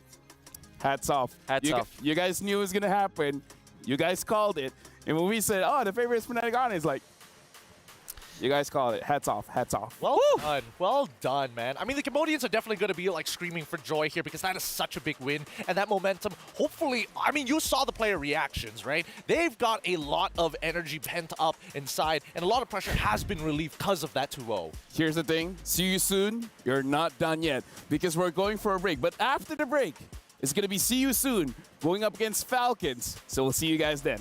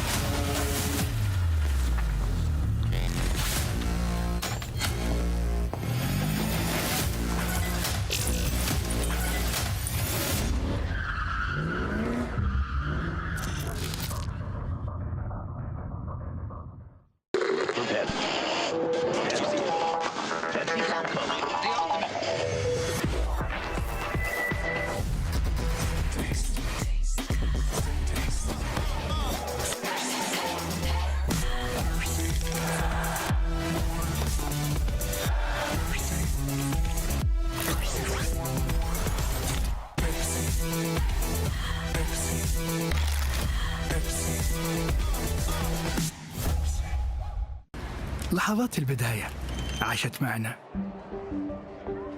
كنا نحسبها وقت للتسلية بس، نحسبها بس ذكريات. عبود أعطي أختك اليد يا ولد. ابتكرنا فيها ابتكارات، وإذا بغينا قلبناها خرافات.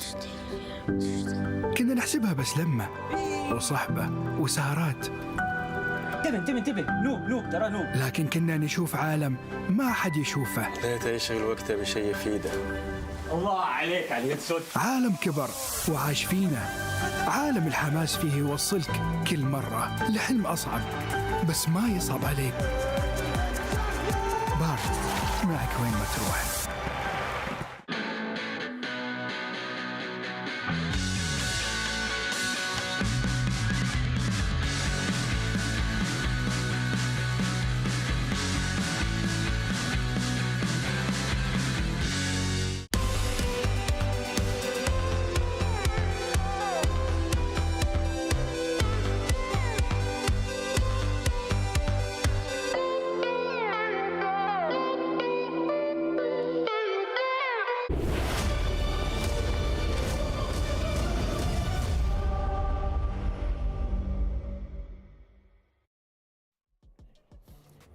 Folks, I can't believe we used the entirety of the break just to discuss the possibilities of a three-way tie.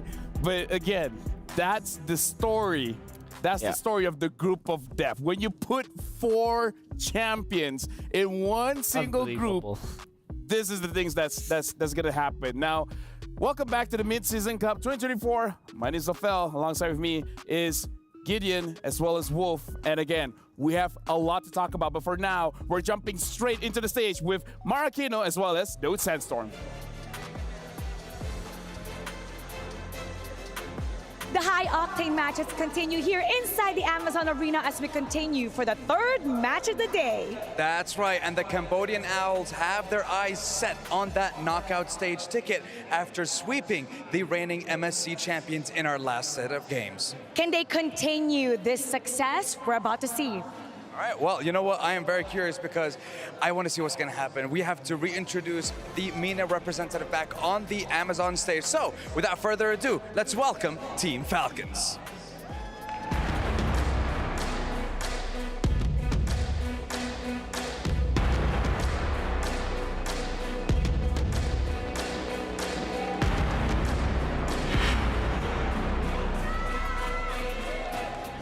This is the last match for our MENA representatives.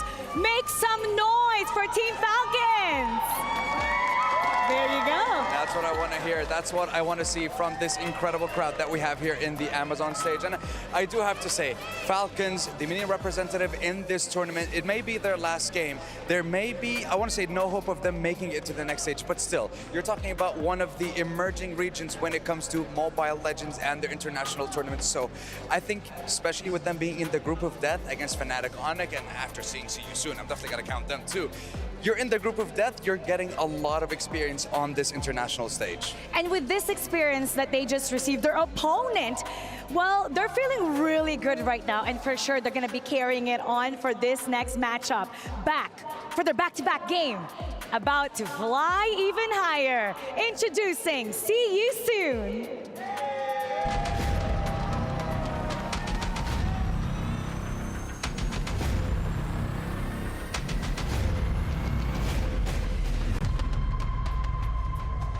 That series sweep against Fnatic Onyx, the Sky Kings, is definitely why Group B is known as the Group of Death. even with the performance earlier, they're quite happy with that. Now we're gonna see if they can shake things up a little bit more and fly higher than the Owls. Let's get it started. Let's do exactly that. We need to answer that question. Who will be able to make it into that knockout stage? So let's hand it over to the analyst desk and the lovely boys that we have here in this stage. Boys, take it away. Thank you very much. And before we even drop into the draft, gentlemen, I have some news to share. Okay, okay. It's good to have friends. I asked them to do the calculations for me. Okay, okay. There's 5 different possibilities that will turn out, but I'm just going to talk about one, all right? Okay. I'm just going to talk about one where there's no tiebreaker and See You Soon makes it out. Okay. This is the scenario. If See You Soon wins 2-0 against Falcon, and then if Fnatic Onyx is 1-1 against SRG, SRG will be number 1, and See You Soon will be number 2. Oh my goodness, That's you were right. literally You were right, Wolf. The viewers did not hear that. So, But yeah. so meaning to say, if See You Soon really wants to make sure they go to the knockout stage, they need to win 2-0 against Falcon right now, and then hoping that SRG takes at least 1 game off of Fnatic Onyx. I believe that no matter what happens right now, what needs to happen for... I think for what needs to happen for See You Soon is to get the 2-0. That's their first step at the door. And I believe that even when Fnatic Onyx wins 2-0, going up against SRG later, which, because you're around here, is very unlikely. I was just going to say that. Because you boys are around here. But if that happens, there will be tiebreakers. So no matter what the result is of the ALJ match of the day, See You Soon's first step to the door is a 2-0.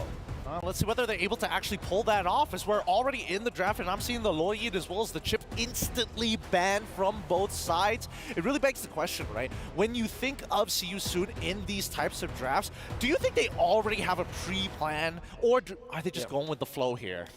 Especially because they don't have draft, I think there's pre-planned. I feel like it's pre-planned. The only thing that's adjustable is the last 2 picks. Yeah, that's fair. I agree. I agree with that. And it kind of feels like the last 2 picks of See You Soon from, I guess the formula here is pick your gold lane and your roamer last. I would say. I think that's the formula that they're following. Louis and Chipman, okay, everything's normal. Maybe the lane will be next. You know what's crazy about Falcon's state here right now is that they don't have a chance to get into the knockout stages. But with just one fell swoop, one win, they're gonna take See You Soon with them to the grave. They're lit. Oh, man, don't even that shipment alone. No, this is the group of champions, man. Like, If as a champion, it's not enough for you to win. It's sweet when you make someone else lose. Yeah, that's right. It's My like enemies have succeeded. Yeah. Truly, like this is one of those moments that Falcon can really show can be the gatekeepers here. Exactly. Terry's Laban, they've been watching the game. They have been. I like that a lot. I really do. But the Edith ban also from the side of See You Soon really means that this game is going to be pretty high octane, pretty explosive. Yeah. Okay. Whew, what is going to be the first pick? Take away the Roger. Yeah, but then let MP the King get his Ling. Oh my goodness. Ling, pick bad. Ling Valen. Oh! Very quick picks here. Very quick picks. No Teresa is great for Falcon Esports. That's a great start. You don't have that Ling Teresa combo.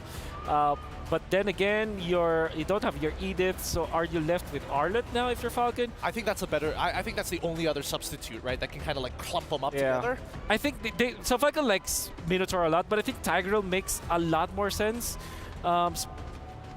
Mino and Fury is a difficult ultimate to give to the Valentina. So is the Implosion, but at the same time, you are left with a situation where you have to handle the link with a good hard start. Yuzhong is great, and finally we get to see Yuzhong. Oh, after so Use long on as well. Farsa? Use on Farsa? Or use on Valentina? Farsa or Valentina here? Yeah, Farsa is great. Farsa's pretty good. The only thing is Ling, you know. We see Nempi the King against Sans's Farsa. So Minotaur. They pick up the Minotaur. You know, this is the, 5th time that they picked it up? I don't know actually the actual stats, but yeah, that feels like the 5th time that they picked it up. The entirety of today, Falcons have been picking up the Minotaur like without any hesitation as well. They always do it within first rotation at the same time. I mean, pretty obvious answer for the side of See You Soon. You got a bunch of tanky boys, no problem. Carry is going to be the one to knock them out. Yep. So a means to an kind of hero as well. You will treat this like how you treat the Beatrix, the way that you want to clear the waves. And by the way, there was a rising. There was one time where the fighter carry has been meta. Maybe you go hybrid if in this case, especially if there's a Yuzhong. That's the thing. Just pick up the Thunderbolt, you're not one shot anymore from the Yuzhong, and then you're okay. If you pick up the Beatrix in this case, it's much harder because you don't have access to that, and the Yuzhong one shots the Beatrix. So I like the idea here from See You Soon picking up that Scary. While we're having the draft, can I just update as well? If Falcon wins 2-0 going up against See You Soon, and then SRG gets 2-0 over Fnatic Onyx, we still have a 3-way tie except for the bottom 3 teams. Oh yeah, wow, okay. Yeah. So if Falcon wants to make it to knockouts, they have a chance. All right. Beat See You Soon 2-0 and then let SRG beat Fnatic Onyx 2-0. All right. So this is indeed group of death. Oh, all right. So the Pharmacist as well as the Vixana are banned out from red side of See You Soon. Yeah. The Kaja, and now the follow-up from coming in from Falcon. What are you thinking? Going to be Tigreal actually is a good ban here for Falcon. I think the Cho as well. But that means a lot of options for See You Soon. There still is the Grok, which is going to be a really good combo. There's the Franco that you combo with the carry as well. Hard lockdown to go with that. But I'm thinking Tigreal actually just makes a lot of sense. You got a lot of front line with you. You can kind of prevent the Roger jungle because of the fact that Roger will struggle from the invasion coming out from this Tigreal, and the Minotaur is too slow to protect that. So that is my guess here for See You Soon. Apart from that, solid EXP lane. The kit match against the... Okay, there's the Lapu Lapu. One of those solid EXP lanes. It is a solid EXP lane, but I think they're trying to they're trying to get access to the backline, right? Because Ling is going to need some help, and it's very difficult for carry to actually go for these like big flanks without a little bit of help or a delivery system. Ruby looks enticing now for Falcon in the gold lane. Yep. And then they will have to go for a little bit of damage. Farsa is still on the table, but then there's Lapu Lapu and Ling. So probably you're stuck with Aurora or Nana as Falcon. I wonder if they pick it up. Vexan is banned, unfortunately. Oh, sorry, I missed that. Kagura looks... Actually, Kagura is great, honestly. All right. So extra mobility, a way to kind of purify yourself from big types of CC. You get caught up by the edge of the Shadow Strike, or if you get locked down by Lapu Lapu. Yep. I'm kind of okay with this draft. And I really like the draft, honestly. So they do go back to the Grok, which we kind of prescribed earlier on. It's great. What I do like about the Kagura is that you don't give an ultimate to the Valentina. Oh, yeah. Because that's kind of, it's kind of nonsense if you copy that. Coming from the panelist stand. I love it. We love the draft. We love the storyline. And we love to throw it over to our casters because it might be a long day, boys. We might have a tiebreaker. Well, we're going to find out here because we love it as well. Joining us here on the caster desk, it's me, Nice2, joined alongside Mirko. And man, oh man, we knew this was going to be the group of champions, the group of death, Mirko. Beth. But Beth, the group of Beth. Did we expect this, though? I think most people didn't, but I was talking to every single person I met today saying, hey, there's a chance. There's a chance. And we'll find out exactly where that all falls into place here as we jump into the Land of Dawn. Match number 3 here for the MENA Falcons versus the Cambodian Owls to duke it out and find out where this group falls into place. Already taking a look at this, the lineups that we see here are very interesting. I mean, the fact, too, that we get to see a Kagura now paired up with a Natan is going to actually play a part, and Kenji picks up the Roger. And for See You Soon, man, off the momentum that we just saw them go against 2-0 for Fnatic Onyx, that is insane. So very big kind of, I feel like, morale boost for See You Soon. The analyst panel said it, right? I mean, right after that victory, See You Soon, they were just ecstatic. They were jumping back and forth. You can see the momentum definitely favoring them here. And you can already see as well, even though Soul is on a pick like a carry, he's already very, very aggressive in lane here up against Lark. Trying to bully him all the way at the start of the game. Kenji going to be able to reveal MP the King there as he tries to go for an invade. And we can remember game number 1 against FNOC. See You Soon. MP the King, he might as well just change his name to MP the Ling. MP the Ling, I like it. How well he was able to play and execute this Ling. You know, he's locked in. If anything that you saw from the last series, he is ready to just play. It's funny because I see him always training. He's always actually in the gym in the morning, and I happen to see him there really locked in, getting his cardio in before the matchups here. And Interestingly enough, because he's playing out of his mind so far throughout this this day, we'll see if he can replicate it here. And I think that begs the question for Team Falcons. Yes, MP. Yes. What do they do? Yeah, what do they do to handle MP the King on this Ling?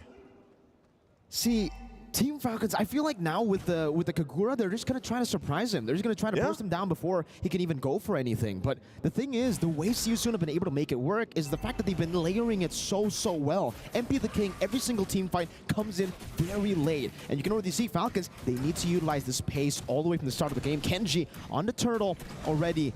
Even though CSUN actually have a bit more prio up top in the XP lane, Kenji will be able to secure it now with the Bravest Fighter. Felix trying to go for some damage, will be able to get the slice twice. Furious dive into the Petrify. Down to the Yin Yang overturn. Good night. Takes him down. Ra gonna be caught on the 4 members in the enemy purple buff. Team Falcons are online.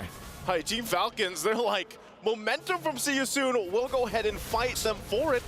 Boxy pretty deep, but he should be fine. He is on this Grok here. Just going to check things out and delay that Pro Ball. We're going to take a look at the replay brought to us by STC. This was already after the turtle was taking, but great decisions. And look at the early burst also from Goodnight already early on with this Kagura pick. That's the power of this hero. Doesn't pop up too much in a current meta, but it does. I feel like it's starting to shine here. You know, picks in the mid lane. I know the gentleman on the desk earlier talked about the picks in the mid lane. You see a lot of Farsa, you see a lot of Valentina, but it's nice to see this Kagura locked in, and how little round this lineup from Team Falcons already getting that early lead on. Slowly but surely, Falcons now trying to push that lead. Super getting that knock up, and now it's just going to be Kenji and Goodnight to secure Lethal Wanderer. Still going to be playing it a bit passively though, because again, right, for Team Falcons, they can play with the super fast pace, with this kind of composition going for the burst, but they can also scale up. They have Kenji, they have Lark. Lark will be online in around, what, the 12th minute of the game. So Team Falcons, they're actually quite comfortable just playing it like this, the way CSU want to play it so far. Also still waiting for the mid game, but definitely for Falcons, I think there's one thing that they need to get done in the early game, which has to be shutting MP the Ling. Shutting him down, shut down MP the Ling. And part of that too is utilizing, you know, Minoe and Fury, you have that, you have the Yuuzhan pick that we see Ding utilizing here. Is already using that Dragon form in this 1v1, but part of it is stopping MP the King from roaming around, getting the setup potential. But so far from what we've seen, he follows up very late in the fights, and that's how he's able to capitalize. Sometimes we don't even know if this game he's going to pick up the Sky Piercer here, but he goes and starts this turtle up, objective now online. CSUN wants to go ahead and equalize the turtles, so they keep them busy in the mid lane. This could just very well be a free turtle in the hands of CSUN. Yeah.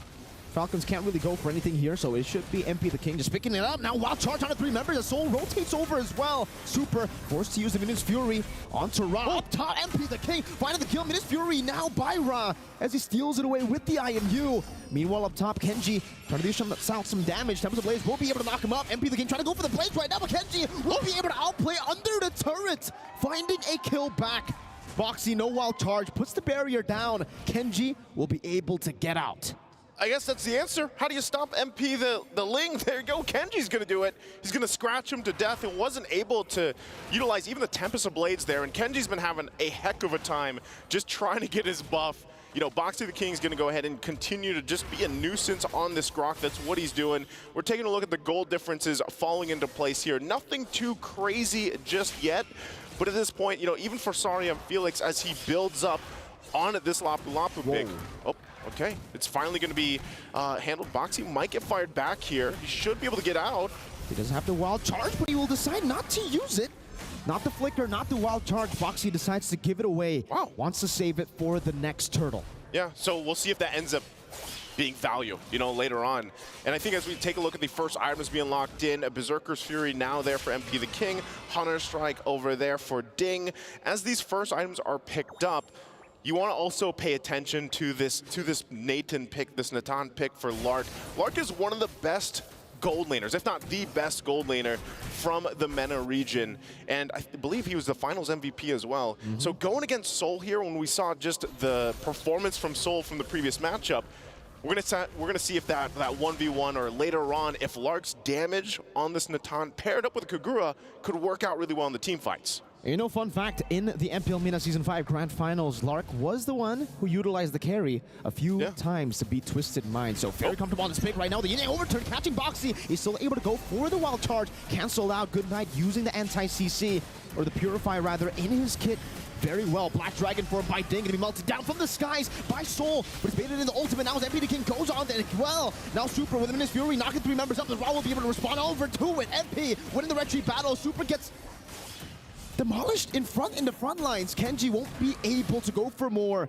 Will be forced back. See you soon with a great trade. Yeah, I feel like, hold on, MP the King gonna get the kill on Ding too. The shots, it's not gonna be enough to get the kill, but okay, they go and trade at pretty much objectives, the kills as well. You know, from that last fight, Super started up that fight. This is all for the purple buff. They're gonna force Kenji out. Oh, Lara gotta know about that. Pops an entropy, gets bursted down by Soul on the carry. 1-0-1. But what was that damage? We were just talking about the gold laners, man, and Soul shows up. Interestingly enough, that Team Falcons, you know, you find themselves responding to the pressure on these resources. Look at this. Boxy has been doing this the entire game, but this time around, they force so much pressure, it forces Team Falcons to respond, and then they get punished off of it. You know, Boxy the King here, I had him on the round table. He's not a man of many words, but when he does speak, you love to hear it because of how confident he is. He's been with See You Soon since the beginning of his career as he got onto this team and is only stuck with See You Soon since then. Solo kill down below, Lycan pounce there to dodge away, but MP the King again, finding the assassination, escaping as well. As Boxy tries to go for the invade now, putting the barrier down and forcing Super to go for a rather awkward path back to safety. Gets smacked in the face by the power of nature. He says, no problem, I got that healing. He's got it, he's got the healing, and right now, See You Soon's got this side of the jungle. Wishing Lantern also picked up by Ross, so now look at the pressure on this tier 2.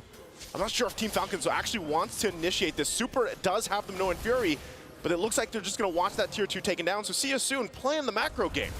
Slowly but surely now, Ding doing some damage. Furious dive defensively as now the Bravest Fighter will be used up. The 2 slashes, the final one to back away. Ding gonna be slowed down now with the wild charge not connecting. Super goes in, but gets terrified before he can go for the Minions Fury. Rob pops it in, and it seems Super won't be able to take that damage. Now, dang! That's a 5-man or a 4-man Petrify, but no one's there following up. Lark is gonna be demolished in the back, forced to use the entropy defensively.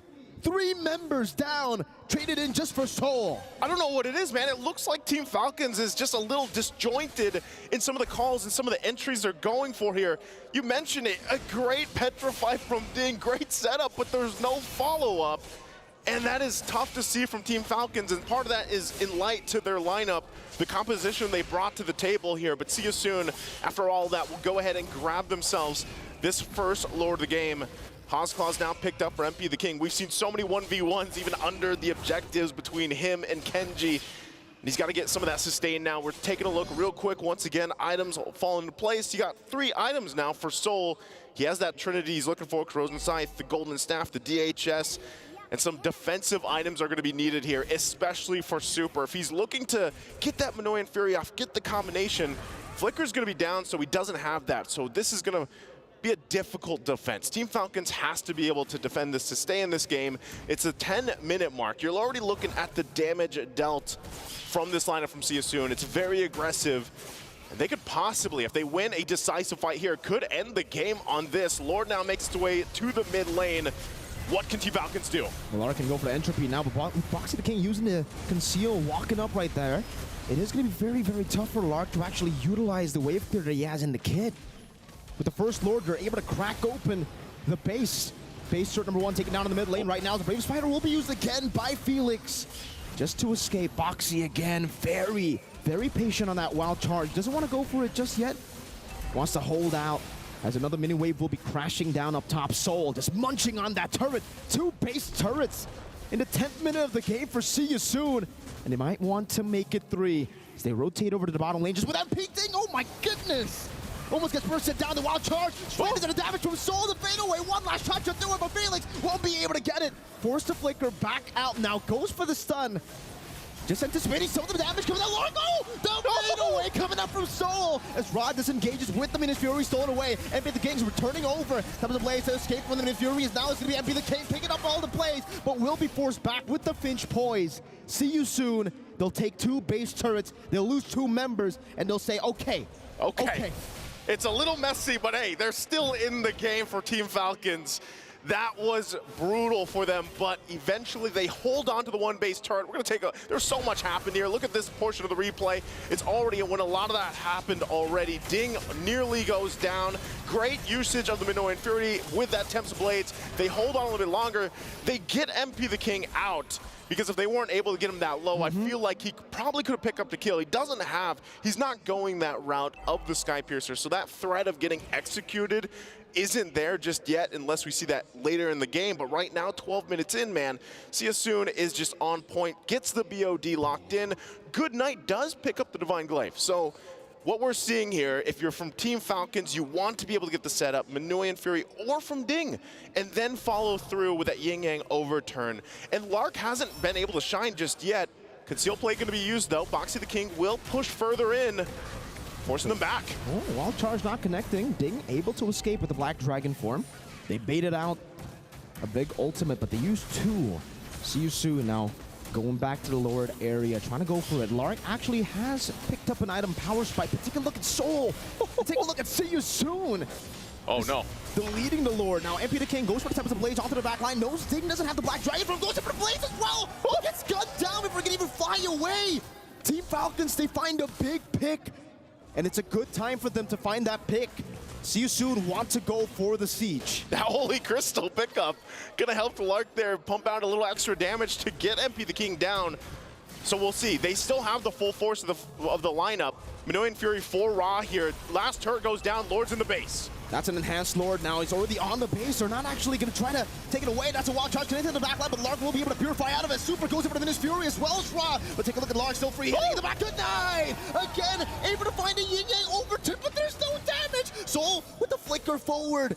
Try to go for the pick onto Lark, but will not be able to get it done. Falcons, though, they live to see another day. I don't know what it was. Like, it was a great entry from Good Night. The Yin Yang overturn was there, but there just wasn't enough damage. And if you look at it, you know, they're, what, 7,000 gold behind? So maybe if it was a little bit more even in terms of the economy, that would have went better for Good Night. Again, as we take a look at the replay here, great usage. Once again, Super has done a fantastic job at using the Minoan Fury, buying more time for the follow-up to come through, and that's where we see Good Night entry in. Isn't able to capitalize on that damage. And you can see some of that, you know, the reaction, the frustrations here too, of course, as they're still holding on. You know, they still hold on to this game. It hasn't ended just yet, but See You Soon, they might try to go just for a game ender, but they have to respect this damage. Ding's gonna go ahead and get on out of there. Will get back to base, heal up, has to use the dragon form. But man, at this point, some of these last items are going to be picked up. Athena Shield now for Super. Definitely needs that to go ahead and have a better time for the setup potential with this Minoan Fury.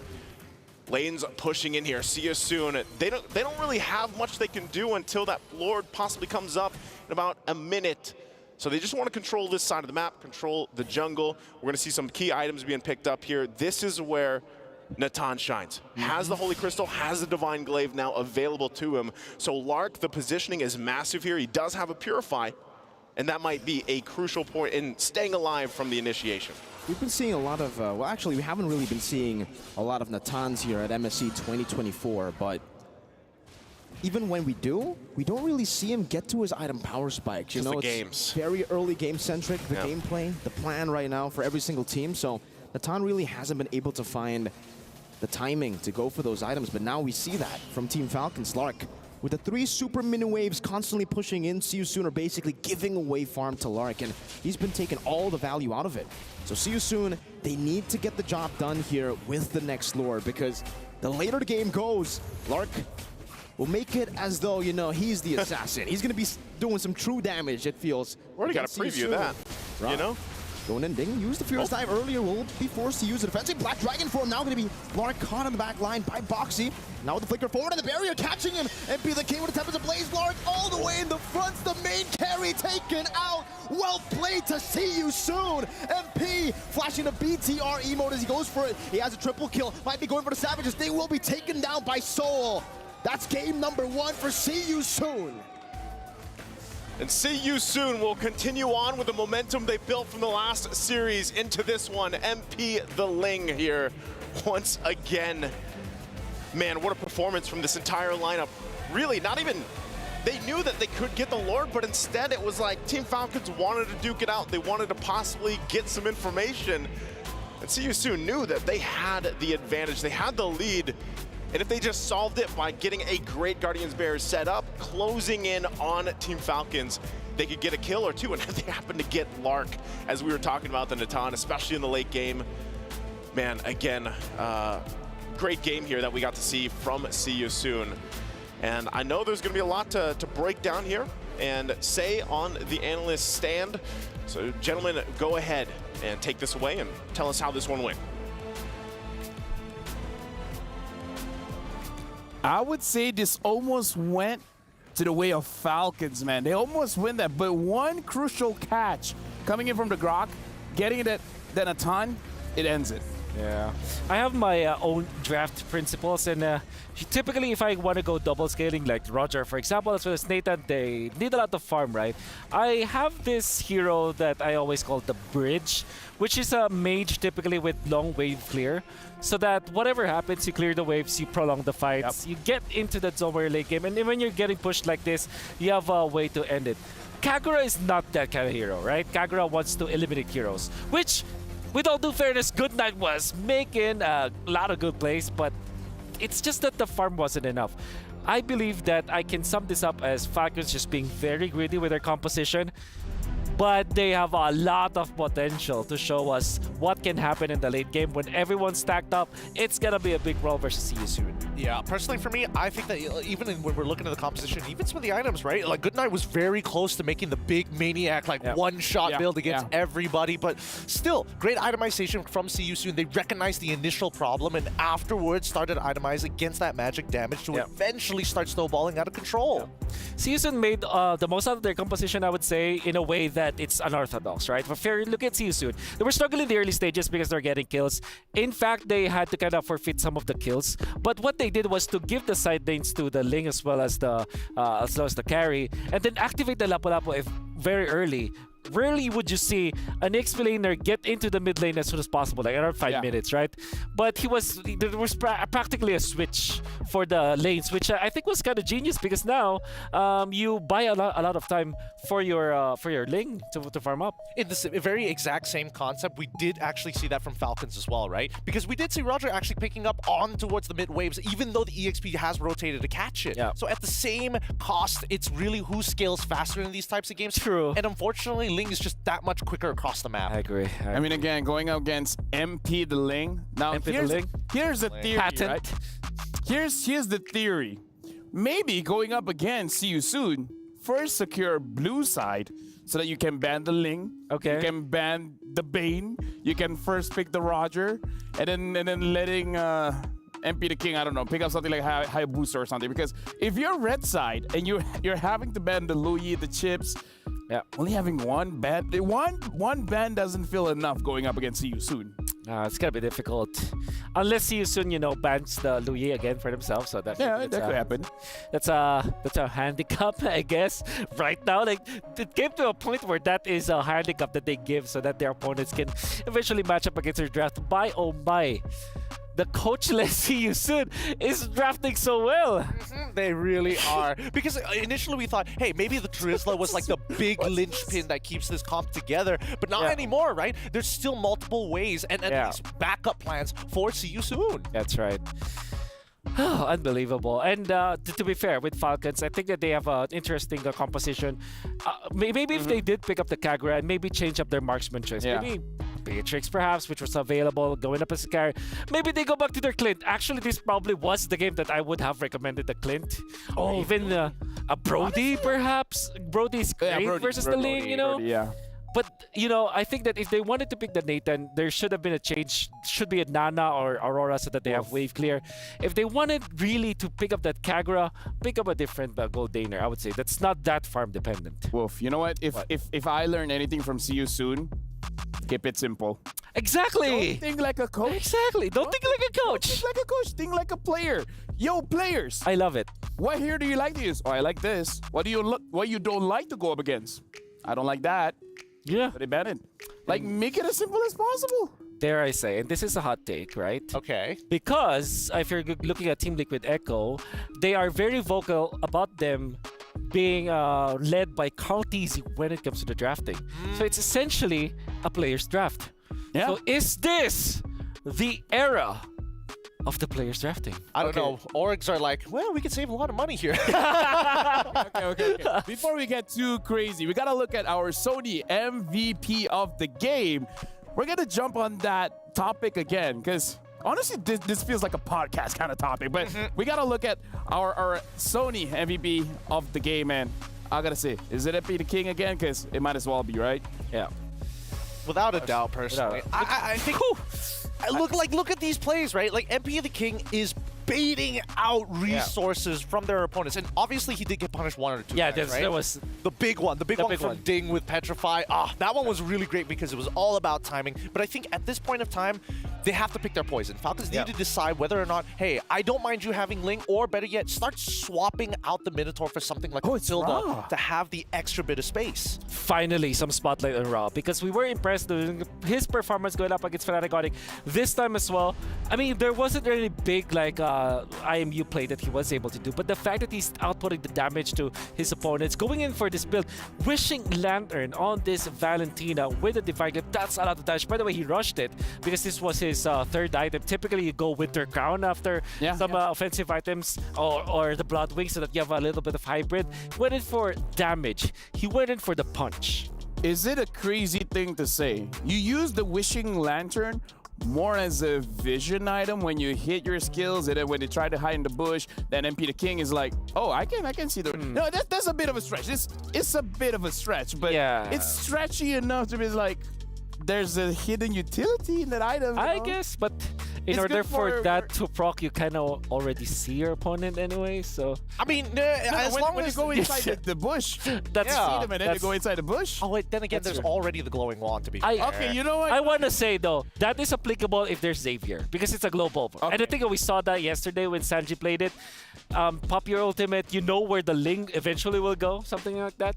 Doesn't sound like a bad idea. Honestly, I think that when we really have to boil this down to, like, what are the key linchpins that are making the See You Soon comp actually work, right? And I think that Raw, very much so the MVP, they need to start considering whether or not this Valentina is too much to handle, right? Because his spacing is incredible, and he's making sure that he's like filling in the cracks of the wall, just an entire filler to make sure that they don't find any gaps from the side of Falcons. What I want the viewers to understand now is that the Valentina as a pick, as a hero, is now being used against damage/assassin jugglers. That's your go-to, like, because if you go back to somewhere along the lines of a Vexana, for example, you're exposed. If you go to a Farsa, yeah, sure, it wins over the Valentina, but you saw that even Sans, the Farsa god in the world, is getting forced out by Lings, right? So Farsa, not good against assassins. There are rare mages that are good against assassins.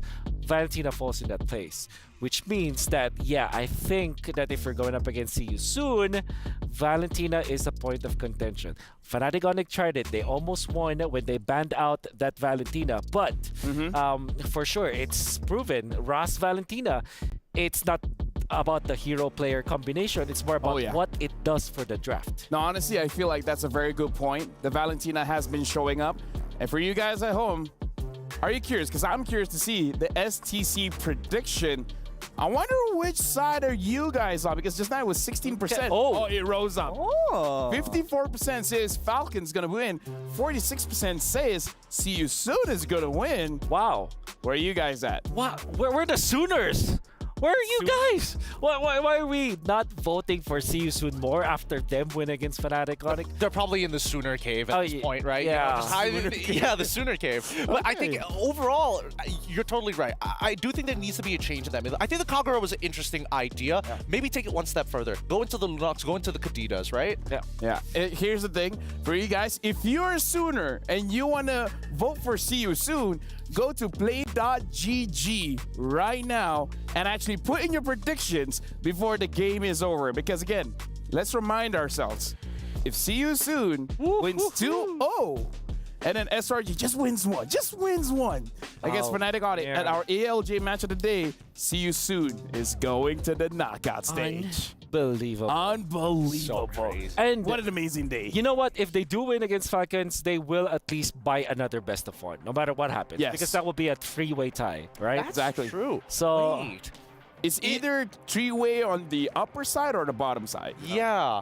But eventually they would have technically played their 4-match suspension already, and their coaching staff can come back in. Am I correct? I think a series. Yeah, I think series. Match means series, game means the individual game. Yeah, this is one match. Best of 2 is one match. So this is the second match. Gotcha. But at this point, come on, do we really want to put the weights back on? Oh, come on. Again, we're not saying anything about the coaches. Yeah, exactly. We're not saying anything about the coaches. We're just saying about when things are simple, it's easier for your mind to be set free. Exactly. And by the way, we're not even saying that having coaches is actually like a deterrent for them winning. They actually won one game versus SRG, legitimately, like they played it out and almost won another one. So I think that we have just all been sleeping when See You Soon are just awake because you've been a coach, Wolf. I've been a coach, and we both have I been?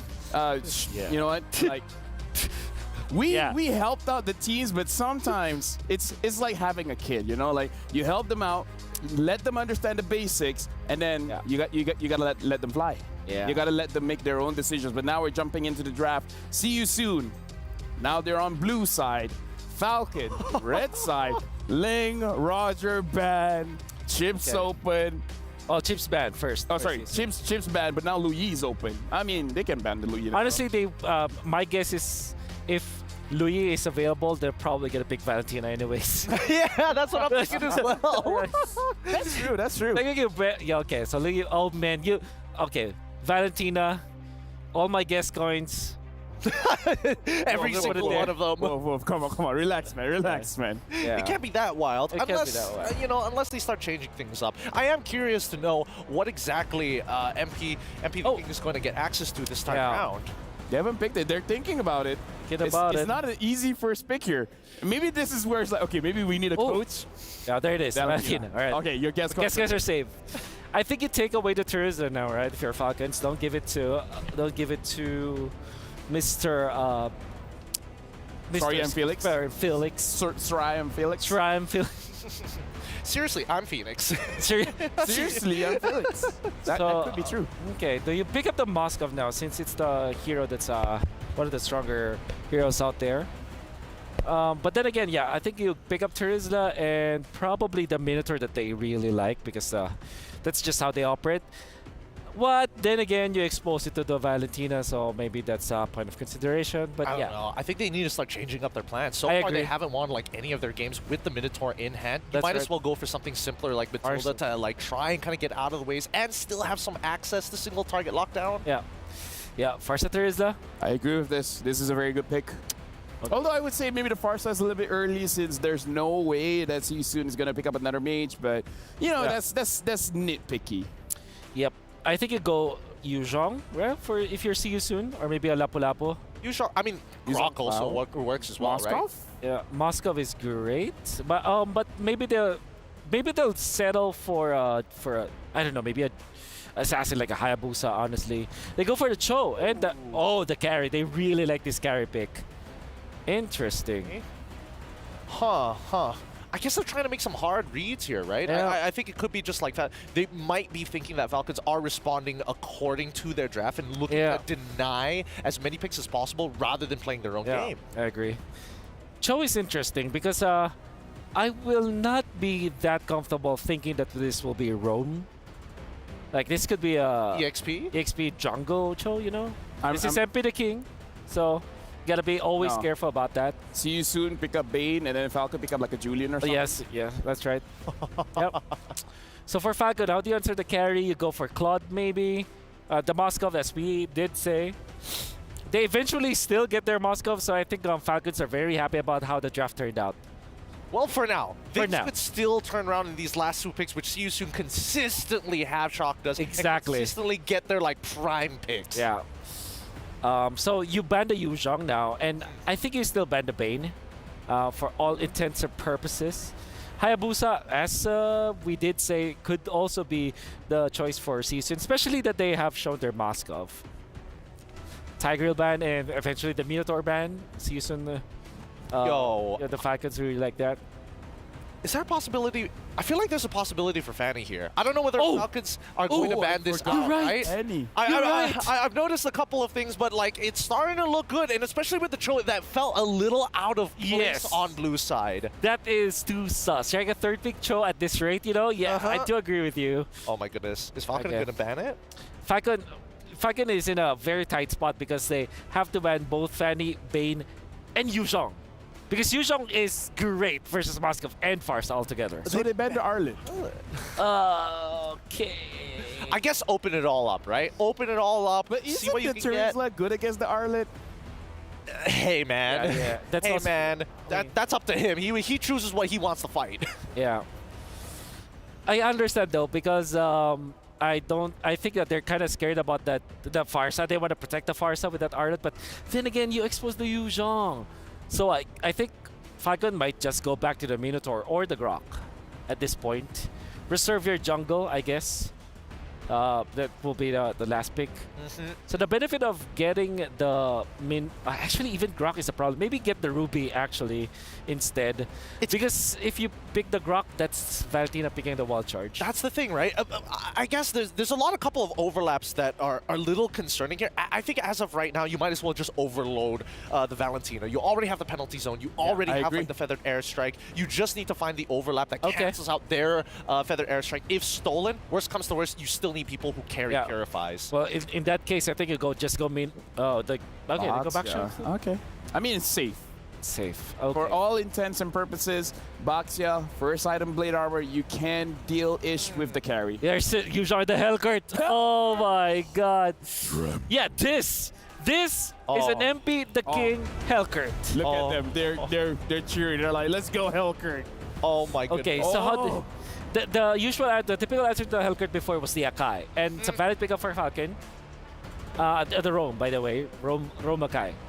Apart from that, you might just sell for Rafaela or the Florin. Or what? Florin also works. The Florin, I think this is the scary part, right? Because as soon as level 4 hits, if Florin is just caught lacking or walking around the river by herself, insta-killed. Feather Airstrike comes, Dark Knight falls. You can't hit anything if you can't see him. I don't know, Wolf. I'm siding with Gideon here. I understand. I understand. So, casters, we haven't seen Hellcurt in a while. And even in this game, we might not even see him because he might turn off the lights. And with that being said, we're passing it over to the casters.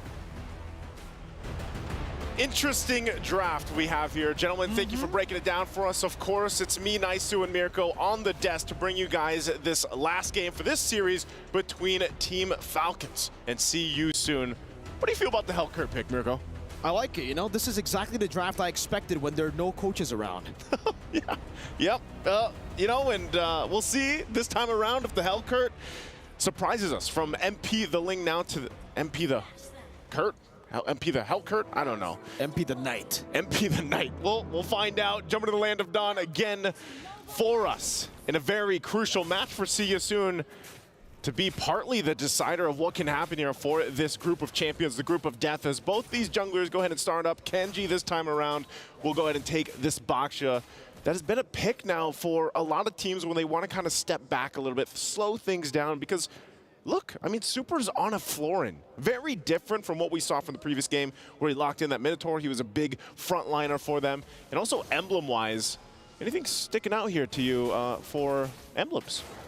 Not really. It doesn't seem like anybody is going to go for anything crazy, except, Super with the Temporal Rain. Master Assassin and both the Marksmen, by the way, still going for that lane dominance here, trying to get the advantage in the lane, but Yeah, man, I don't know. For CSU, it almost seems like they're doing better without the help of the coaches. Again, they had the whole conversation there. Boxy, though, now with the Jikundo, trying to go for the reset on the Shunpu, will be able to do so. And good night. What do you think of the Kagura pick earlier? Now back to the Farsa pick. It almost seemed like, you know, they wanted to go for something crazy, and then they said, okay, maybe a bit too crazy. You know, I agree with what like Wolf and Gideon were also saying about this, where Mid is just in a position where it's kind of awkward because the rise of Assassins once again in the current meta, especially when Ling is on the table a lot of times, it's difficult to be a mage right now, you know, because you got to be able to play quite defensively. I don't think anything's going to result into this unless Boxy doesn't have the level 4. We'll take some damage, but everybody's down here in the bottom lane. Even Ra just rotating down below, dishing out some damage, forcing Kenji back. Get that XP, you know, before this turtle comes up. A couple seconds away. But yeah, I think the Kagura, it was great to see, but it just didn't end up having enough damage, especially in the late game where they got to. So turtle's up here. Empty the game, gonna try to push him back. Oh, good night. Boxy in a 2v1, still able to escape, goes back in. Good night, might actually be taken down, has a Purify down. He flickers forward, Boxy, but it's first blood over to Good Night. MP the King securing it now with Deadly Stinger. Soul might get another solo kill up top, and Lark will be able to escape for now. Soul's looking for it. Feather Airstrike again onto Ra in the mid lane. Good Night. 2 early kills for the Farsa. Hey, that's great for Good Night. You know, 2 early kills on this mage that's already, you know, provides so much burst damage available this early on. You get 2 early kills, then you're online way quicker than you originally would be. So that's crucial for Good Night and just for the whole team of Team Falcons to be able to contest of what CSU can bring to the table here. I think part of this too is as long as you can survive when MP the King initiates, but look at this once again, right on the shot there. Feathered Airstrike set up from Good Night, and look at that smile. He's feeling good about it, man. He's really feeling good about that. Oh.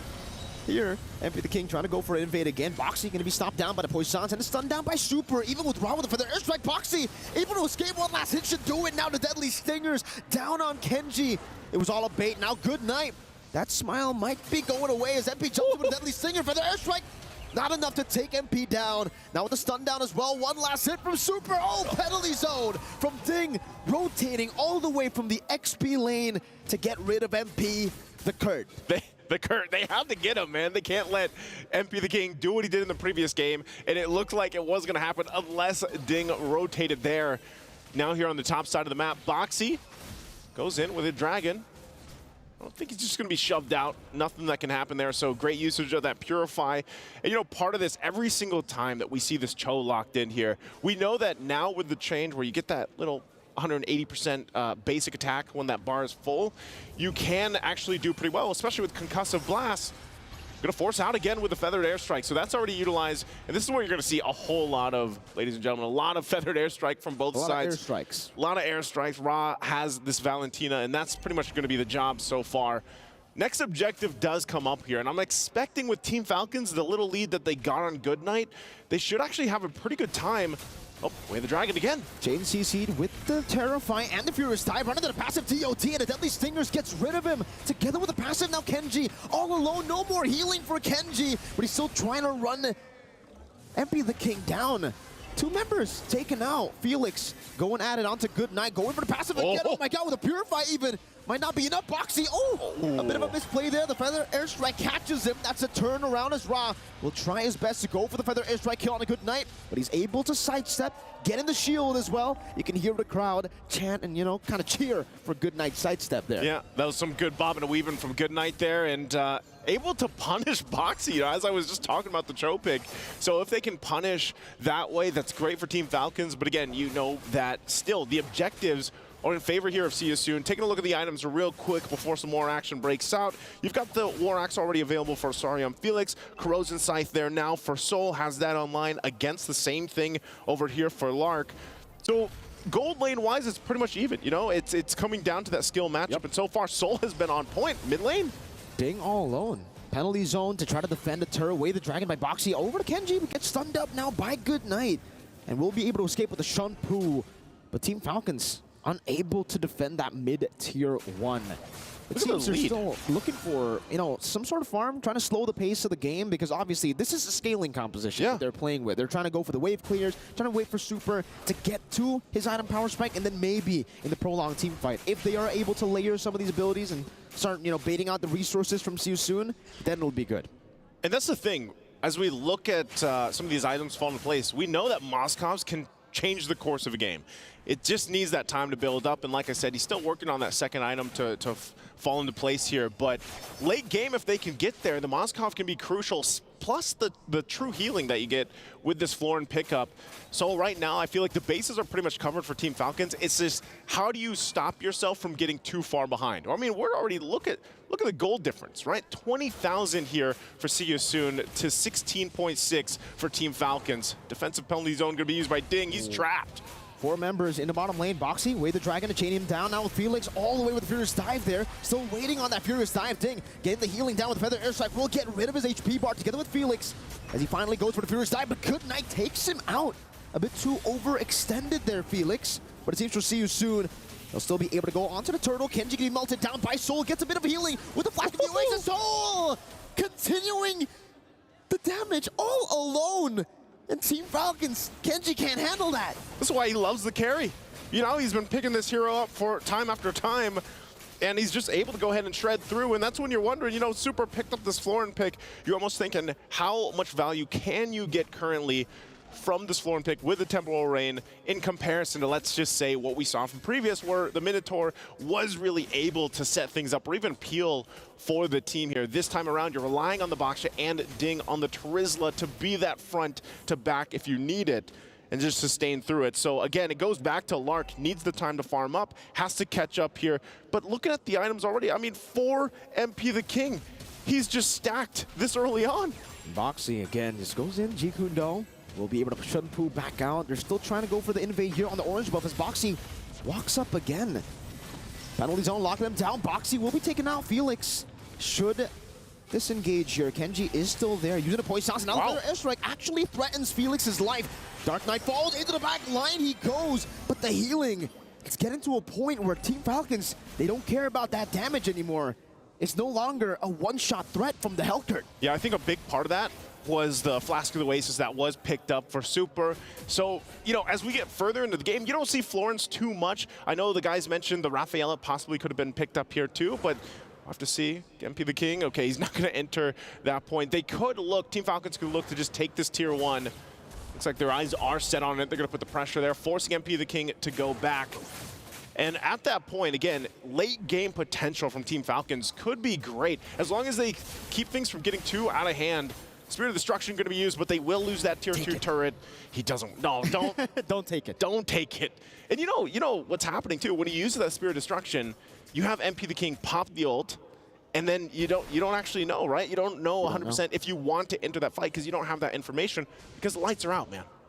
Yeah, then it'll be really tough for Falcons. But technically, they have Good Night, so maybe they do enjoy a little bit of the evening, some darkness, And you can see the Dark Knight Falls here, utilized by MP the King just as a utility, actually. Yeah. Trying to get some more pressure on the map. Lark, Abyss Walker forward, clearing up the wave up top. And it does seem like for See You Soon, they're going to have so much more prio on the map to play around as Lord. Already starting it out in the 9th minute of the game here with Soul. Boxy. Boxy goes. Great way the Dragon to punch him down. Now the penalty zone locking him down as well. As Kenji gets the healing with the Tortoise Poissons. Trying to escape from the Feathered Airstrike. But look at the chase now. Black Dragon form by Felix, slowing him down slowly but surely. Soul gets rid of him. Kenji, 4th death in this game. Good Night trying to go for a little bit more damage to try to force See You Soon out of this Lord. But it seems with that one-man advantage, it's the jungler. They'll be able to take this for free. No contest from Team Falcons. I don't know, Mirko. I feel like just See You Soon has figured out the Baksha. We saw this with their game against Fnatic Onyx, and Soul does get that Lord there. But the thing about this is, when you have the Baksha locked in, you're trying to rotate quickly. You're trying to be that frontline tank. You have the ultimate makes you even more tanky, but they're getting shredded. I mean, even with that, he is taking the damage. But because of the fact that you have Soul here with the carry who handles tanks so well, it almost seems negligible. And now in the mid lane. Again, great angle of the Way to Dragon. Now with the Feather Airstrike, Good Night trying to clear out the waves, and he will be able to do so. Lark, don't take it. Okay, he doesn't take it, right? He doesn't take it. Just goes for it. MP gets rid of the turret up top. That's another tier 2 falling to the hands of See You Soon. Black Dragon form. Gonna be used up as Rod dodges away. Oh, taking a whole lot of damage. Even with the steal on the Bloom, they're not able to get back to full HP. Mid lane, the cannon minion should be able to take their turret down, but they actually CC it, and they keep it alive. Okay, they keep it alive. Fleeting time also picked up here by Super.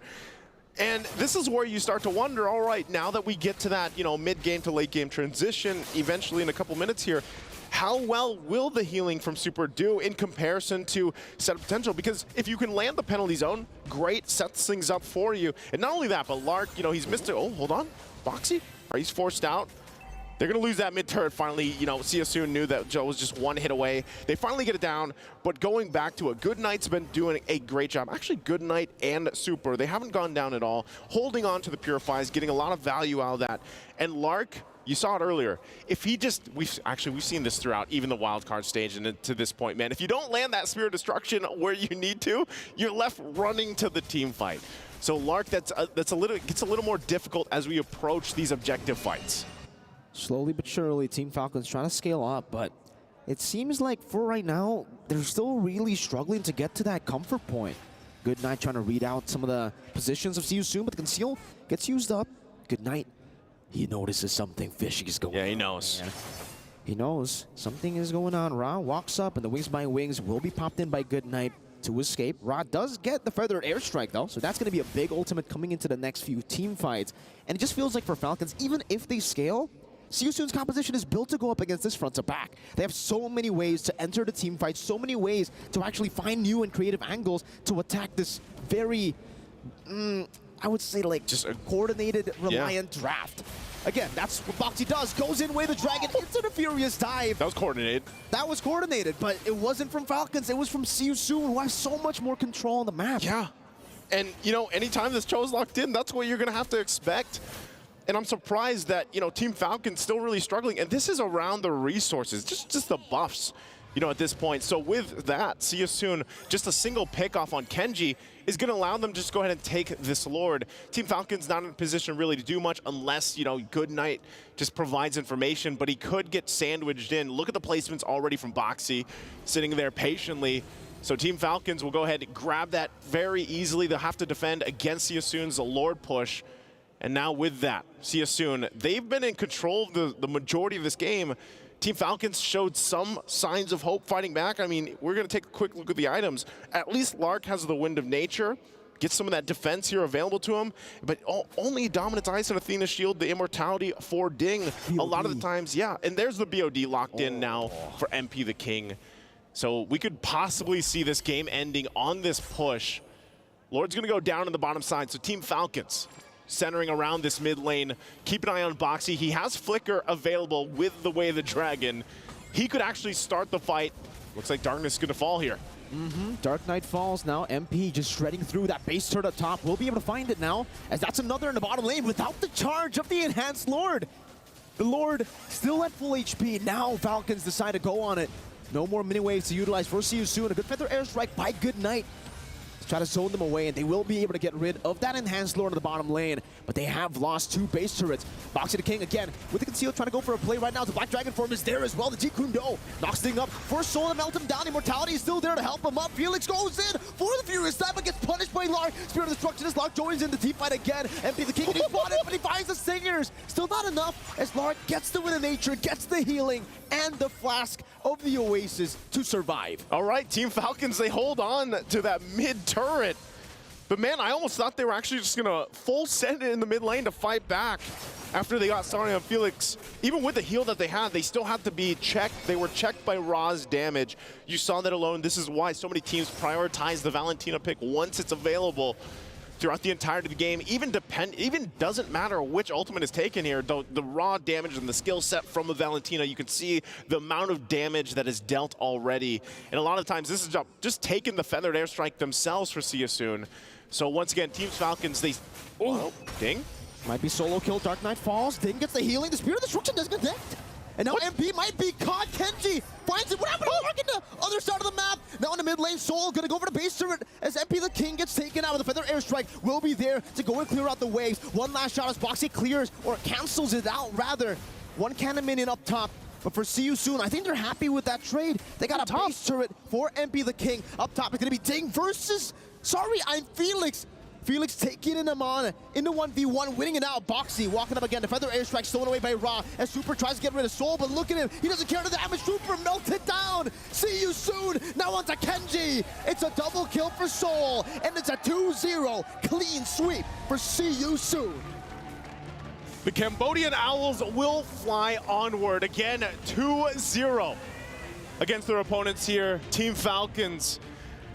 Man, oh man, this is... See You Soon came to play today. I know we've all been saying it. I know everybody woke up today thinking differently about this team, especially what's happened to them in the previous days. But man, are they just playing nearly perfect right now, I'd say. You know, and across the lanes, the lineups that they bring to the table too are very interesting. Again, fist bumps across both teams here. And this is gonna make the ALJ match of the day very interesting, Mirko, ahead of us. That's the decider now for if we get a three-way tie, because See You Soon bumped their stat line now onto 2 points. SRG still sitting with 4 points, and Fnatic Onic with 0. So again, if Fnatic Onic get that 2-0, it'll be 2-2-2. The battle for knockout stage continues. Oh man, again, it just, I love this. I love it when group stages are this intense, you know, because you have something in mind, and yep, group of death, group of champions here. Wouldn't have it any other way. And as you know, we have to wait for that matchup later, of course, for the ALG matchup of the day, SRG and Fnatic. But man, again, that's going to be closing it out for us here for this match, at least on the desk. It's Mirko over here with me, Naisu. Can't wait to hear what we have to listen to from See You Soon over on stage. Let's go ahead and throw it over to our host to hear from them. Here with us on stage, the gold laner from See You Soon, Soul. Congratulations. Thank you, thank you. Your smile is very nice right now. I know you're so happy. You guys were giving each other high fives. How are you holding up considering it's your first international experience and you're doing so well? Nung una kabado, pero nandiyan naman yung teammate ko para mapataas yung confidence ko sa first international tournament. In the beginning, he was feeling really nervous, but he credits his teammate to increase his confidence for his first international tournament. That's the thing, you rely on your teammates, you rely on your team to bring you back up into, I want to say bring you back into the game, bring you back into the groove when it comes to a tournament like the MSC. Now, I have one question for you. Your qualification to the knockout stage is reliant on the next game. How do you feel about that? We wish Onic win. Sana manalo Onic para makaangat kami sa next round. They want Onic to win so they can go up the next round. Okay, I mean, here's the thing. When it comes to Fnatic, Onic, and I want to say the Selangor Red Giants, if Fnatic win one game, or rather lose one game, that's it. They're done. They're out. But if Selangor Red Giants take the 2-0, both of you teams will make it through to the knockout stage. So how do you feel about that? Do you think Fnatic can actually take one game and get us back to a, I want to say a tiebreaker, or do you think it might be a 2-0 to the Selangor Red Giants? Siguro kahit sino nang manalo sa kanila.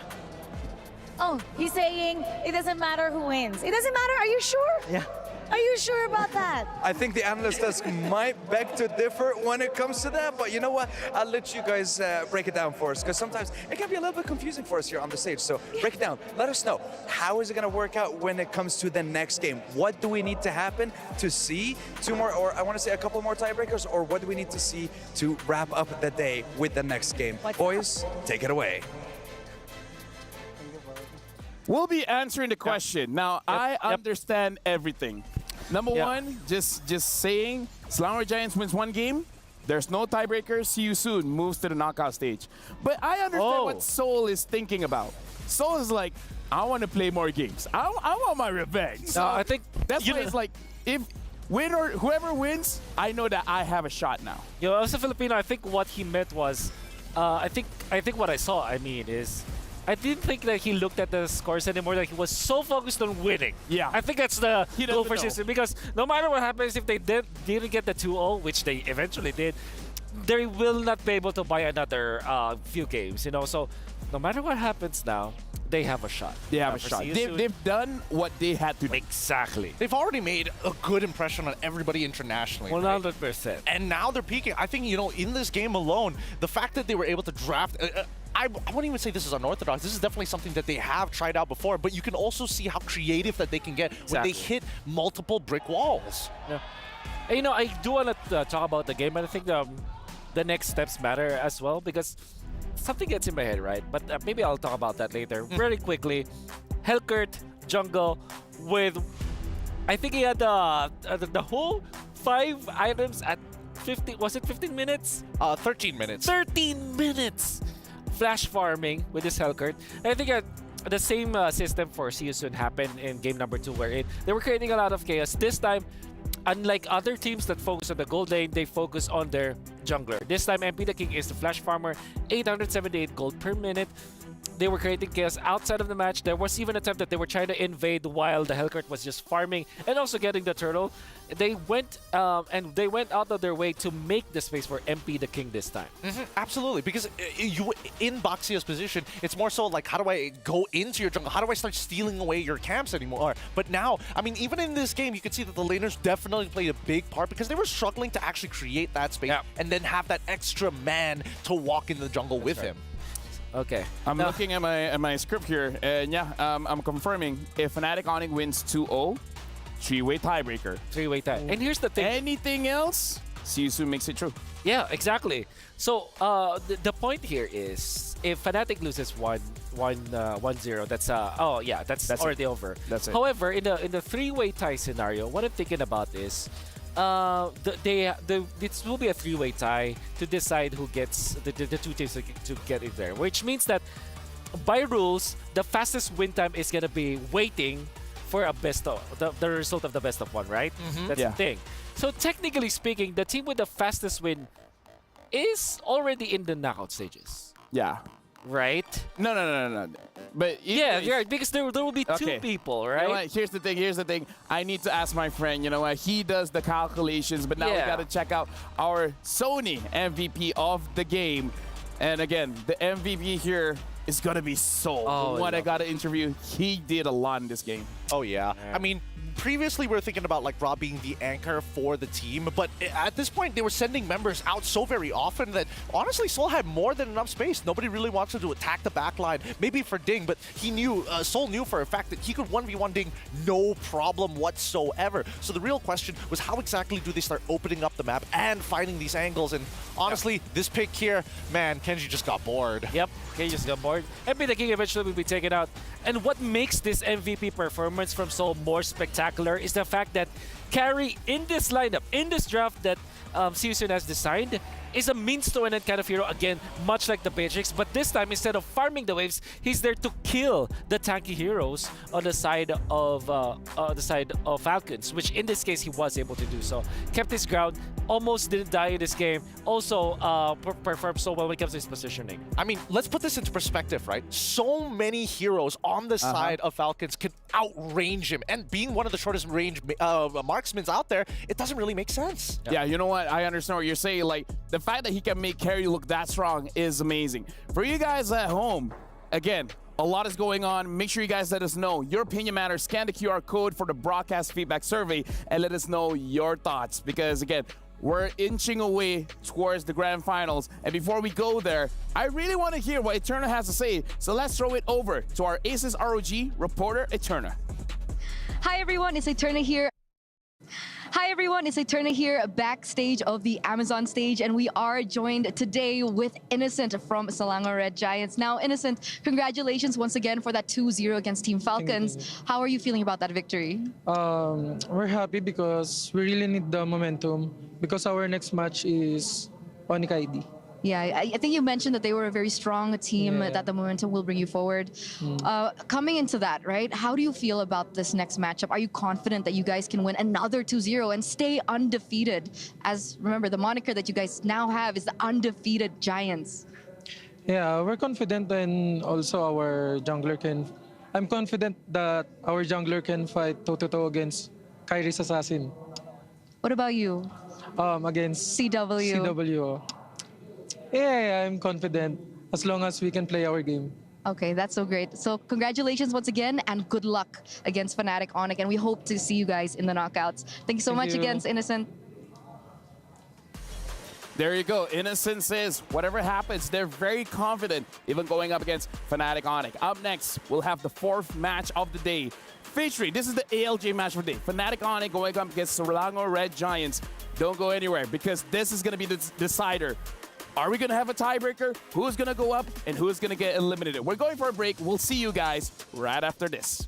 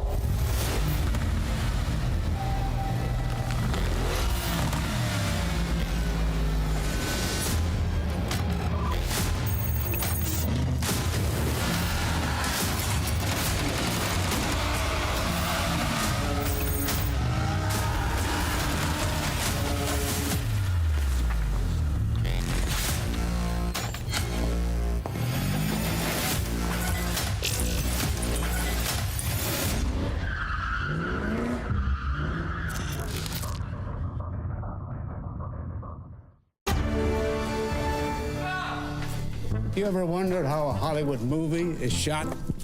On a Sony. You review it on a Sony. And how do you make that sound epic? You record it on a Sony. Lunch break on a Sony.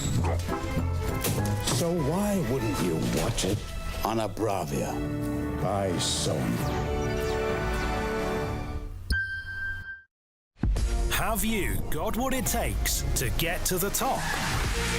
It doesn't matter how high you climb. To reach the top, even the biggest champ needs a break.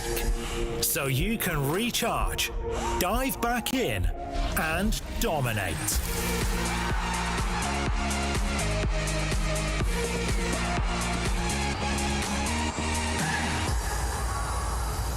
Have a break. Have a Kit Kat.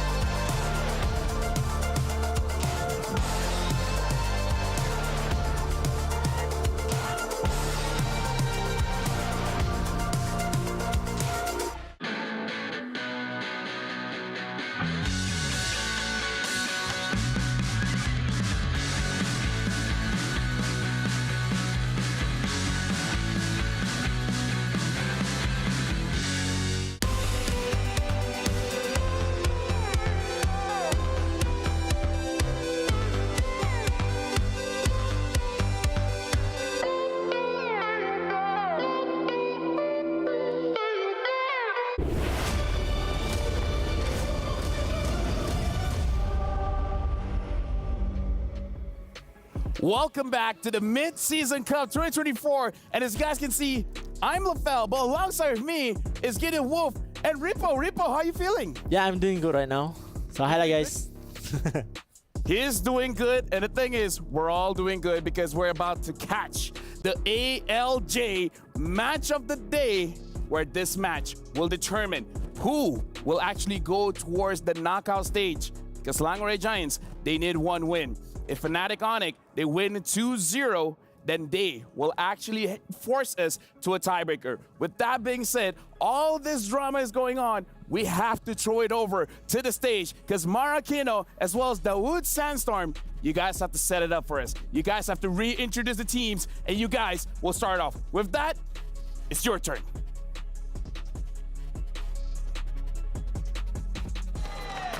The ALJ match of the day is about to kick off live here in the Amazon Arena. And still, the undefeated Giants from Malaysia are about to take on the shaken but not broken Sky Kings from Indonesia. Towering the group of death, let's welcome back Selangor Red Giants.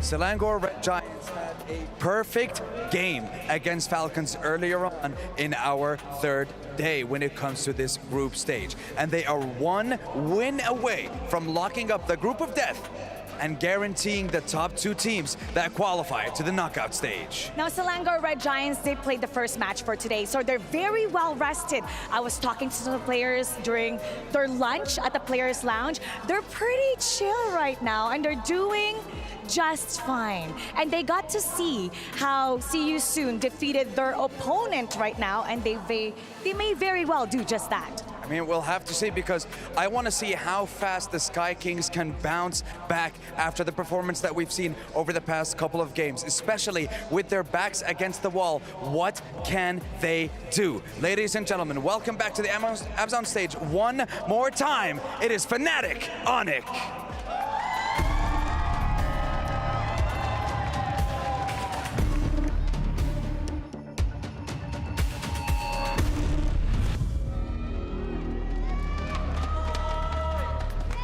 A lot is at stake in this match. Will we see tiebreakers? Will Selangor Red Giants continue to reign? Who will dominate in this match? Well, to answer all these questions, we're going to head on over to the studio and see exactly what's going to happen with our possible last series of the day. Boys, take it away. Thank you very much. And again, we're here with Rippo, so I'm immediately going to ask him, Rippo, do you think Selangor Red Giants can win 2-0 against Fnatic Onyx? You did hurt SRG undefeated team, so I would say 2-0 easy win. It's not just 2-0. It's easy win. What do you think about that, Wolf? You know, I think that they have proven that they are worth it. I think that they only need one game right now so that we escape the decider. Initially, I always thought that this will be a 1-1, right? That was my initial thought. So I'm going to stick with that one. It's a 1-1 between these two teams. I'm going to have to agree. I think a 1-1 is very possible for SRG, just trying to be realistic. But at the same time, there is the possibility that maybe Fnatic Onyx aren't just playing well today. I mean, the fact that they went 0-2 against See You Soon, okay, maybe See You Soon was playing well. But if they do that performance again against SRG, it could be, as Rippo said, an easy 2-0. Rippo, I have to ask you, how do you think that Fnatic Onyx lost to See You Soon? Like, how did that happen? Maybe because they don't have any coach. That's why they will debuff. Because yeah, See You Soon after no coach will be like OP. So right, that's the reason I think. That's the reason. It's funny. The panelists said the same thing. Caster say the same thing, and now Rippo, our professional player, it was like, you know what? Sometimes no coach might be a bit OP. Speaking of OP, for Fnatic Onyx as well as Selangor Red Giants, who do you think is the player to watch? For Fnatic Onyx, maybe will be Kyrie because his assassin is very good in right now, and also Red Giant, also Skies. Assassin also need to watch out. So we're looking at the junglers here. Do you think that both of them should be using the Assassin, or we see Kyrie just now using the Baxia? Maybe Kyrie will use tank jungle? I think better just use the Assassin because like we always seeing people using the tank jungler, right? So I hope we'll see both teams will be using Assassin, so have interesting game to watch. Man's here for the showmanship. Man's here to see a bloody game, and I respect that. I respect that a lot, but I do think that we gotta focus on the roamers, honestly. Like, we know both Kyrie and Sakai's are great, but Yums in comparison to Keyboy, I mean, there's a lot of arguments to be made here. Yeah, I think even Yums himself is very excited to see Keyboy, right? Yeah. But maybe Rippo knows. Who do you think is better when it comes to, like, you know, those roamers? Oh, who's the better? Yeah. Okay, maybe to be honest, for the performance, MPL to MPNC, maybe Red Giant, Yums. Oops, he thinks Yums is better. Now we're jumping into the draft. Selangor Giants going up against Fnatic Onyx. Selangor Giants first pick, blue side. Fnatic Onyx is second pick, red side. Before the bans begin, Rippo, as a player, which side do you think has the advantage? The first pick or the second pick? Have a pros and cons for the first pick and the second pick, because like for the second pick is for the counter picks against the first pick. So for the first pick, maybe they can prioritize the first hero they want to pick first for their continuous draft. So for me, have an advantage here maybe for the first pick, I guess. I kind of agree. There are a lot of OP picks, as we've seen, and also the fact that you're required to ban Luyi and Chip in the red side. It's like you have to ban it, so I wonder if that will be the case, though. Do you want to give the Chip or the Luyi to SRG? Probably not, right? I don't think so, right? Okay, actually, let's ask Rippo. Rippo, would you give Selangor Giants Chip or Luyi, or do you think it's better to ban away? I think just better ban those both heroes, because I already faced against Louis Chip at the same time. So I think it's a nightmare against them. For sure. For sure.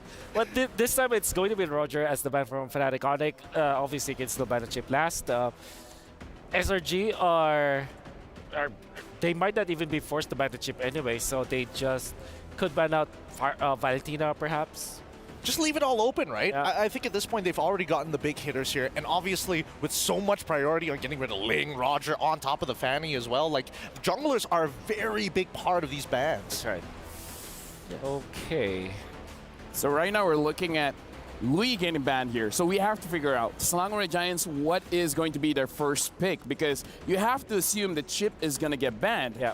So what is going to be the first pick for Selangor Giants? I don't want to see any Angela because I don't think it's a Stormy hero. Yeah. I also don't think it's a Yums hero. Harith, maybe?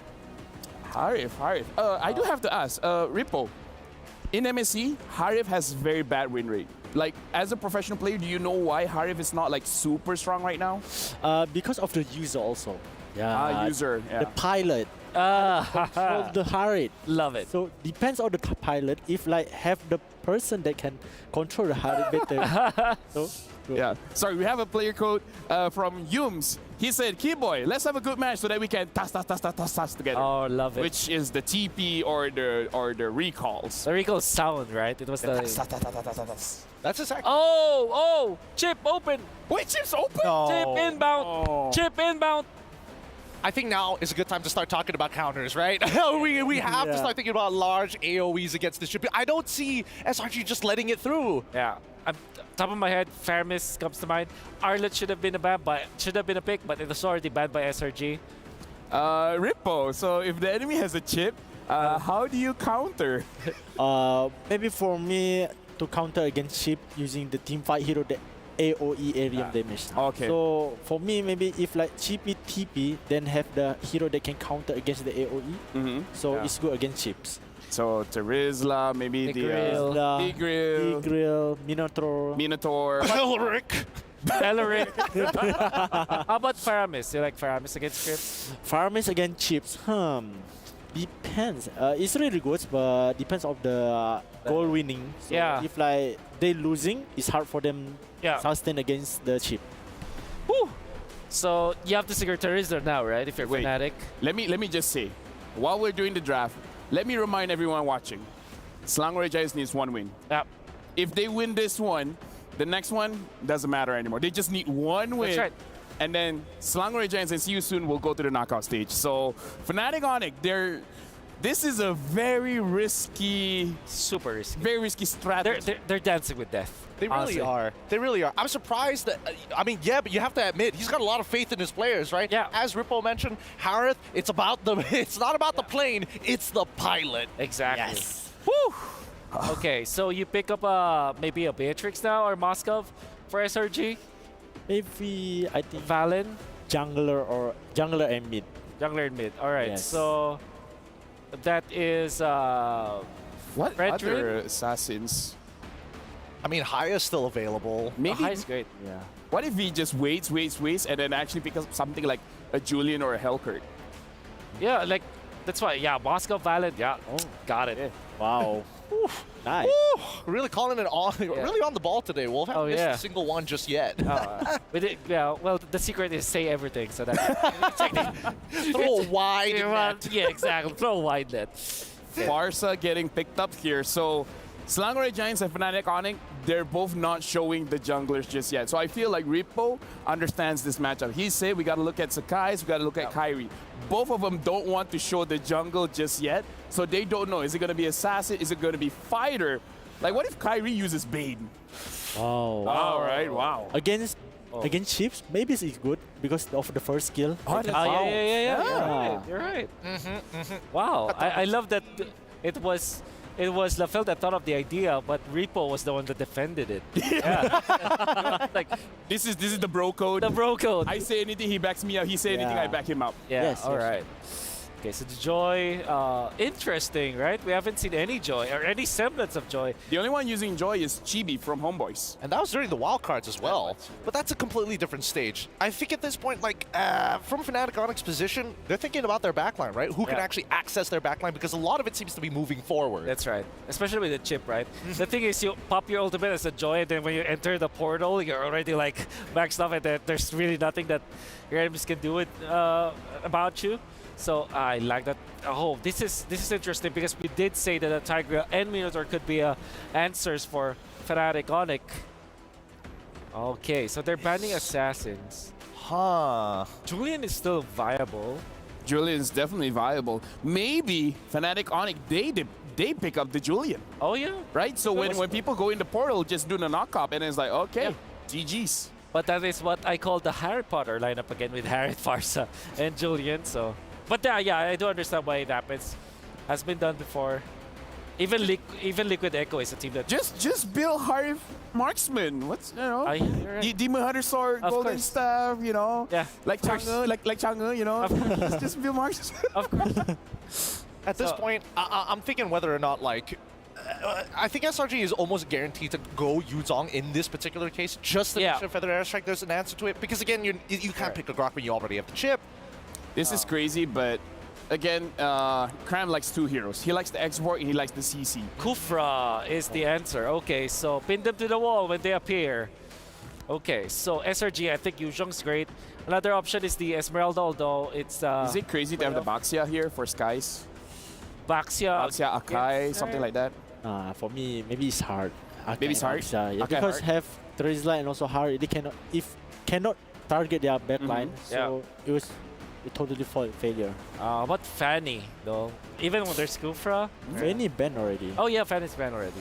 Maybe when the professional players like, yo, it's maybe Julian actually for SRG. Julian maybe, or also tanky hero.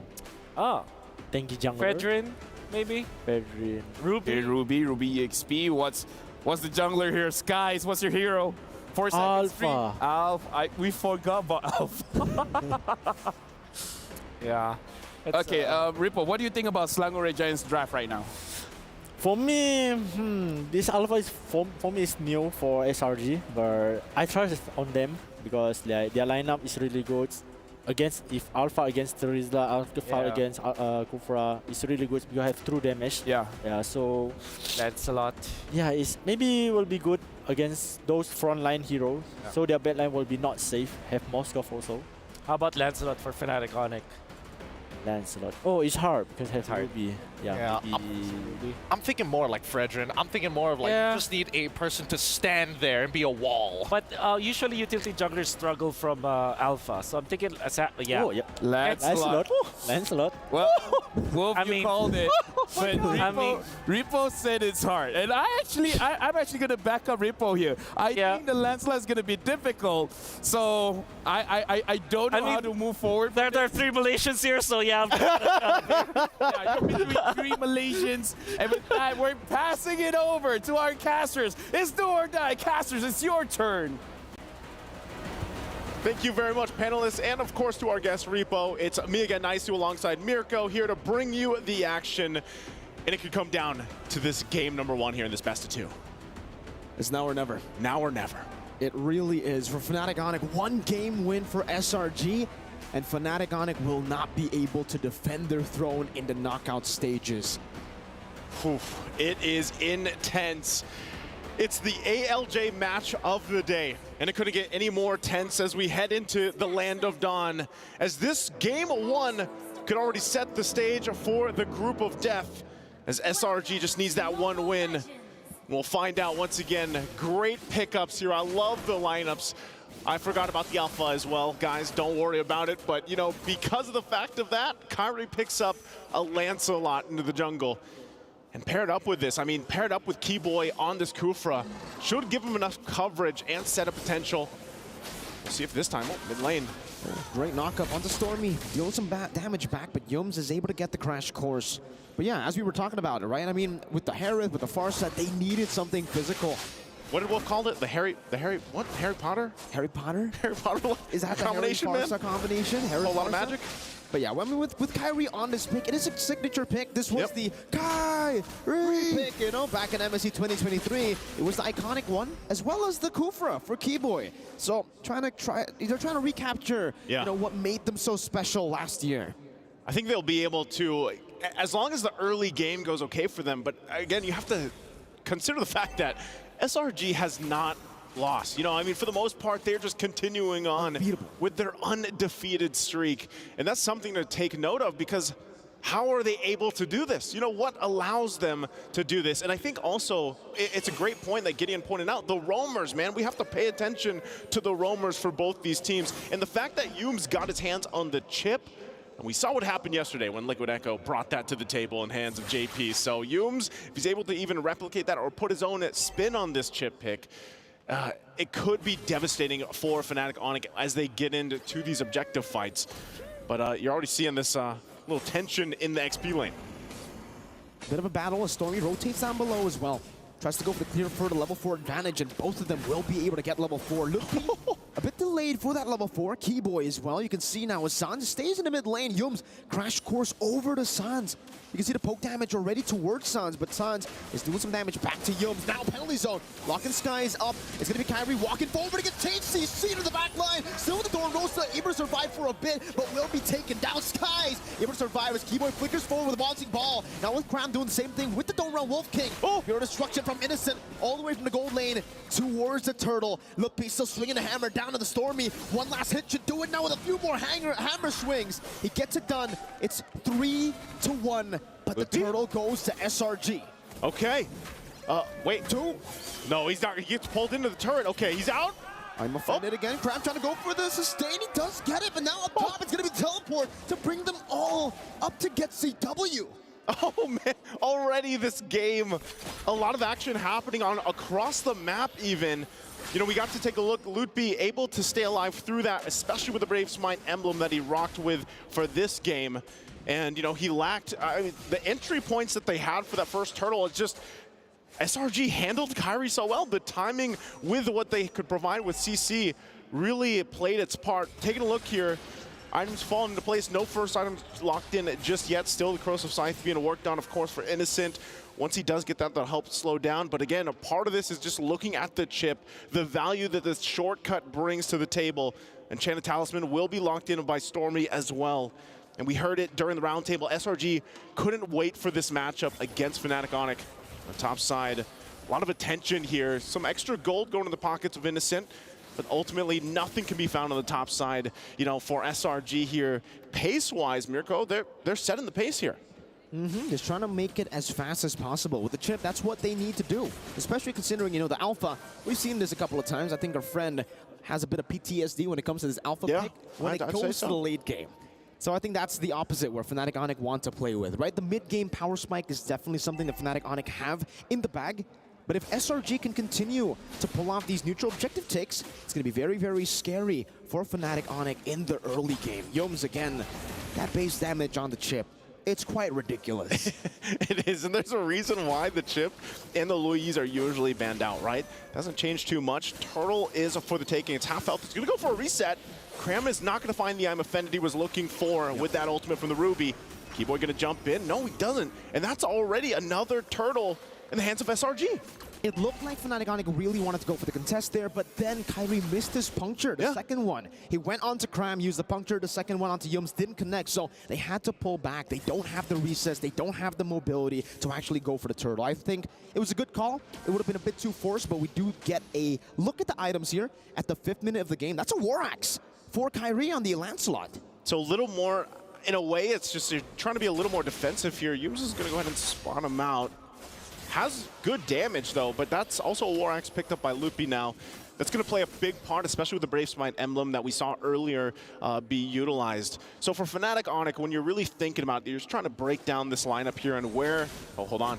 Down Revenge and the Rage now. It's a unfortunate for their airstrike. He won't be able to pop in the sword company. Does in time. Yo gets down with the flicker as well now. The Spear of Alpha locks Keyboy down. Lupi still able to find a kill with the penalty zone. Locking 3 members down. CW goes to re-engages. Keyboy rotates as well, but they will not be able to find more. Nope. Keyboy bouncing ball onto Innocent. Miss Walker used it. The blink sounds with the flicker forward, but the Purified Innocent gets out with 1 HP. SRG stay alive. The Spear of Destruction nearly hitting Sans there, but they're able to utilize this Pryel to continue the top siege. Fnatic Onic wants these kills. They want them early on. They want to be able to snowball. Look at this. Demand force into the feather airstrike. Now with the Spear of Alpha. Keyboy gonna be dismantled. In the front is Yums. Looks for the flank. Doesn't have the shortcut just yet, but will be able to lock CW down for Skies and Stormy to deal enough damage. Lupi, 1v3. It's a big hammer swing, but Skies, he loves these chunky members. Spear of Alpha into the crash course. Lupi surviving with the flicker, getting the Brave Smite proc too as Cram tries to deal with Kyrie in the mid lane, and Kyrie will be able to puncture out of it. Man, I think SRG just accomplished what they wanted to after, you know, having a couple deaths there. They get some, again, in response, and now the turtle's up.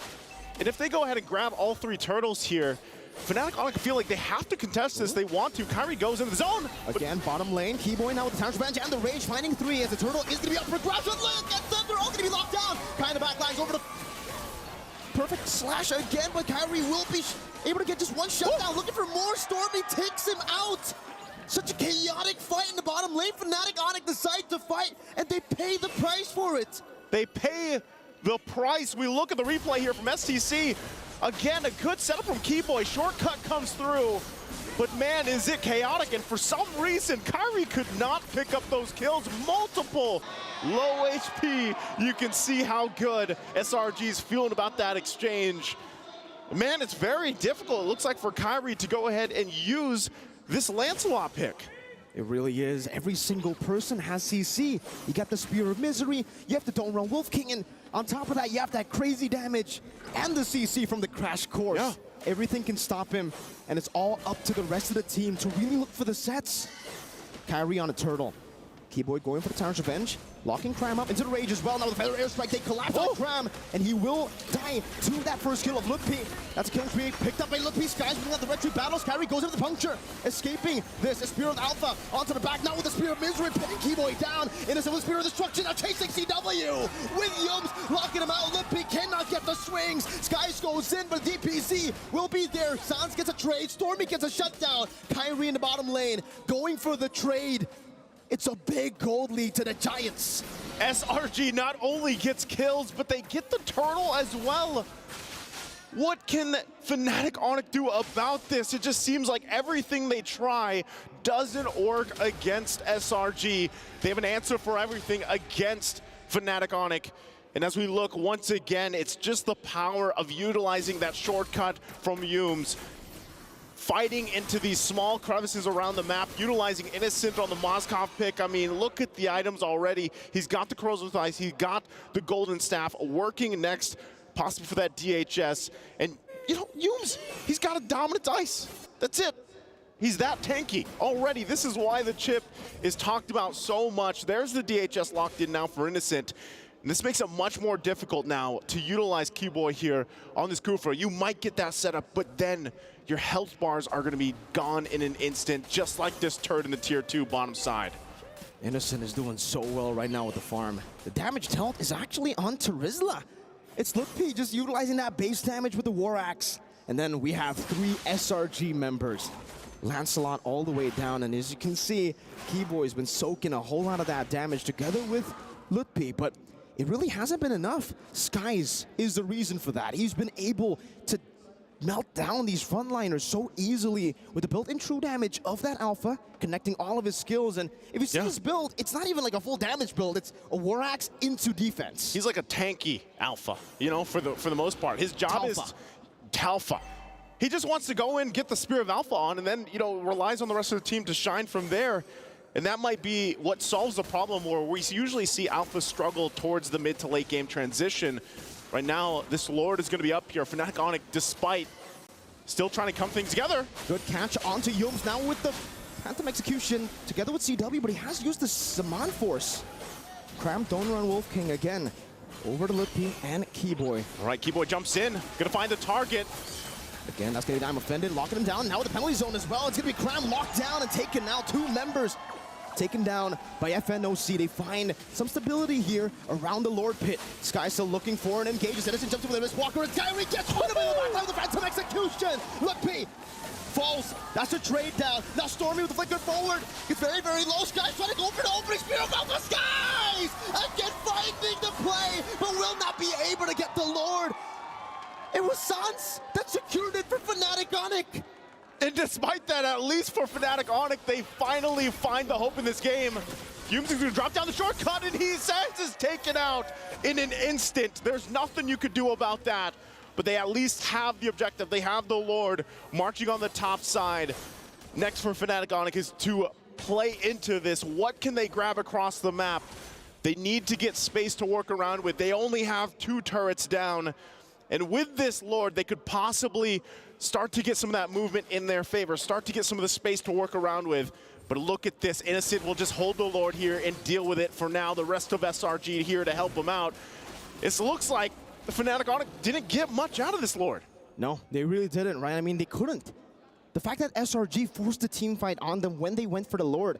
And, I mean, taking a look at the itemization from Kyrie, it's that utility build, technically. Yeah. It's kind of a mix. It's a semi-tank build with a War Axe into the Thunder Belt, into the Endless Battle. So he's really going to be relying on those basic attack procs right as he uses the skills, and not so much of an assassin. He can't really one-shot people, but we did see almost a one-shot happen to Innocent, or actually to Yums earlier, with the Phantom Execution. I think part of that, again, is you have to be able to go in and out of these fights. Yes, they're still assassins, but if you're gone in an instance, you know, what good are you? Especially when we're talking about the Lord fights later on, because the Lord dances have changed. You know, they're not exactly these long, drawn-out fights anymore.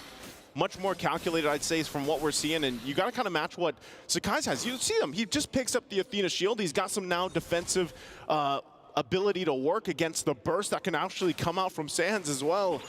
So that's part of the play here. Immortality as well from Cram so far in this Ruby pick has done a lot of work already.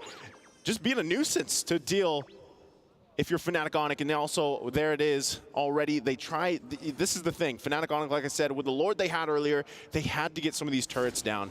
You're only seeing the tier 1s top and bottom down. That mid lane turret that stands for SRG is actually paying huge value to their control as they wait for that Lord to go up in 40 seconds here. So for Fnatic Onyx, it's just, let's farm what we can, but we have to stay together. Oh! I'm offended into the Spear of Misery. Kyrie gonna be caught by SRG! The Giants find Kyrie.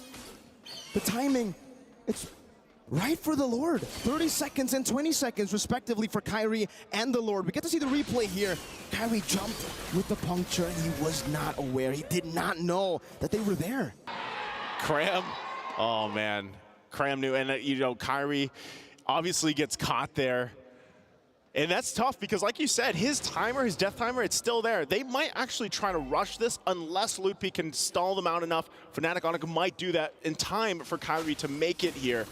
But it's already going to be started up. Look how fast it's going down. And look at Yums into the backline. He goes with the crash course. Now Keyboy trying to go for the Tyrant's Revenge to Yums, but he just keeps on juking, distracting the backline as SRG get the Lord. An enhanced Lord now for Selangor Red Giants on the conquest to take Fnatic Onyx out of MSC. They're on their way. Things, again, fall into place here. SRG teams have struggled to find a way to find the weak point of Selangor Red Giants, and so far, even Fnatic Onyx is struggling to deal with that, as now they have to deal with a push by the Lord on the bottom side. Kyrie again into the bottom lane with the puncture now. It's still an enhanced Lord, so he will be able to charge down despite all the damage. Again with I'm offended, Finding Suns! T-Boy with a rage, but the Purify gets them out. Now CW to be caught in the crash course as Yums dives in deep, but the Spear of Destruction doesn't connect. Graham still has the immortality. That's Yums with his own immortality pop. Look, trying to go for the defense right now, but the base is quite open. They are able to drag them in waves up top. Again, straight into the Spear of Alpha. Fnatic Onyx. They're everywhere. Cram with the Thorn Robo King CW trying to use his Amon Force to go for the defense as Keyboy gets melted down by Stormy. CW picks up double kill, but the waves are all there. Now with the winning waves, it's Kyrie versus the world. The Red Giants drag the Sky Kings out of their throne. SRG, the undefeated, the untarnished, will dismantle the defending MSC champions, Fnatic Onyx. Man, oh man. Team after team cannot find to solve the puzzle of SRG. What is going on here with this team? And I'll tell you what, lots of people around the world right now are just very emotional because there's a whole lot happening with just this game one in this matchup. Ladies and gentlemen, Fnatic Onyx have been knocked out of groups with that game. Welcome to the group of death, ladies and gentlemen. The panelists have a lot to say about this one, I'm sure. Let's go ahead and throw it over to them to hear what they have to say. It's the group of death. People will ask you, what's your proof? The proof today is even the previous MSC champions will get taken down. They will not have the opportunity to defend their title. This is the price of competition. For the longest of times, I've been saying maybe one day Malaysia's going to have two teams going out of groups. We're going to make it out. But I didn't expect it to be at the cost of Indonesia. I think the price is too high.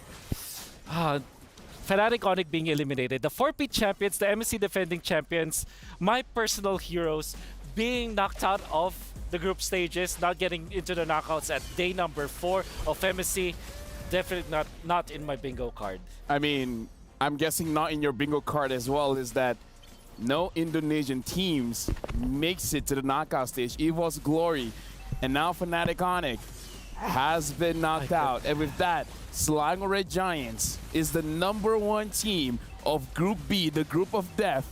And See You Soon is the #2 team of Group B moving forward to the knockout stage. How crazy is that? It's too wild. It's too wild. Like, out of all the M Series tournaments, MSC has always been having a special place in my heart. But man, with plays like this where both sides desperately struggling to fight for their tournament lives, and more importantly so, Fnatic, they tried everything. They threw everything at SRG and it still wasn't enough. A couple of things that I also want to say is that people were not putting a lot of stock on SRG despite them winning like their undefeated run because it was from a region that's not known to kind of get it out of groups. I mean, I'm not saying bad about the Malaysia, but you cannot understand why people doubt SRG's prowess. But I always kept on telling you server. Exactly. But then again, and shout outs to our NA people who said that Malaysia is an easy server. But what I'm trying to say here is that I've always been even Mirko and I had a bet where we're gonna be doing 500 push-ups or something if SRG doesn't make it to top 4. Guess what, Mirko? No Indonesian team, SRG up top. I mean, this is wild. Folks at home understand that we've been in the scene for a while. This is unheard of. Like, we need a moment to like. That's the thing, right? We need time to digest. I am not from Indonesia. I have not always been a fan of Fnatic Onyx, but I'm good friends with these people, with Kyrie as well as Coach Eb. I'm shaking right now. I can't believe it. But at the same time, if Fnatic Onyx eventually goes out of the bracket, SRG or See You Soon will be out. I also cannot handle that because See You Soon, they made a big fan out of me. And SRG, I've always been rooting for them ever since the start. So, Group of Death is it's a heartbreaker. It's a heartbreaker. Honestly, you should be blaming the script writers at this point because they're just putting all of your favorite teams in one group to make this outcome possible. It's not like last year's MSC when I can blame Mirko as well as this guy for all the group draw. This year I can't blame anyone. When me and Mirko do the draw, Indonesia survives. Yeah. So don't let us do the draw. It's like it makes it interesting because This is set up to be one of the most exciting international event in MLBB history. Not just MSC, not just M Series, all of it. Because it's anyone's guess now. Here's the thing. If Philippines doesn't win this one, like before this, it was Indonesia that wins this one. So I need time to digest. I saw a flash in his eyes. It's like, what if Philippines doesn't make it as far as I think it is? And it's like, his knees got weak for a moment. And I totally get it. But let's pull it back to this game because honestly, I think that Fnatic Onyx were really ego challenging hard. Like very, very hard against SRG, trying to play somewhat of a standard draft. Hold on. While we're having that conversation, we have one topic to talk about, and we're gonna flash it on the screen. And it's a very simple question: will SRG remain undefeated? Okay. Imagine going through MSC and not dropping a game. Not dropping a series. Like I'm gonna ride that train. You're gonna ride that train? Yeah, I'm gonna ride the train. Innocent and Cram, as well as Coach Arcadia. And the rest, I mean, Hume's made a big fan of it. I think Stormy is amazing. I understand why he's your boy. Stormy's my boy. After that round table, like him a lot, you know? Dude, and of course, as a guy, I think he really have outproven himself, if that is a term. But yeah, he has outproven himself as a valid jungler that you have to talk about, especially when thinking about like assassin junglers. Then he shows up with an alpha. Like, what else can he not use at this point? You're talking about Skies. Some call him Skies. Either ways, he's our MVP. Sony MVP of the game. Let's check out some of his highlights, man, because talk about him. You're talking about the hero picks. Now he's showing he can use fighters as well. Yep, there was a hero play that he is eventually going to use. Like, eventually the Lord will be... Lord? Yeah, that was around the Lord fight. But at the same time, look at him just getting out of vision so that he can bait someone in. And that eventually was Keyboy.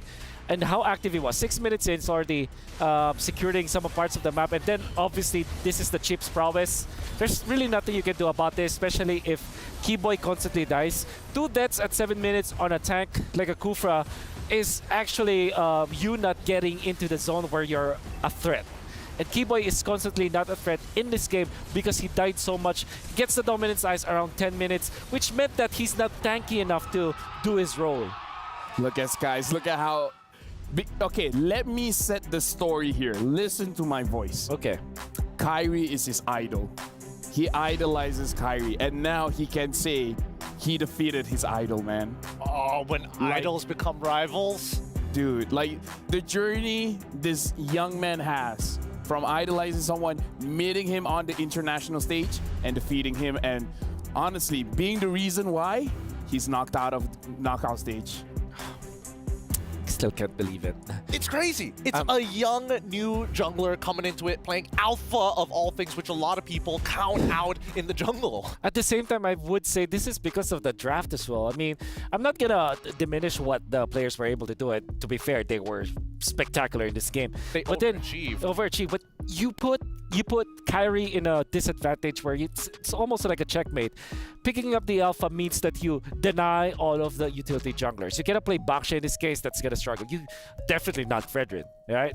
Maybe Barrett's, but then there is Moskov as well that can deal, you know, if he gets a DHS, you're quite in a lot of trouble, and it's very awkward to play the Barrett's in against the chip. It's, yeah, Kyrie was put in a checkmate. I mean, I did predict the Lancelot, but doesn't mean that it's like the best pick at all. I'm just like, I just thought that it was an ego pick, like you said, and it was duly punished by Sekai's playstyle on the alpha.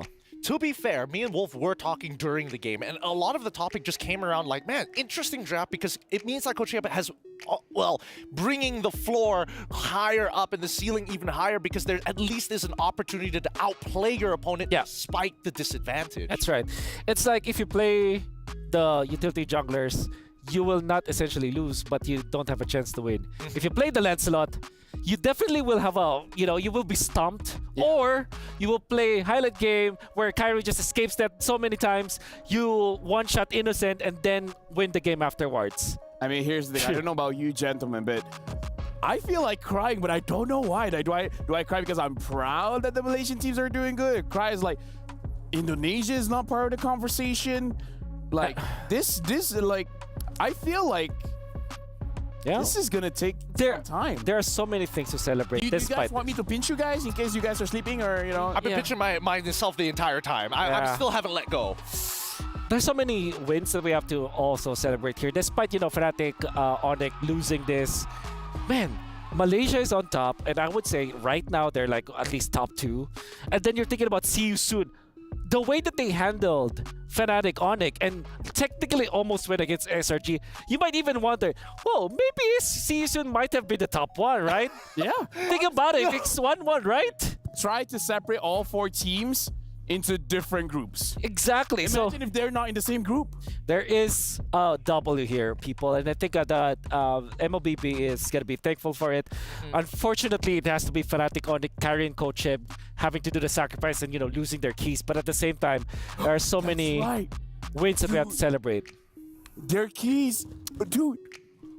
It's gonna meet the hydraulic press. Dude, I forgot about that. I never would have thought Fnatic Onyx would have their keys crushed in a group stage. Yeah. Not this early on as well. Not this early on. It's wild. It's a wild time that we're living in right now. And honestly, if there's anything to blame, we blame the patch. Let's blame the patch. I blame the group draw not being Miracle and LaFell. Wow, you forgot my name for a while, huh? It's okay, it's been a long day. Yeah, it's been a long day. But Amal. We're jumping into the second game. Gentlemen, we're jumping into the second game. I haven't even moved on, man. Yeah. I haven't moved on as well, but second game, this is testing ground for both teams because we got to remember, Yum said, Keyboy, let's have an amazing match that we can toss around. So, oh no, now they're showing the key as well. They're showing the key. It's just pain. It's just pain. It's all exciting, sad.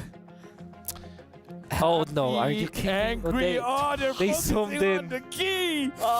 Dude, I want to take a picture with that key. You won't get a chance to. Well, maybe. Well, you might still have a chance. The broken one. Yeah. But you can see that even at least amongst the coaching staff, amongst the players, they're not beating themselves too hard. When I have a kid, this is the story I'm going to tell them. Wolf now curses Indonesia. Really? Yeah, you're right. The curse has been transferred. How is it that Singapore and Malaysia is the one doing well now? I don't know.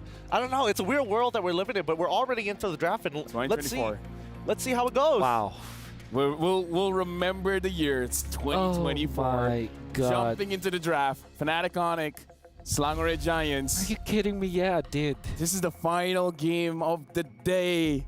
I 100% did. Right? Yeah. Even if you look at Evo's Glory, everybody was, apart from us, LaFell. Yeah. Evo's Glory were easily the top one of most teams in that bracket. Definitely. Yeah. And Fnatic Onyx is top one overall, you know? Yeah, definitely. What is happening? What is wrong with me? Maybe I should stop being a talent anymore, you know? Is that a way to go? Hey man, you can start coaching Malaysian teams if you want. Hey. Well, they don't. First of all, they don't need me. Second of all, I think they don't need coaches anymore. Well, coaching overrated. Yeah, drafters overrated. Let's just draft ourselves, you know. Here's the thing: we're in the draft right now. Fnatic Onyx. Like if I'm Skies, I'll be smiling ear to ear. All my heroes are getting banned. I mean, to be fair, like Roger, you can put it on Innocent, but you know, it's like basically 3 junglers: the Nolan, the Fanny, the Roger. I mean, again, you're facing against your idol, and even your idol is not arguing with the coach. Like, yeah, just ban those heroes. It's worth getting rid of. And now the Harith is the final. Let's see what the first Louis pick open. I mean, at this point, I feel like Sans getting the Farsa later down the line.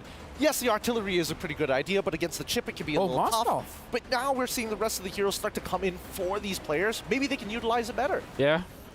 This also means that okay, it's Moskov. Yeah, Moskov first pick. Okay, so yeah, CW wants to pay back, but that means that Louis is gonna be the pick here for SRG, right? Wait, hold on. Is that Gojas playing instead of Cram? You're right. Oh wait, it is. Because you know what? Let the guy play. Let the man play. Let him show up, saying, "I'm not just a sub, bro. I can do work." And if there's any team that he can prove himself, right, it's definitely Fnatic Onyx. So excited to see this. It's Arlott and Louis. Tale us all this time. One of the strongest and most disgusting combos in the world. At this point, Louis, Arlott, Alpha, try to move. Fredrin, Baxia. Like, any utility / fighter jungle is gonna work well with this duo. Yeah. So you go Edith, maybe get your Firesun or Novaria, okay? So that's Moscovaria, big combo. Or Novaskov. Novaskov, nah. Novaskov. Yep. Moscovia. Bovaria. The thing with Novaria is that it's great versus Louis, so I understand where that comes from. Do you want to go for... You want to take your marksman now, right? If you're SRG? Most likely. I think, you know, Claude is still available. Claude is great. Yeah, at least you have the mobility, and you can use the Purify. Anything in Purify at this point is going to be relevant. I hope that this will be Beatrix as well. Innocent plays that hero so well. I don't remember if it is... Has he played it in MPO Malaysia? Nope. He hasn't. Okay. All he plays is Harith and Roger. Harith and Roger. Oh, he's played Claude. JOY! Joy Jungle. Now you have to ban Angela if you are Fnatic Onyx, I believe. Although, I don't know. I mean, I don't like Malaysian teams using Angela, dude. Okay, yeah, sure. Yeah, I don't like them using Angela. Yeah, it will be Yums to forced to pick it. So the only reason I would be okay if Yums uses the Angela is if the Angela can use the Way of the Dragon. The Way of the Angela? The Way of the Angela. Okay. You go inside someone and then you kick them. You can choose which direction to get a mega dash. Or what if he picks up the Petrify on the Angela? Oh. Wait. If he goes into someone, he can petrify. He can actually petrify, right? Like Angela Joy with petrify. Hey, that's scary. These are the talks that coaches have. Yeah. What if Angela petrify? Okay, here's the thing. Look, there it is. They still ban it. No, here's the thing. If that becomes a thing in rank, TM, copyright, we called it, whatever you want to call it. Yeah.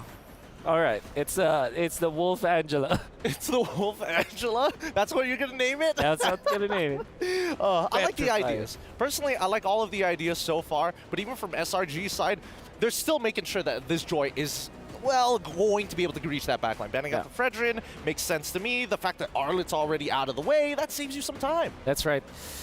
So how do you answer that with a jungle pick now? If you are Fnatic Onyx, you want a hero that's faster. Typically, the Nolan is it was the traditional answer to the Joy back in M5, you remember. But Fnatic Onyx themselves have banned that hero. So without the Hayabusa, without the Roger, without the Ling, maybe Julian is the next best thing for Fnatic Onyx that actually farms very fast. Or maybe they're the team that picks up the Hellcurt, right? Maybe carry Hellcurt could work. Let's remind ourselves, Joy does not have the anti-CC anymore. That's right. Joy can be CC'd now. So you can play the CC in. That's not what I mean. That's not what I mean. Although CC, current call, lock the Joy. Yeah, could be. It could work. I can see it happening. I can definitely see it happening. I hope that we see an Esmeralda because this is Louis, Joy, and Grok. They go Masha instead. Okay, whatever. And then Hellcurt perhaps for Mr. Kyrie. Oh, Guinevere. Oh, no anti-CC. There is CC. I think they're okay. So you're looking for a marksman. Probably a Claude, right? Yeah. A Claude versus the Moskov. Maybe you want to go back to the Beatrix or the Ruby. My only problem is that the Guinevere can jump on you and you don't have the Purify. Yeah, that's why I like the Ruby for SRG. This is a way to cancel the Guinevere, Masha's. What about carry? Carry might be difficult here, actually. Yeah, there's a lot of Cs. Yeah, a lot of, no, not really Cs. A lot of one-shot heroes like Masha. Yeah, they go back to the Claude. Understandable. Yep, again, using a hero that has a Purify makes it a little bit more interactive when you're going up against the Guinevere. Thank you very much, Gideon. Thank you very much, Wolf. Casters, I don't know about you guys, but we need to digest. So give us some time, because now it's your time to do your job. Thank you, gentlemen. We also need some time to digest, man. Yeah, man, we all need to digest, man. I mean, at this point, even Fnatic Onyx have to digest. Nice. So how do they tackle this game, right? They're out.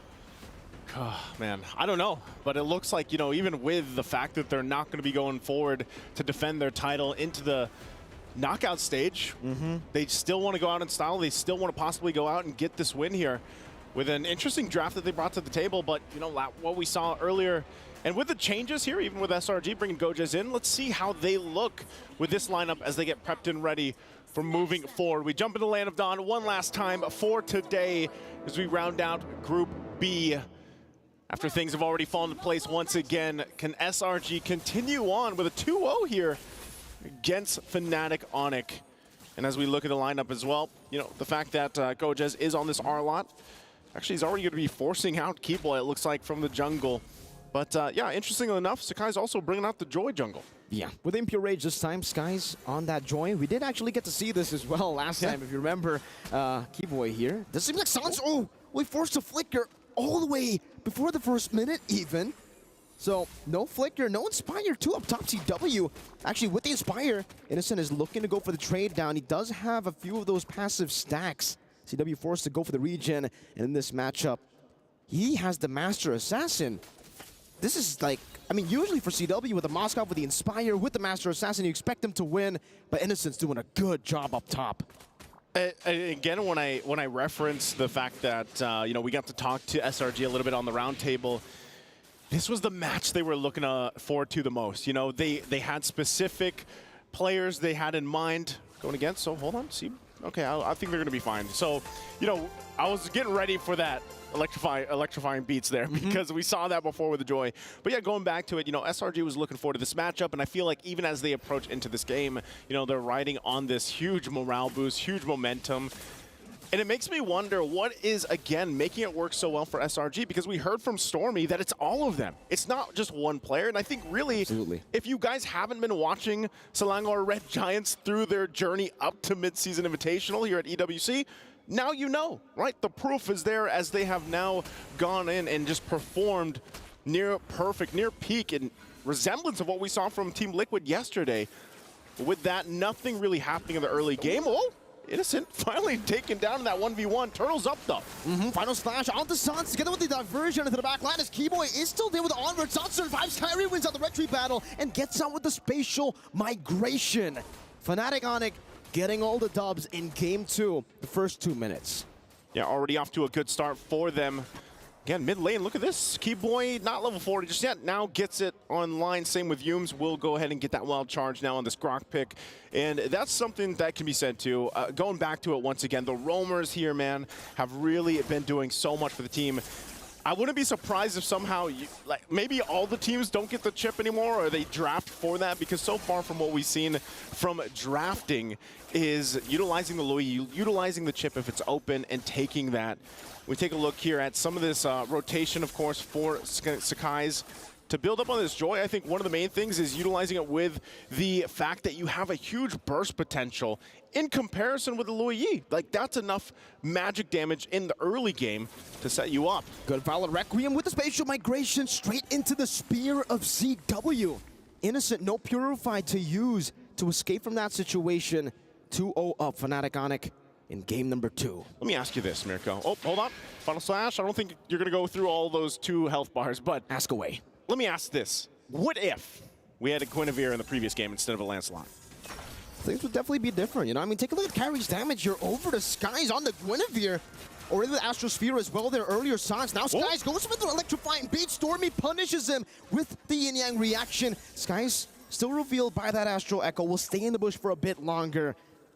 Kyrie will be falling there. It's a trade back, so I guess you get your answer. Now with the charge, straight into Gojez, his final slash, right into the yin yang reaction. But Keyboy is still able to survive with the Primal Wrath, punishing Gojez for overextending. You could see on your screen too, Sakai's laughing at that, but Gojez had the right thing in mind. Oh, hold on, CW? Now with the Inspire as well, trying to go for it. Keyboy jumps in with the Earth Shatter and the R-Word, locking Stormy down, but Stormy's able to flicker around. Now with the Yang reaction, getting the shielding down as Keyboy will be forced back. Innocent gunning him down. The Earth Shatter connecting, and one last shot from Innocent. Now it's Kyrie looking for the cleanup. Now as Yums is very low inside of the bush, Kyrie decides to go for Innocent, but he jumps back in onto the Battle Mirror image with the Violet Requiem. He doesn't even need the spatial migration. 2 Thunderclaps to take Yums out. Now Skies on the electrifying beat. Has another thunderclap reset for Look B. Goes into the Skies, flickers out to safety. And Sans is there to provide some backup. Yep, good fighting once again from both teams here, but SRG also to respond. You know, they fall back, they fall behind just a little bit. We're going to take a look at the replay brought to us by STC. Great initiations on the top side. Keyboy was there, gets the Earth Shatter. You know, Stormy one hit away, but eventually Lutby also joins the fight, comes in with the Thunderclap. And, you know, I'm actually really interested on what build path we're going to see here because, you know, before, yeah, Gojes, They're again. having fun. They're having fun. They should. You know, bringing in Gojes here, of course, for this. And, oh, not going to land that final slash. Might get whittled down here. Unless they just disengage. Looks like they're going to go ahead and disengage. But SRG, at the most part, is just trying to keep things from slipping too far in favor of Fnatic Onic. Slowly but surely, Spear of Misery down below. Innocent doing some damage back on this EW. Damn, that's a lot of damage. That's it, and which is weird. I mean, he's 1 in 3. Right, he's 1 in 3 on the Claude, and we know that That's Claude, why I was surprised. Yeah, he takes time to build up, man. But look at this, like Innocent is still going to play that style of his in the gold lane, even if he's down. I mean, even looking at the gold difference here, you can see it, right? He is behind what 700 gold or so. Nothing too crazy. Diversion going to be used here. What do they end up landing? Wild charge flicker. Yums now straight into the collapse now as Kyrie isn't able to find spatial migration. Keyboy using the primal rat defensively. The electrifying beats from Skies. Not enough to take Kyrie down as he is able to survive. So Fnatic Onic, they lose CW. CW. They just lose him, you know, lose CW. They pick that up. There's the difference between those gold laners once again, but they both pretty much have nearly the same items, nearly identical there. For CW, though, of course, he wants to go ahead and continue to farm up, get that next, either the Golden Staff DHS, we see what Moscow's do, but Innocent's going to go ahead and just take down this Tier 1 turret. They're going to be too late to get to it, and you can see this, Yums providing it that vision with this Grok. Makes me wonder here, Mirko, like, what's more value, the Lu Yi or the chip? What do you think they're equal? I think they're kind of equal. And both times, spatial migration, Violent Requiem, Gojes going to be pinned down to the wall by CW, but look at the diversion again! CW able to get the Abyss Walker, but Innocent just guns him down with the Blazing Duet. Right on time to answer your question. Chipper, Lohi, both are equally strong. Kyrie jumps to the back. Innocent still able to escape for a bit, but will be taken out by Kyrie. And that will be a trade. It's actually a 2-for-1 in the end. Yeah. Turtle's up, though. So with that, you're going to see Fnatic Onic go ahead and just try to get in this zone, in this area. But Yums is going to spot a lot of this out. With this Grok, he's going to get flipped over. Spatial migration, locking him down into that Violet Requiem. The combo together with the Astro Meteor placed down. That's a kill over to Sans as Skies now goes with electrifying beats. Not enough damage on the Keyboy or to Kyrie. The Primal Wrath gets used up. The final slash on a 2 as Kyrie jumps to the back, but Skies is able to escape. Gojes flickers out, gets caught in the spatial migration. The spear and the Astral Sphere. Everything and the kitchen sink thrown at him. They will be able to secure turtle number 3. Skies tries to go for a little cheeky steal there at CW. Who claims it? Kyrie unable to go for that retribution. Skies wants this 1v1.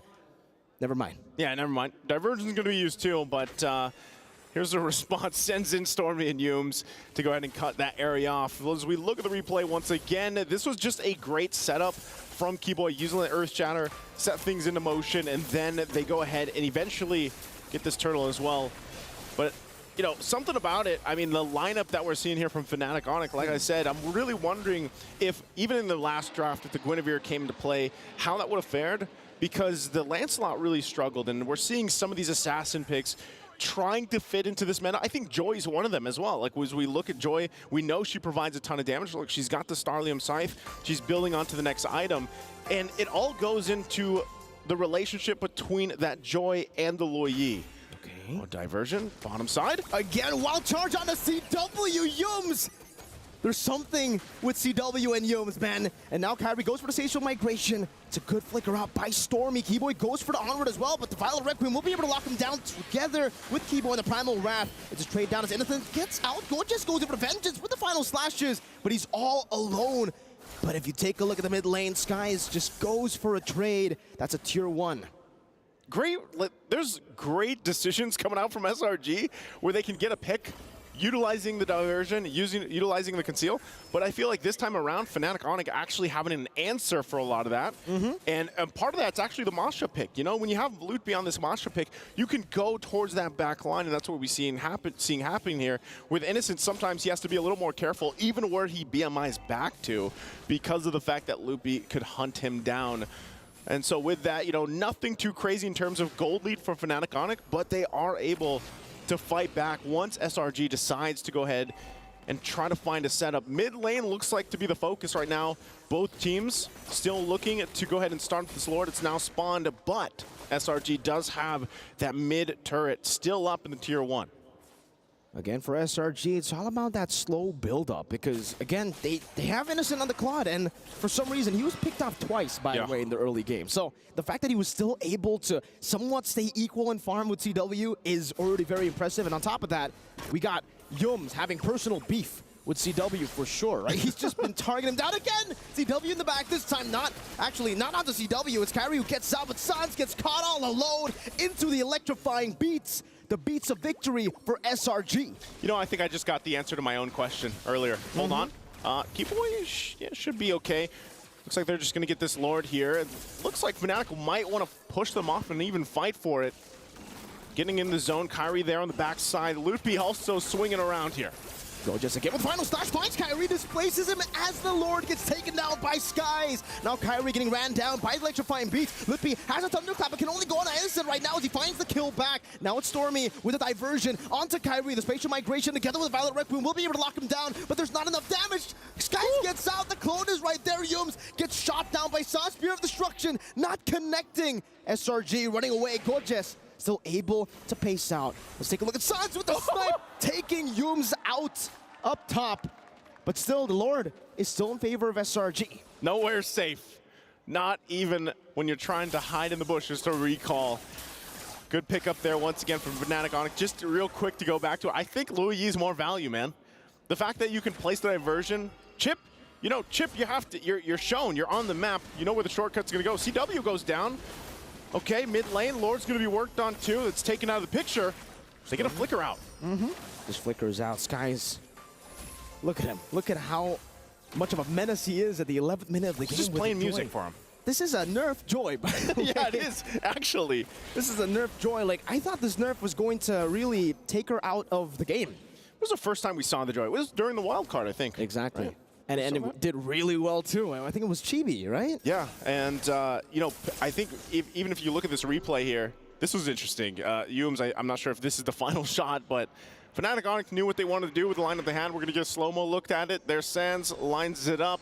Goja's not even, actually Goja's like, yeah, nah. Yeah, I'm not going to block that for you. We've had that. Wait, is this the same clip, or has he just been laughing the same way 3 times? I feel like that's just him right now. That's just him? That's just him. Synchronized laughing. Synchronized laughing. Always laughing, but yeah, Fnatic Onyx, it's pretty much dead even, man. Look at this. Look at the gold department. You know, for the most part, there's nothing really giving any team a drastic favor other than the fact that, you know, there's way more turrets, at least for SRG, to play around with. They've got 5 down of Fnatic Onyx. And so you're going to have to kind of see them play around the diversion. Items also, they've got the Winter's Crown for Stormy available there. The Starlium Scythe, Holy Crystal also locked in now for Sakai's. And that's where you're going to see that damage. Oh, and then the Divine Glaive as well, as I was just going into that. So he picks up Divine Glaive, Divine Version. Again with the wild charge. Now with the Sans again. This time he won't be able to flicker out of it. And Sans gets assassinated by Stormy together with Yums. Divine Version. That's what I just called it. Divine Version. Yeah. Wild Diversion. Wild Diversion. Both work. And so going back to it, SRG now still going for the pickoff. Keyboy. Primal Rat trying to survive. Innocent takes him out away in the purple buff. And with Gorgeous, just with the final slash, he's able to displace him enough for the rest of the team to deal with him. 13-11, but the gold lead is still in favor of SRG. Yep, just a bit by a couple hundred gold. Nothing too crazy. Like I said, Fnatic Onyx, it looks like they should be able to actually contest this and get into the zone, but they don't want to just deal with it, you know, given the fact that they do have pretty good clear. They could find themselves just defending. Diversion going to be used right there on the side of the jungle. No wild charge coming through that one. They're not going to pull the trigger just yet.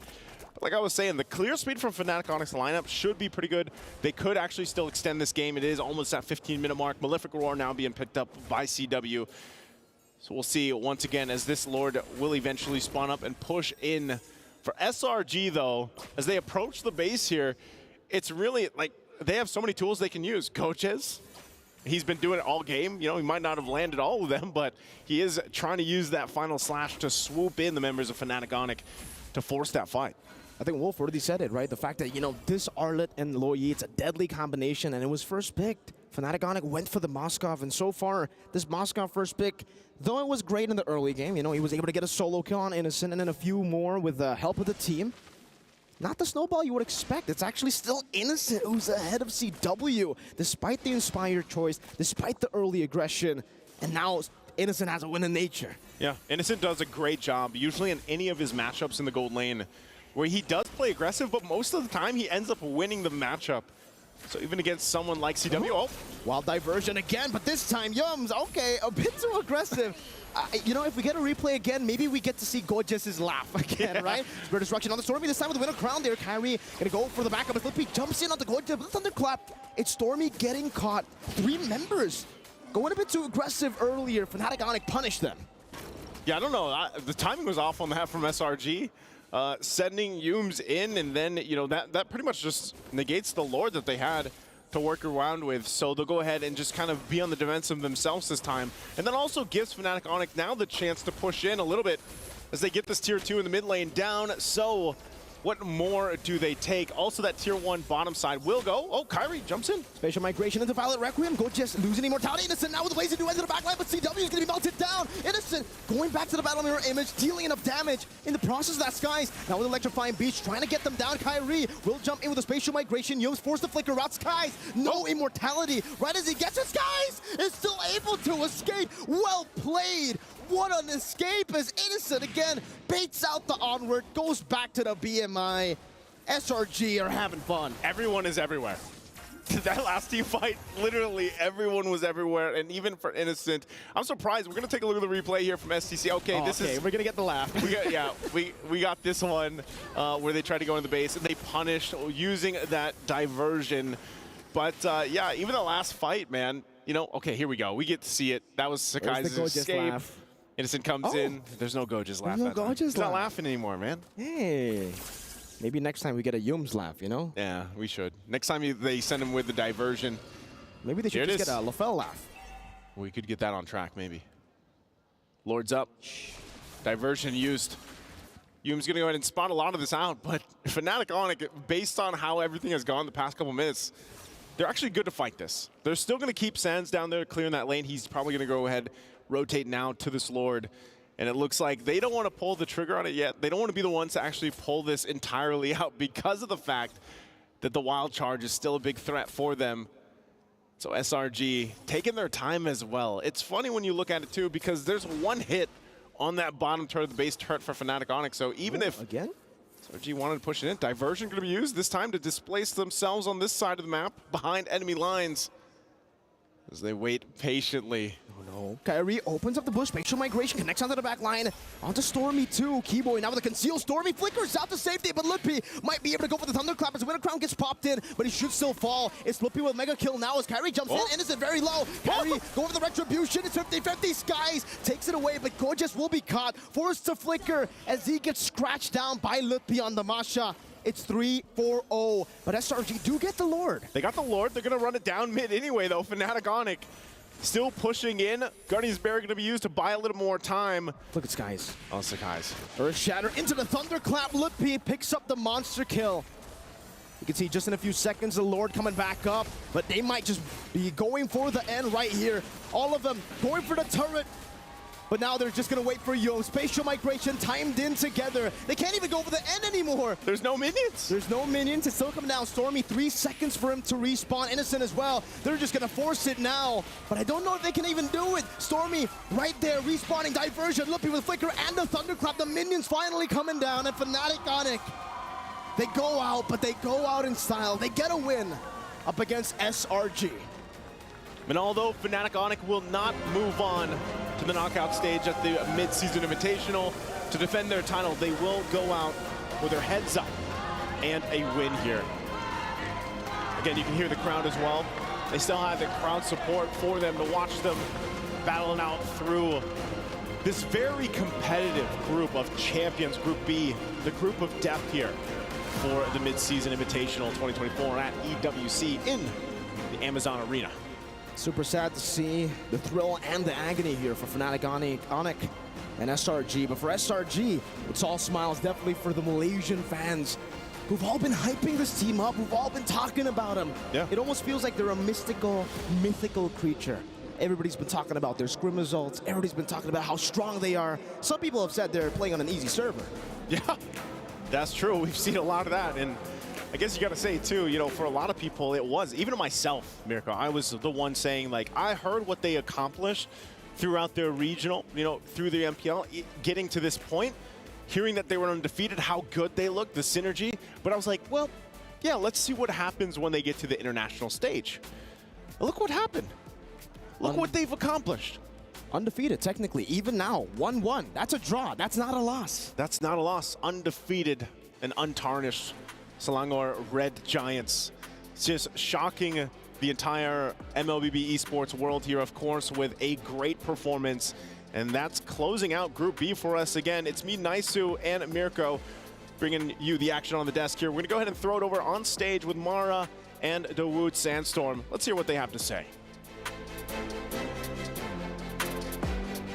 From Selangor Red Giants here with us, Innocent.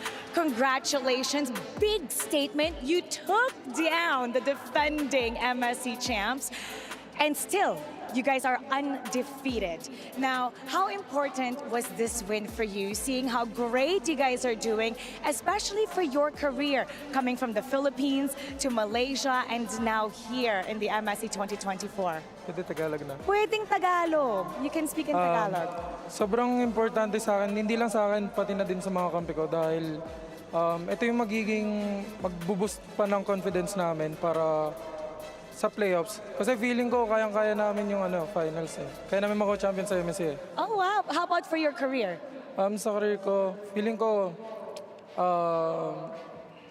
sobrang importante niya kasi mas nabuboost yung confidence ko, and simula nung pag-join ko ng Selangor Red Giants, sobrang ganda ng nangyari sa akin.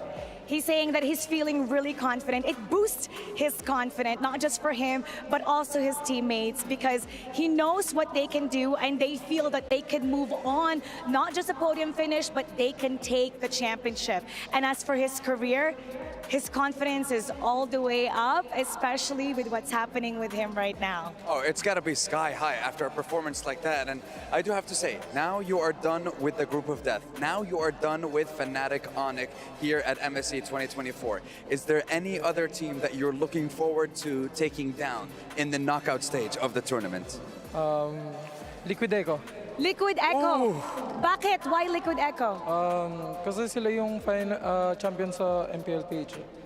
He said Liquid Echo because they're the champions in MPL Philippines and they want to defeat the champions. I mean, you have to make a statement, and that right there, I love the fact that he's making a challenge and he wants to take on the best team, or one of the best teams here at MSC. And of course, one more question for you. We want to give you this opportunity to say anything to the fans watching you here in Riyadh or supporting you back at home watching this live stream. Gusto ko lang magpasalamat sa lahat ng fans namin and sa tita ko na pumunta pa. Ayun. And sa family ko sa Pinas, and lalong-lalo na sa girlfriend ko. Say the shout out to the girlfriend.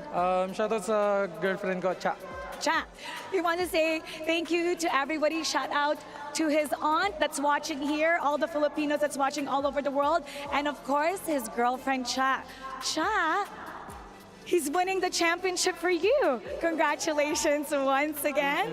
And now we're going to turn it back to the studio to break it down for us. Panel, what you got? So in this game, Onyx won. Yes. Yep.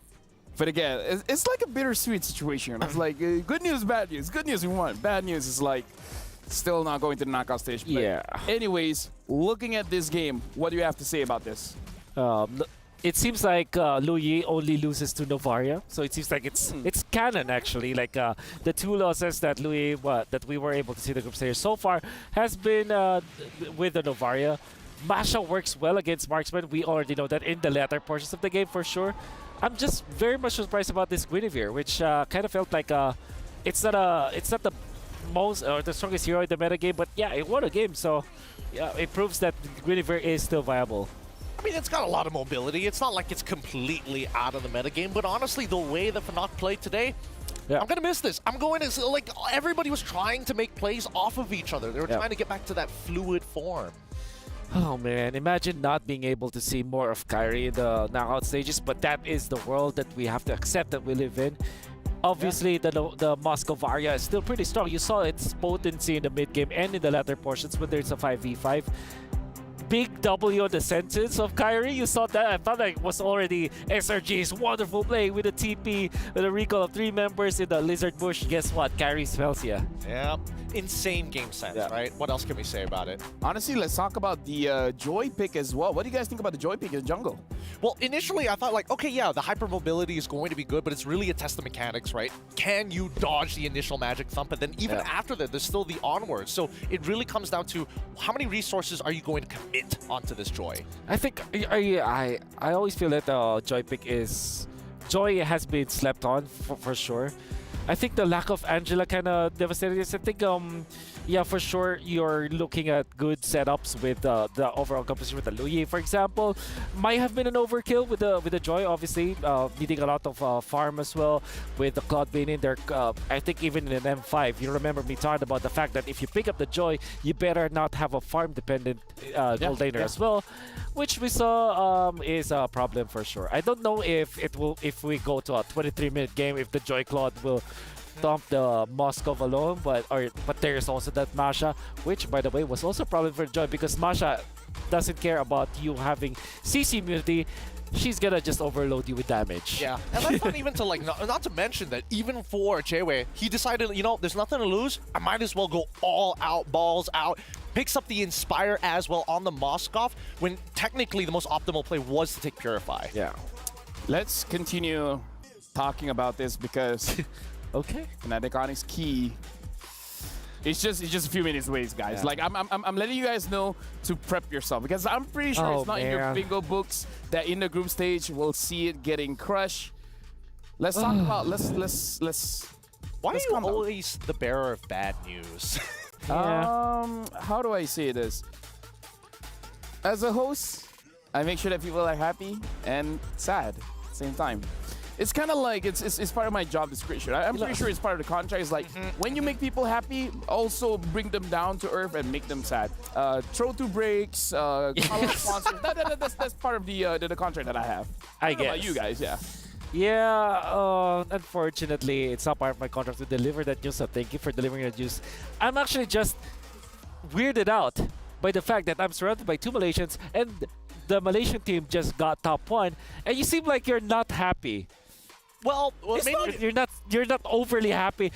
Remember back in the day when you're just, you know, you're getting breathe properly, you're very expressive when Malaysian teams win. Yeah, and you're like you're always like jumping around, or you're like big sigh of relief. But today it's weird, right? It's weird. It honestly feels weird that you know 2 Malaysian teams are coming out of the groups. But I also prepared like a lot of things where enemy, you know, Wolf enemy, public enemy number 1. I can't use any of that anymore. Not anymore. You know what? We're gonna continue this while we're looking at the Sony match MVP, and it's gonna be Kyrie. I'm not gonna say that a lot.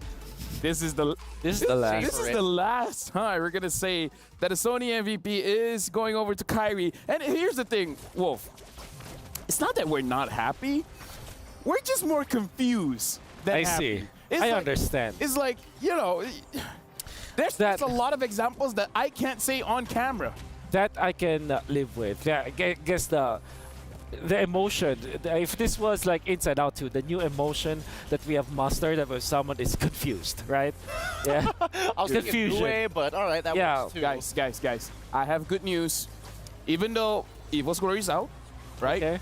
Fnatic Onyx is out. Yeah. There's still an Indonesian. Udil. We're still the last Kage. The last Kage. The last. So they're still here. They're still here. All right, don't lose hope. Don't lose hope just yet. That's very true. But yes, Kyrie, our Sony match MVP, 16 KD.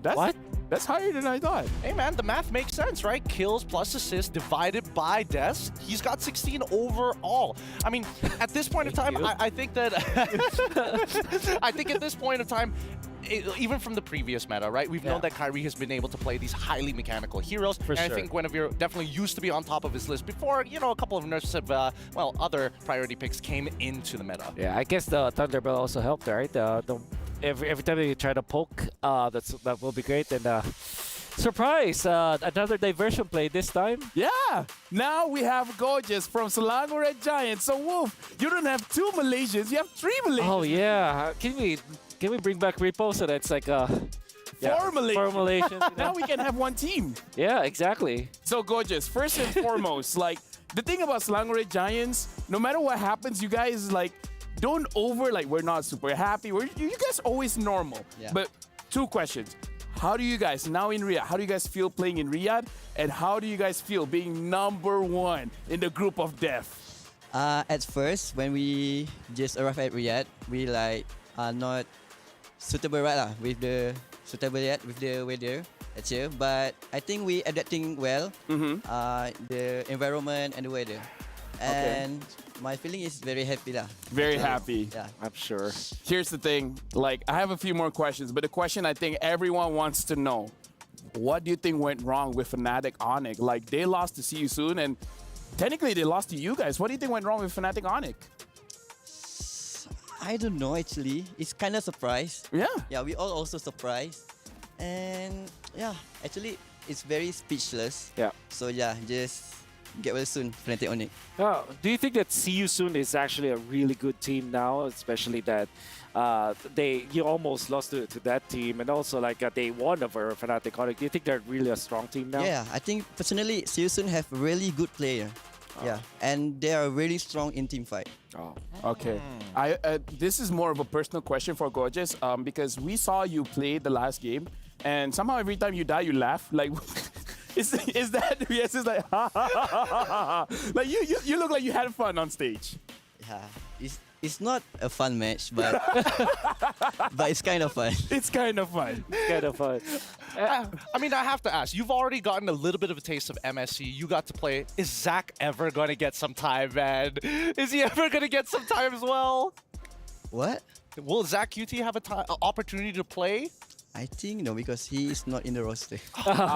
Makes sense. That makes sense. No, okay, so we have one more group.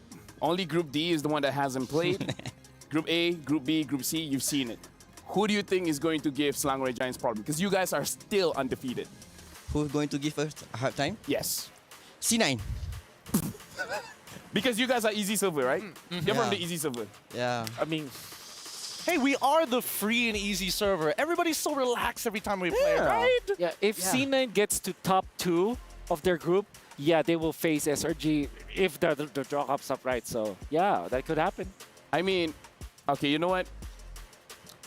I have a question, but for now, let's actually look at the STC prediction. Let's see, Selangor Red Giants and Fnatic Onyx, who did you guys predict was gonna win? And the STC prediction is... Man. What? Gorgeous!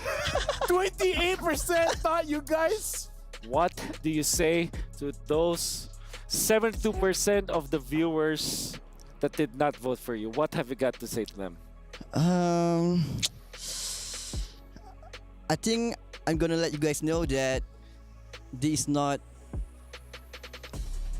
era of any Onyx anymore. It's Red Giant era, man. It's Red Giants era. 72% voted for Onyx. You guys are half correct. You guys got 1 point. But do you honestly think C9 would make it out of group? Yeah, I think I'm going to pray so that C9 going to pass the group. Because you guys really want to fight C9? Really want to fight. Okay, you know what? I don't think they're gonna make it. I don't know about you guys, but you got Falcon every brand. You got Falcons, and you also have a XYG. Do you think they can beat XYG? Who? C9. Yeah, sure. Oh yeah, sure. Do you think they can defeat Bren? Brand, I think if their jungle wear saber, I think they can. Bo just came in loaded. He came in locked and loaded, bro. For those who know, For those who know. for those who know, you guys know. And with You that, know, you know. You know what? I'm gonna ask you. When you guys win, and I'm saying when, okay? When you guys win, you guys can choose 3 keys from your opponents to be part of your trophy. Which keys of teams do you guys want to put? You want the serious one or not? Funny one first. I think it's funny one. I'm gonna take 3C9. 3 3C9. Cloud 9, Cloud 9, Cloud 9. Yeah. You know what?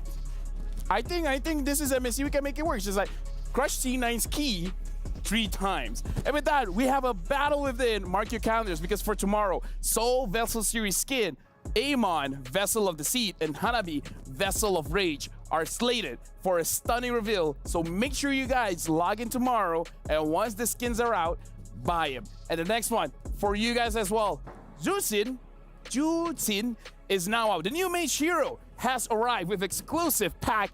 Get the hero and her ethereal Serenity skin during the launch week. It's only 469 diamonds, but if you guys buy with the battle points, 51 diamonds, and you guys can get the skin. But the thing is, it's only 14 days from the launch day, so your time is running out. Make sure you guys grab the skin as fast as possible. So the funny answer, C9 3 times. Yeah. Serious answer. C9 is one of them. What are the other 2 teams? I think I'm gonna remove the C9. Oh, remove If- C9? Oh, wow. I'm gonna take maybe Onyx, Brand, and Liquid Echo. Oh, Onyx, Brand, and Liquid Echo. Yeah. Okay. You know what? That would be a very expensive trophy. It would. That'd be pretty epic. I'm not gonna lie. But at this point, where do you go? Just for you personally, right? Okay. Where do you see SRG in terms of rankings right now? I mean, you've already knocked out Fnatic Onyx, so that changes things a little bit. Where are we? Top 3 already? Number 1? Are you gonna call it here? I think if I'm going to be humble, I'm gonna say top 3. But if you're gonna be truthful, yeah, I would say.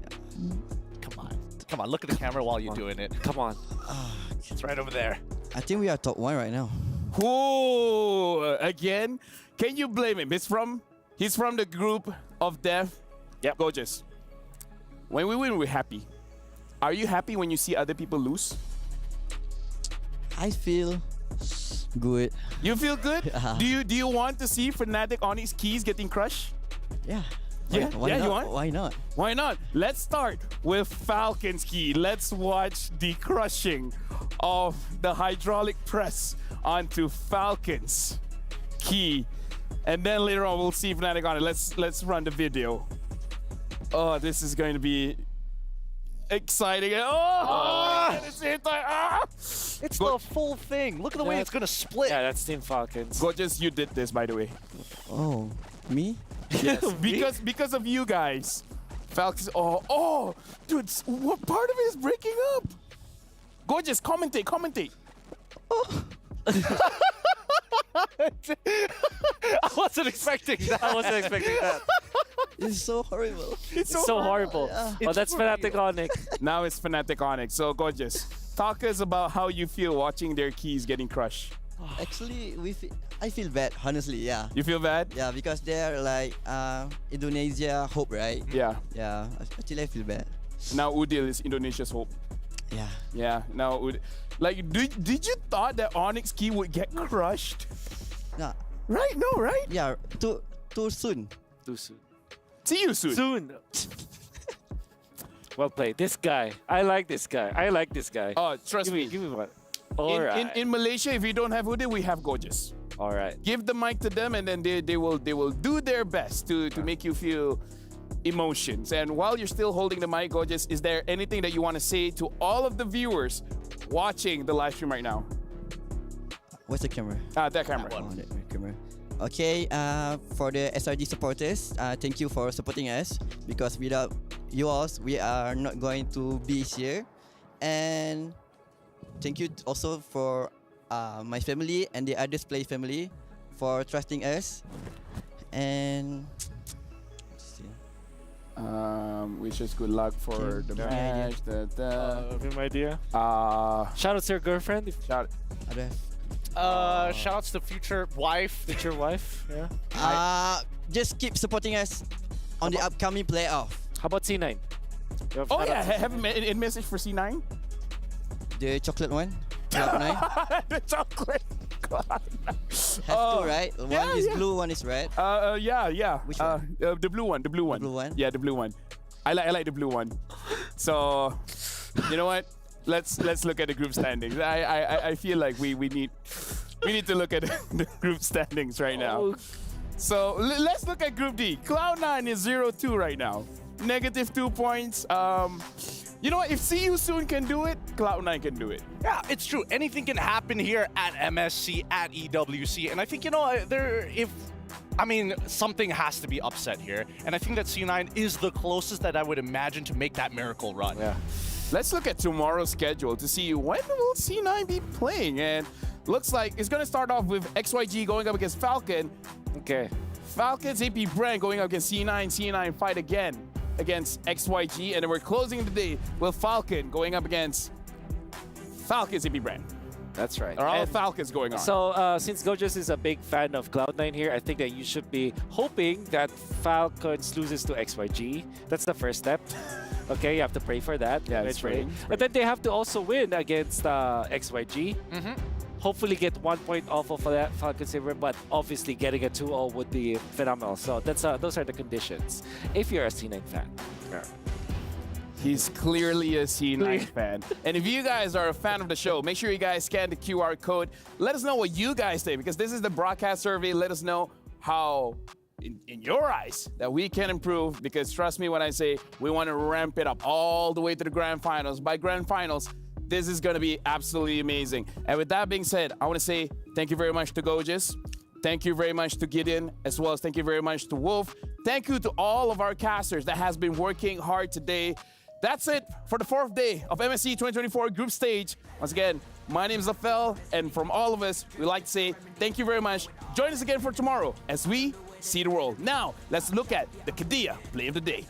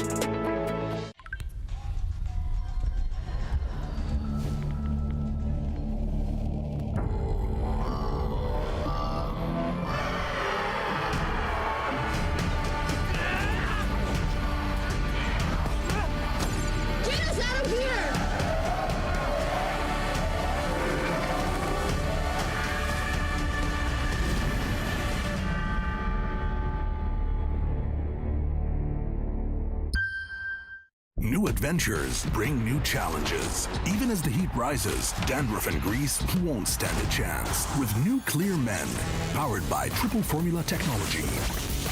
To eliminate dandruff, itch, and grease, gives you 8 hours of freshness and 100% dandruff-free hair.